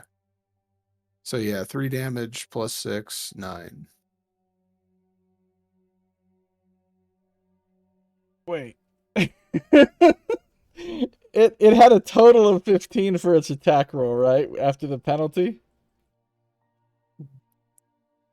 Yeah. So 15 minus 14 is 1 plus the 6. So it should be 7 damage, right? Okay. 7 Why was damage. I thinking okay, yeah, sorry. Yes, 7 damage. Too many belts will take 2 points off of that, so that's 5 damage, and nothing else is going to reduce it. 5 big damages. 5 biggins. Then what does it do? Okay, then move to be at up to reach 2 from the farthest opponent within movement range. I don't think it's going to be moving.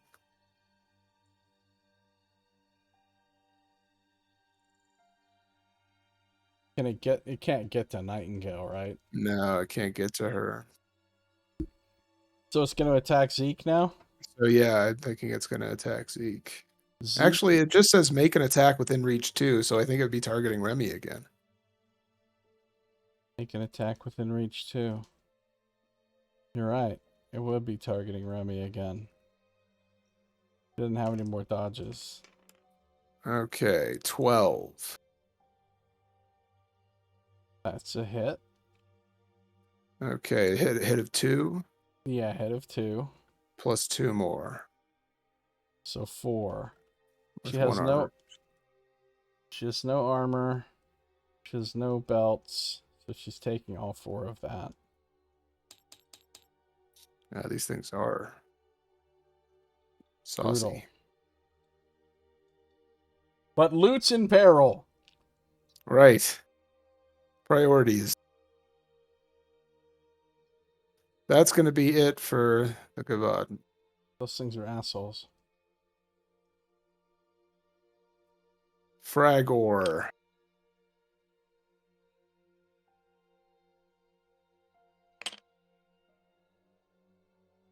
Oh, fuck. The Fragor. I hate these things. Okay. Is there an opponent adjacent? Well, yes. There sure Yeah. is. Make an attack against the opponent who has no dodges left. And follow up inflict disease. Alright. Continue down. Oh, yeah. It's all continue downs with these fuckers. So, it's rolling 2 TL. I can't dodge.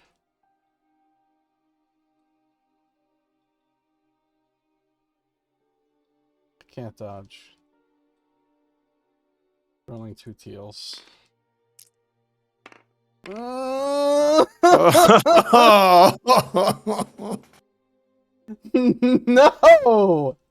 This fucker has 1 hit point left, and all of a sudden he's a hero. Oh my god. Okay. Let me just double check my items. I got nothing that was. It's gonna hurt. It's gonna kill me. All right. How much damage is what is that? A 16? Do I have any kind of special terrain bonus? Yes, I do technically, even though we're both in it. So it's a 15. It's a hit of 5 plus symbols. 5, 6, 7, 8, 9. Doesn't get anything for stars or books, so it's only 9 damage. Ugh. Which I'm not reducing. Oh, she's dead. She's already dead. Oh no.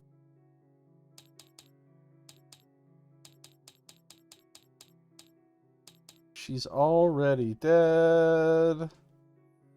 Oh, I should have saved the game before we started this shit. I haven't saved in a long time.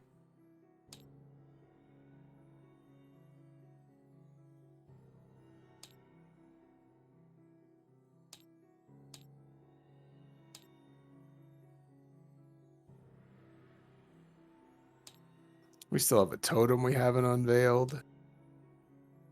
Oh, we're in trouble. This is bad times. Remy's already dead. Seemed like a good idea at the time, going over there like that. Okay. Oh, Fragors, they're not done, though. Continue down. It's not done.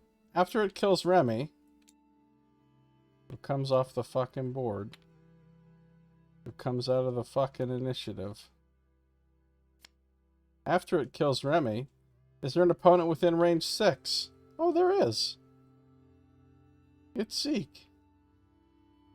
Make a ranged attack against the furthest opponent within range. Zeke. Dodge. Alright. He's got a 14. 14. Okay, it's a miss.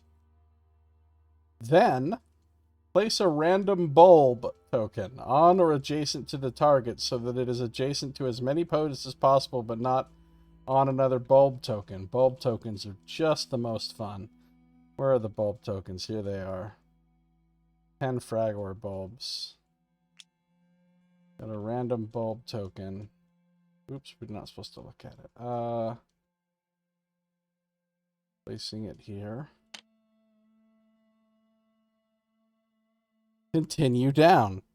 Can it move adjacent to an opponent? 1, 2, 3, 4, 5, 6. It sure can. Deal a purple die of physical damage to the Fragor and all adjacent creatures. So the good news is it's going to kill itself. The bad news, and it's going to hit both fucking Gavaden. Bad news is it's also going to hit Zeke. So a purple die. How about everybody take 6? So 6, physical damage to both Gavaden. One of them is going to reduce it by 1 because he's got barrier.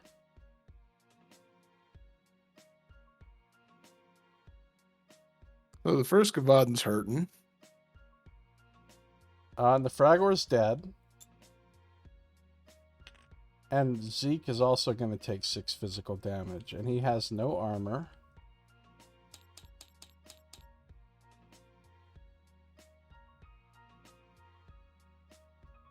Well, that was one Fragor.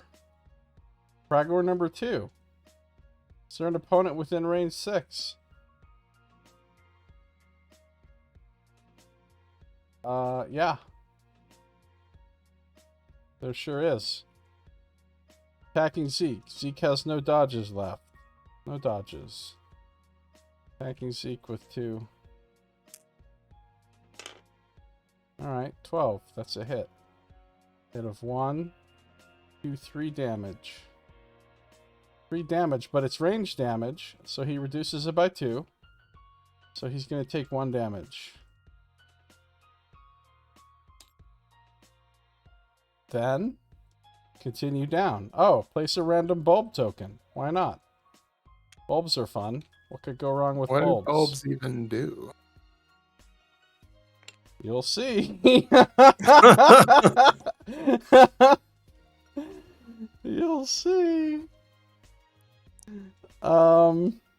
They fucking make you sad is what they do. Don't ever go next to them. I need to relook up the rules on bulbs, actually. I'm pretty sure what they do is they break attack if you move near them, and then you flip them over and it tells you what the bulb did to you, and it's bad.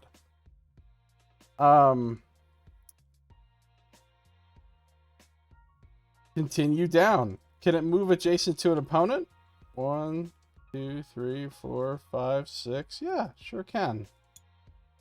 Sure can. Now it's going to explode. Purple die. 3 damage to the Fragor. Hey, that kills it. So the good news is they're dead. The bad news is Zeke's almost dead. Remy is dead. And we got 2 bulbs out there. And you can't cast spells while you're within SOI of a bulb also. Ooh. Well, that just says while a Fragor is alive, so that's no longer... Oh, true. I need to look up bulbs. But, okay. That's it for the Fragors. End of the round, all the loot moves.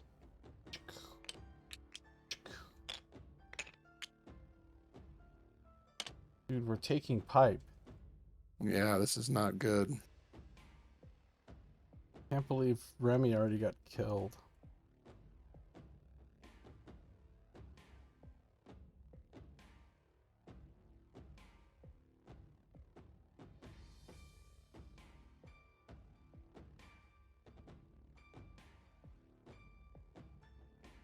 Next round. Next round. Where are the bulbs? Bulb tokens are put into play. When a figure would provoke a break attack from a bulb, flip the bulb token and resolve the listed ability against all figures on or adjacent to the bulb. Yeah, good times. Waterloo is going first. Why not? Why not kill Zeke? Going to strip away a positive effect on Zeke if there is one. There's not. Okay. Casting a spell 6 against Zeke. Fun. Force 10. Force. Yeah, resisted. Okay, that's it for the Waterloo. Zeke. Where is he getting? Oh, purple is the base die. That's right. Zeke's turn. It's Zeke's turn. Alright, well, he's gonna heal himself.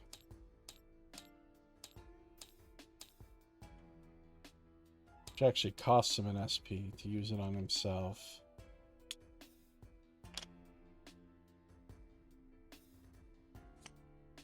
He's going to...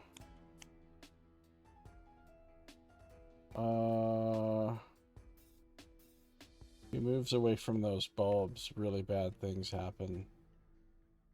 He doesn't have any... like, oh, avoid break attacks or whatever. Yeah.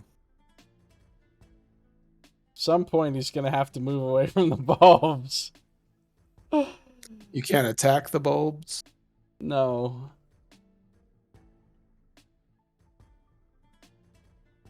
So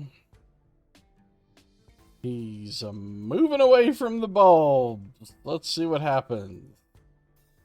So he provokes a break attack from both. Of course, these bulbs will affect the Gavaden too, which is actually kind of good. So first bulb, red bulb, deal a purple die of physical damage. So that's going to do a purple die of physical to the Gavaden and Zeke, which means it's going to do 5 damage to both of them. So red's taking 5, minus his barrier is taking 4. 1 barrier, but that kills him. Okay, that's good. That's good. Yeah. And then the other one... inflict disease. Fun. Disease is fun. We've got a disease for... you got one for the Gavaden. Got one for them, yeah. And Zeke gets his own disease. You may not have positive effects or remove damage or other effects. So he can't heal now. Oh. And he can't remove damage or other effects. So he can balm that disease off of himself, though. So no big deal. He can actually do that right now. So okay. So now he can finally move. He can move. Did he spend his... no, he didn't spend his point to move yet. He can come up here. He's not popping the red totem yet. Barely. He can use the balm on himself, getting rid of his disease. Getting rid of the balm. And he can pull the loot. Hold on, does he have any allies? No, he never had any allies within SOI.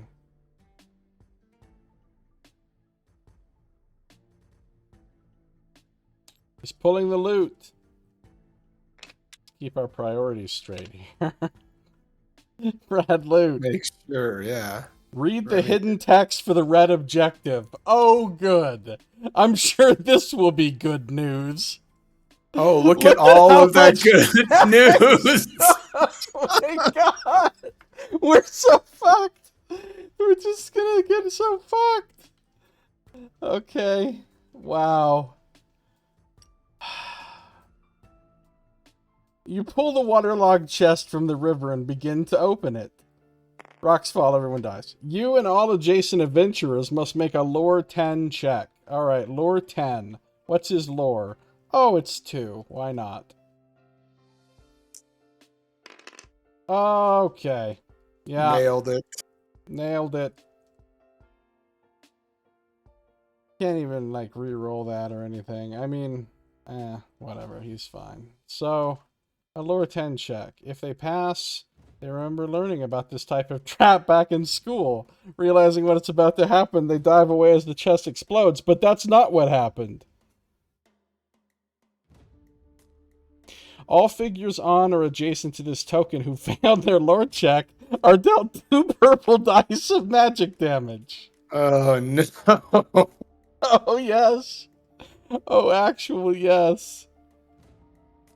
Oh, no. that's 7 more damage. He's almost dead. The only reason he's not dead is because he upgraded his armor. Okay, what happens next? We're not done. We have barely even begun. This is a troll-ass encounter. Quick, get the loot out of the river, and when you get the loot. The explosion causes the ground to erupt, sending dirt and debris all around. This explosion must have been similar to the one that destroyed the caravan. The force of it rocks the foundation of the riverbed, opening up a cavern below and destroying the chest. Place a dangerous terrain token on the space this loot token occupied. So where's the terrain?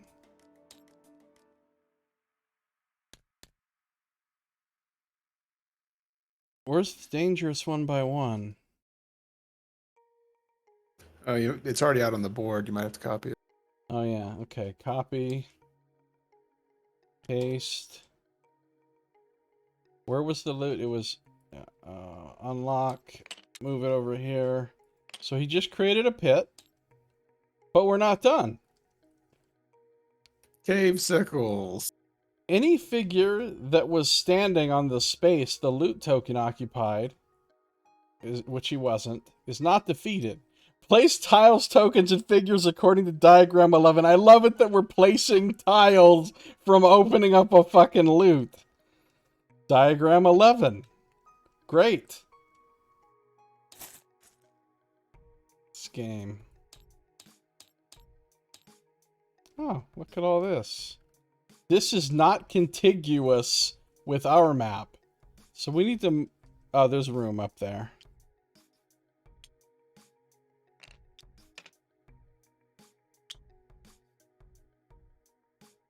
Alright, let me see. Load page.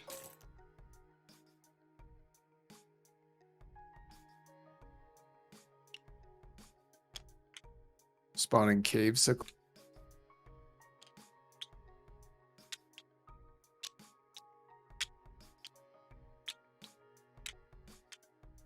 Let's create a whole fucking conundrum up here. Alright, hold on. So, you got the... This one goes here. Then, one with all the water.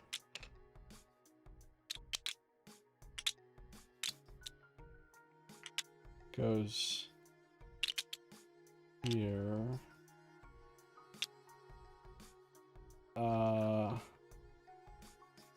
Then you've got the next one, which is like all bajiggity joogity. And this, it spins like this. Goes here. Are we on ancient cave sickles? No. Still just the normal one. Level's uncommon. Isn't there another type of cave sickle beyond that? I mean, like a... There's an elder cave sickle. What's the Oh, spawning loot level is common on that one, so that's what we're doing. Yeah, we're on elder cave sickles. I thought we were on the next level of cave sickles. So hold on. So now we've got to put all these water tiles on here.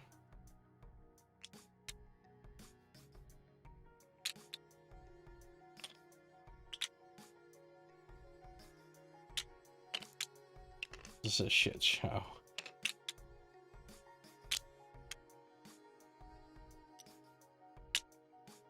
You gotta put all those water tiles on. You got a purple objective in the lower right-hand corner.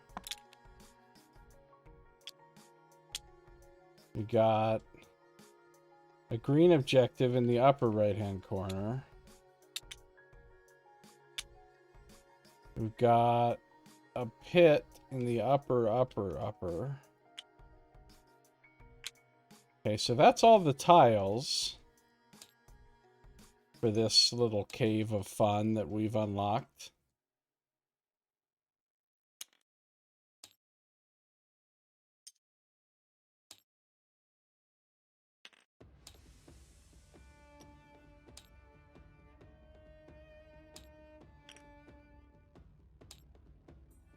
Then there's some sickles, 5 and 6, and then 1, 2, 3, and 4 are all over here.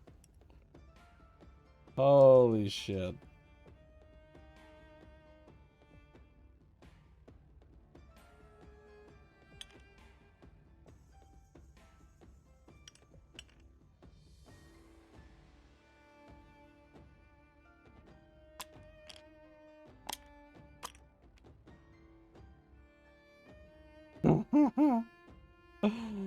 Cave sickles 1 through 3 are all going up there. This is why it had to give us the rule about you don't have to kill these cave sickles to complete the thing, which is nice.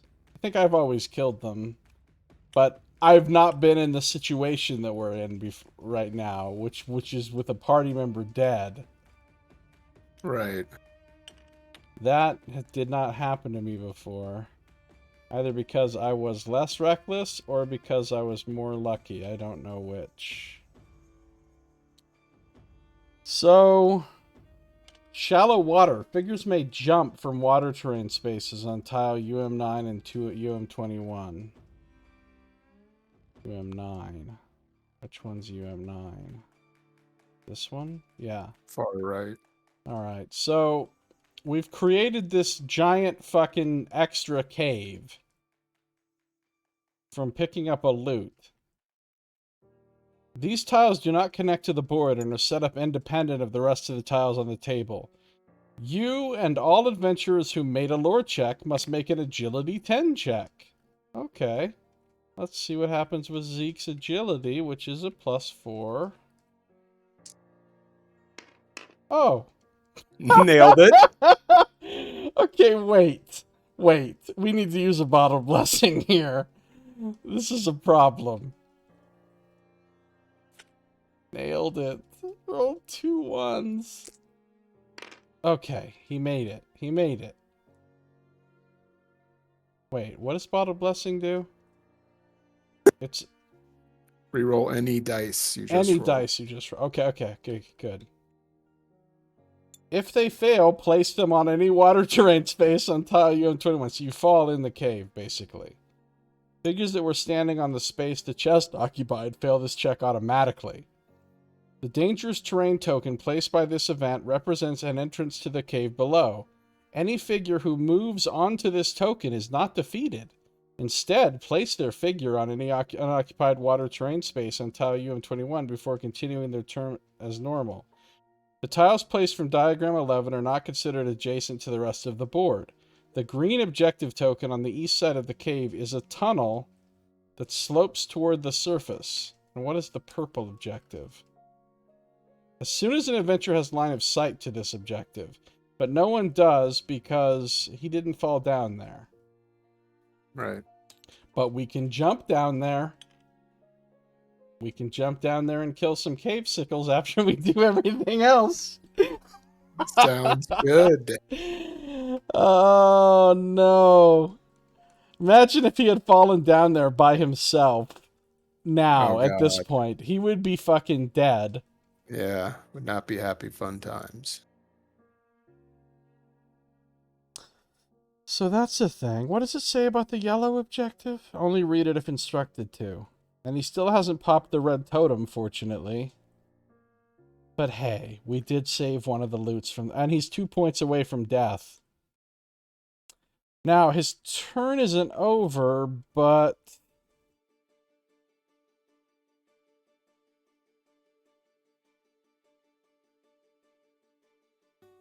I guess... he had better use a bottled blessing, another one, to give himself a stamina point, just so that he can cast his last heal on himself. So now he's got 10 damage, he has no more heals, there's no more bottled blessings, there's no more anything. He used his balm also. Okay, good turn, Zeke, good turn. Solid. Elder Cave Sickles. Bro, look at their dice if they have 4 within SOI. Fucking red. Teal and red. Jesus. with 12 defense. Yeah. Okay. Well, this is going great. Bungled caper. We're the ones bungling it. Well, whose turn is it? The cave sickles, but they're not really doing anything, right? There's No, no way for them yeah. to get They up can't the do anything until somebody comes down there. Nightingale. All right, my buddy Zeke needs some backup. Save the loot! Rook's got it, right? Yeah, Rook's going after it. Not like you have to worry about that Cardinal Earthloa.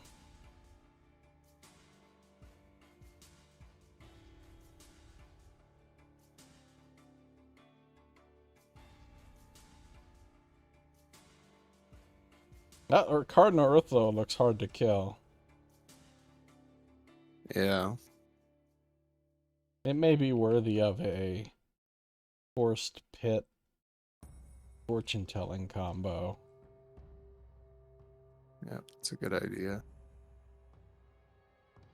Problem is, Rook's not going to get to go until after it does.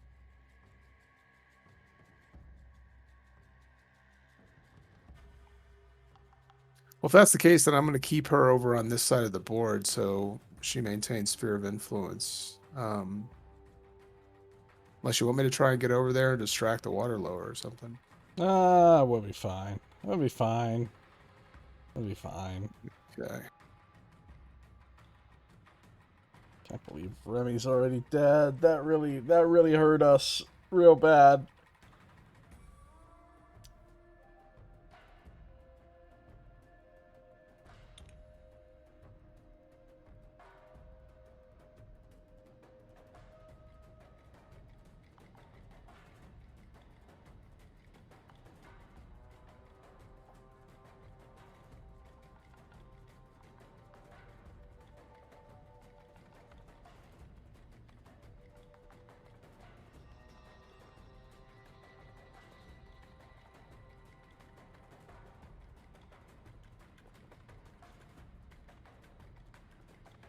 Bulbs.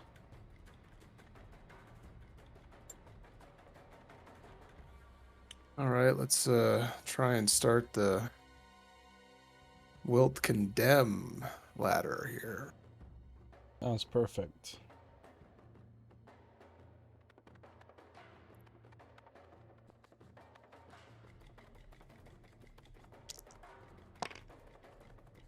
Force 10.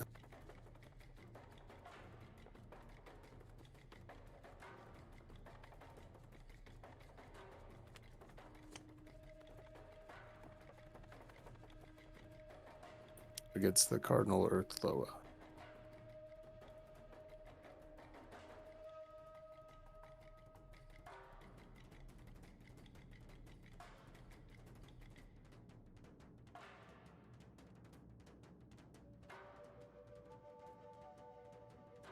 Oh, Force 10 against the Cardinal Earthloa.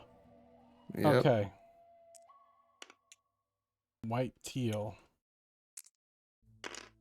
No, it's got a 12.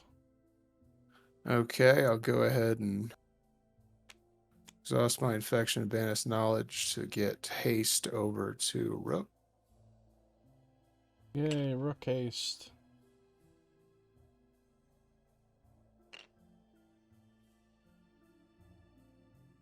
I think that'll do it for her.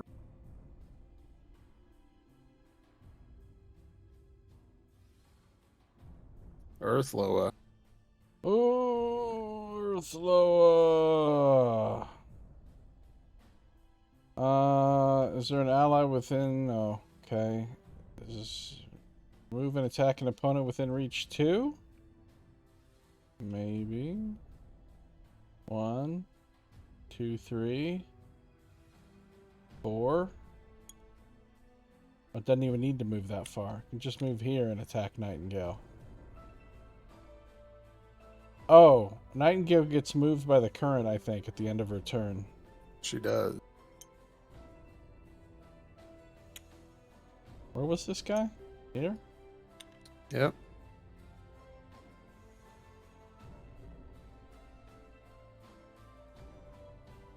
He has to move into the water. Won't really affect me as hulking. She dodging? Oh, she can't. Yeah. She's in the water. Oh, no, yeah, she's in the water. Don't worry, it's just teal green. It'll be fine. It's less fine than you hoped. What's your defense? 10, 11. 11. So hit for 3. 4, 5, 6. 6 damage. Okay.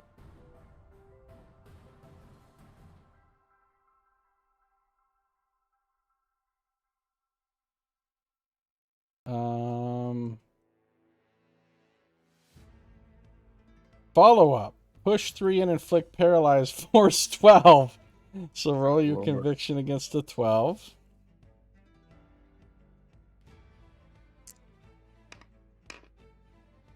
All right, I'm going to avail myself of some reroll dice.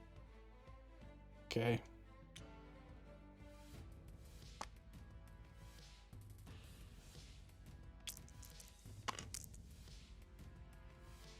Good Lord. Hmm.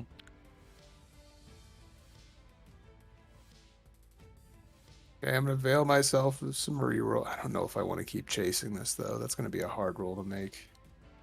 Yeah, but you don't want to get paralyzed, right? Yeah.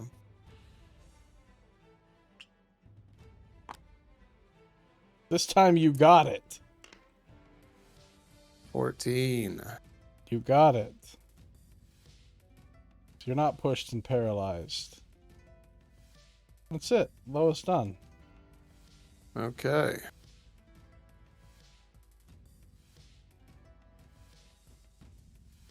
Gavaden. Oh, good. What's it gonna do?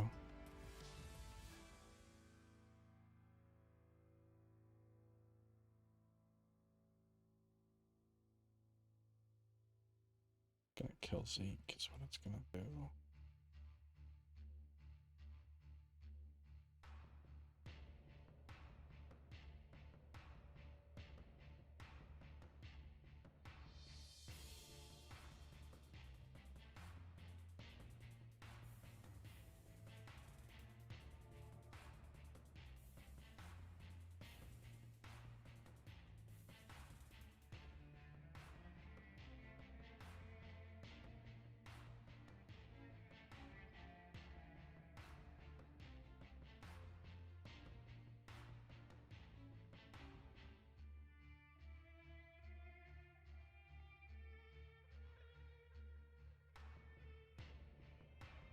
You got the Gavaden?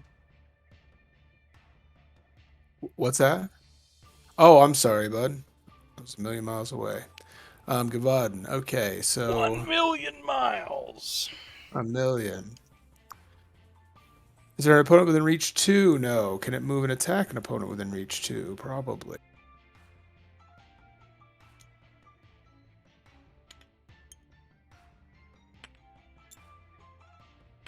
Okay, so we're attacking Zeke with reach 2, making an attack.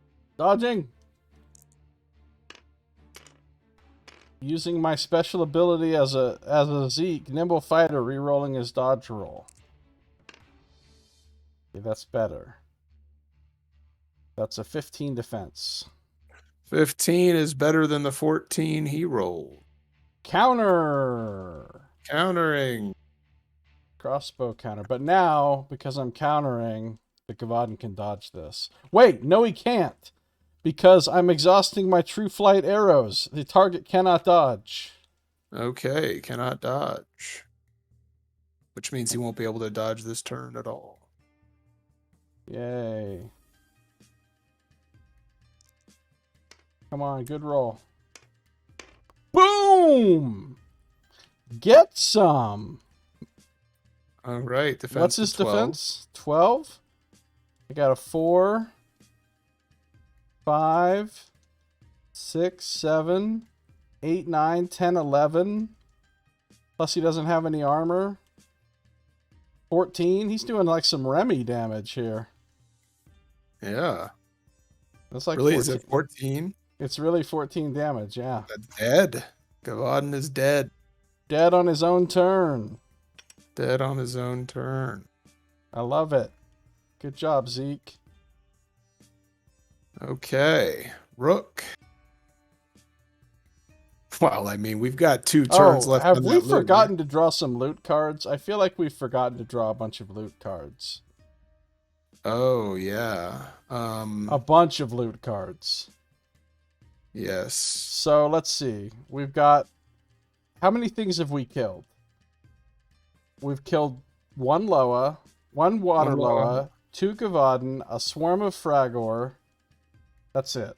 We've killed 4 Right. things. So we're due 3 loot cards. Yeah, go for it. Okay. 8 gold. Item loot. And 7 gold. So that's 15 more gold. An item loot. I don't know who gets this item loot. I guess we'll just assume it will go to Zeke at the end there. I suppose. 8. What is 8? Relic. A relic of the current loot level. Ooh, a common relic. Not looking. What do we get? We got this thing. This looks weird. A bauble of opulence. It's a conviction upgrade white and flip. After an opponent has dealt you damage, they are dealt magic damage equal to the damage they dealt you. Oh, damn. That could be good. Yeah. Although he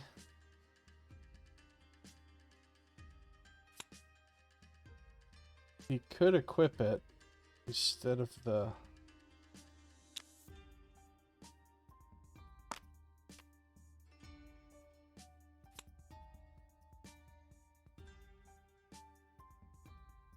Conviction upgrade white?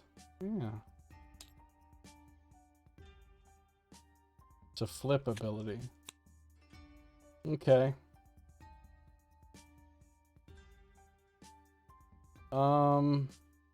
What happened? That was the Gavaden's turn and it died. Yep. So it's Rook's turn. Okay, well, we've got 2 rounds before the chest goes off the cliff here.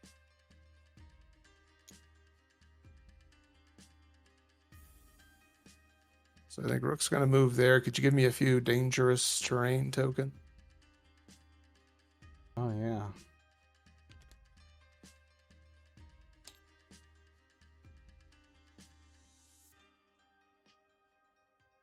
Oh, actually, I can refill the token.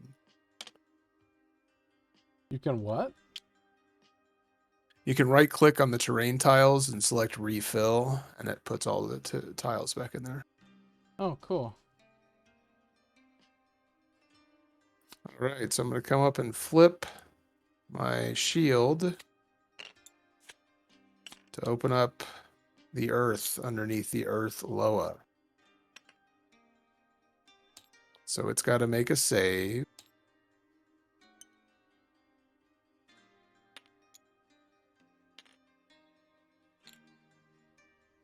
Yeah, maybe it will succeed.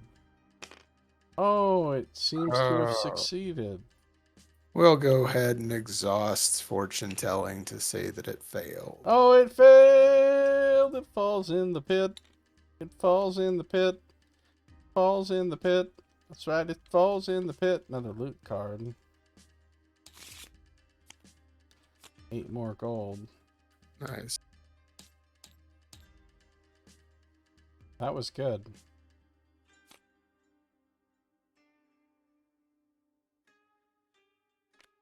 Okay, so that's going to be it for Rook. And this round. New initiative. Oh, at the end of the initiative, this thing moves, this thing moves, this thing moves. We still have 1 water Loa left alive. Did that water Loa ever get a turn? Oh yeah, it was early in the... Mm-hmm. Go ahead and shuffle it up. Nightingale goes first.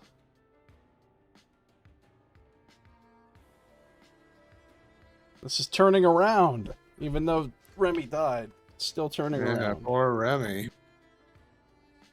I have a bad feeling about that red totem, though.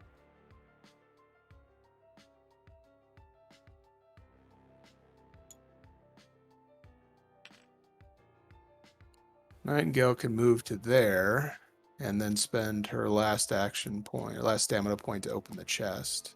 Yellow. Gain 2 random consumables. So, at this point, I think we have to shuffle both decks of consumables together. I think. It's That would possible. make sense. Yeah, no, we do. I remember reading about. Yeah. Ooh, we got one of the new ones. What does that thing do?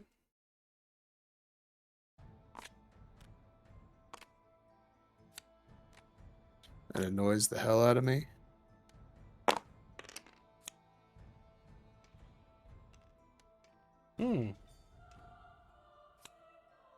Pretty nice. Now, one of those is going in the party stash, and this hangover elixir is in my pack if anybody wants to play around with it. Nice.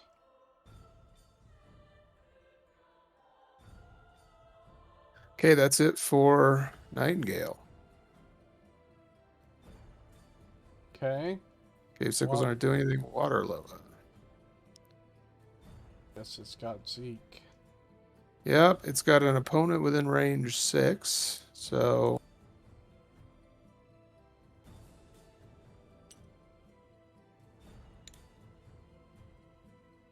it's going to move back a little bit and attack Zeke.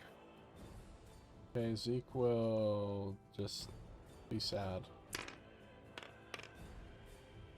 Not unless he's got a 5 defense. That's a really bad roll. Alright, it's a miss. Not great. So that's it for the Waterloa. Rook.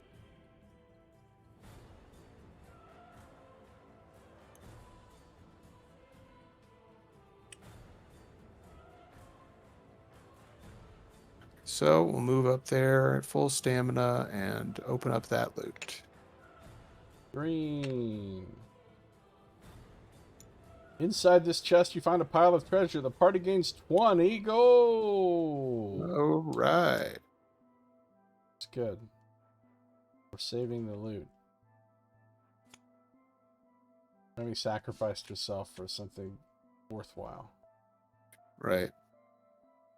The enrichment of her friends. Okay. Yeah, and that's going to be it for Rook. All right. Zeke's turn. Zeke's turn. All right. So Zeke gets 3 stamina. He's got 10 damage on him.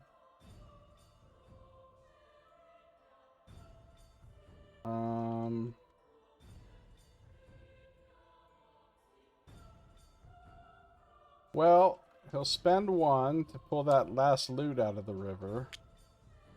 So blue loot. Inside this chest, you find a pile of treasure. The party gains 20 gold. Side quests keeping it up with the enrichment. I like it. Yeah, then he'll just jump in that hole, I guess. No. Let's get to work on this Waterlow, I suppose, before we pop the red totem. Oh, somebody's... Oh, fuck. The one person that was good to go get that sword out of the stone without taking pipe from the cliffs, it was Remy, and now she's gone. I think I can get Nightingale to do an assisted jump over those two. Yeah, okay, good. So, I mean, it'd probably still give us problems, but at least not until on the way back. Alright, so Zeke is going to come down here.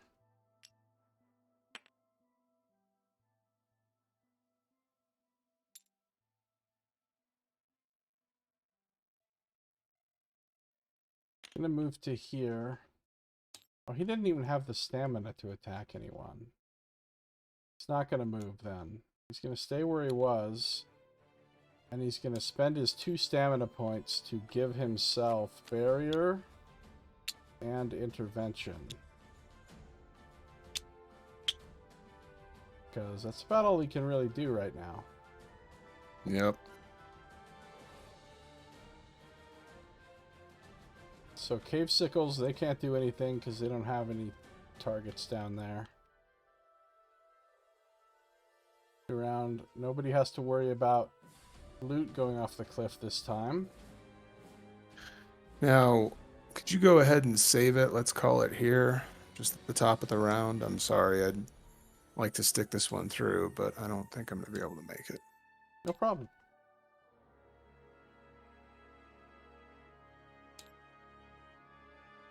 So when we come back, we'll be starting a new round with Zeke's turn. We're saved. Yep. This is a hell of a scenario. Yeah, gosh, lost Remy quick. Yeah. And then the exploding chest almost killed Zeke. Yeah. Also, and then he almost fell in the pit, which definitely would have led to his death. Mm-hmm. Had to re-roll. Holy shit. This is like the hairiest situation we've been in, I think. Yeah, for sure, thus far. But we saved all the loot, so we're doing good. All right, well, good times, buddy. Yeah, bud. Hey, I'll be around a little bit tomorrow, but oh no, actually tomorrow's Saturday. I'll be around all day. Maybe Celeste or something. Cool, yeah. Son will probably want to. All right, have a good night, man. Good night, Tim.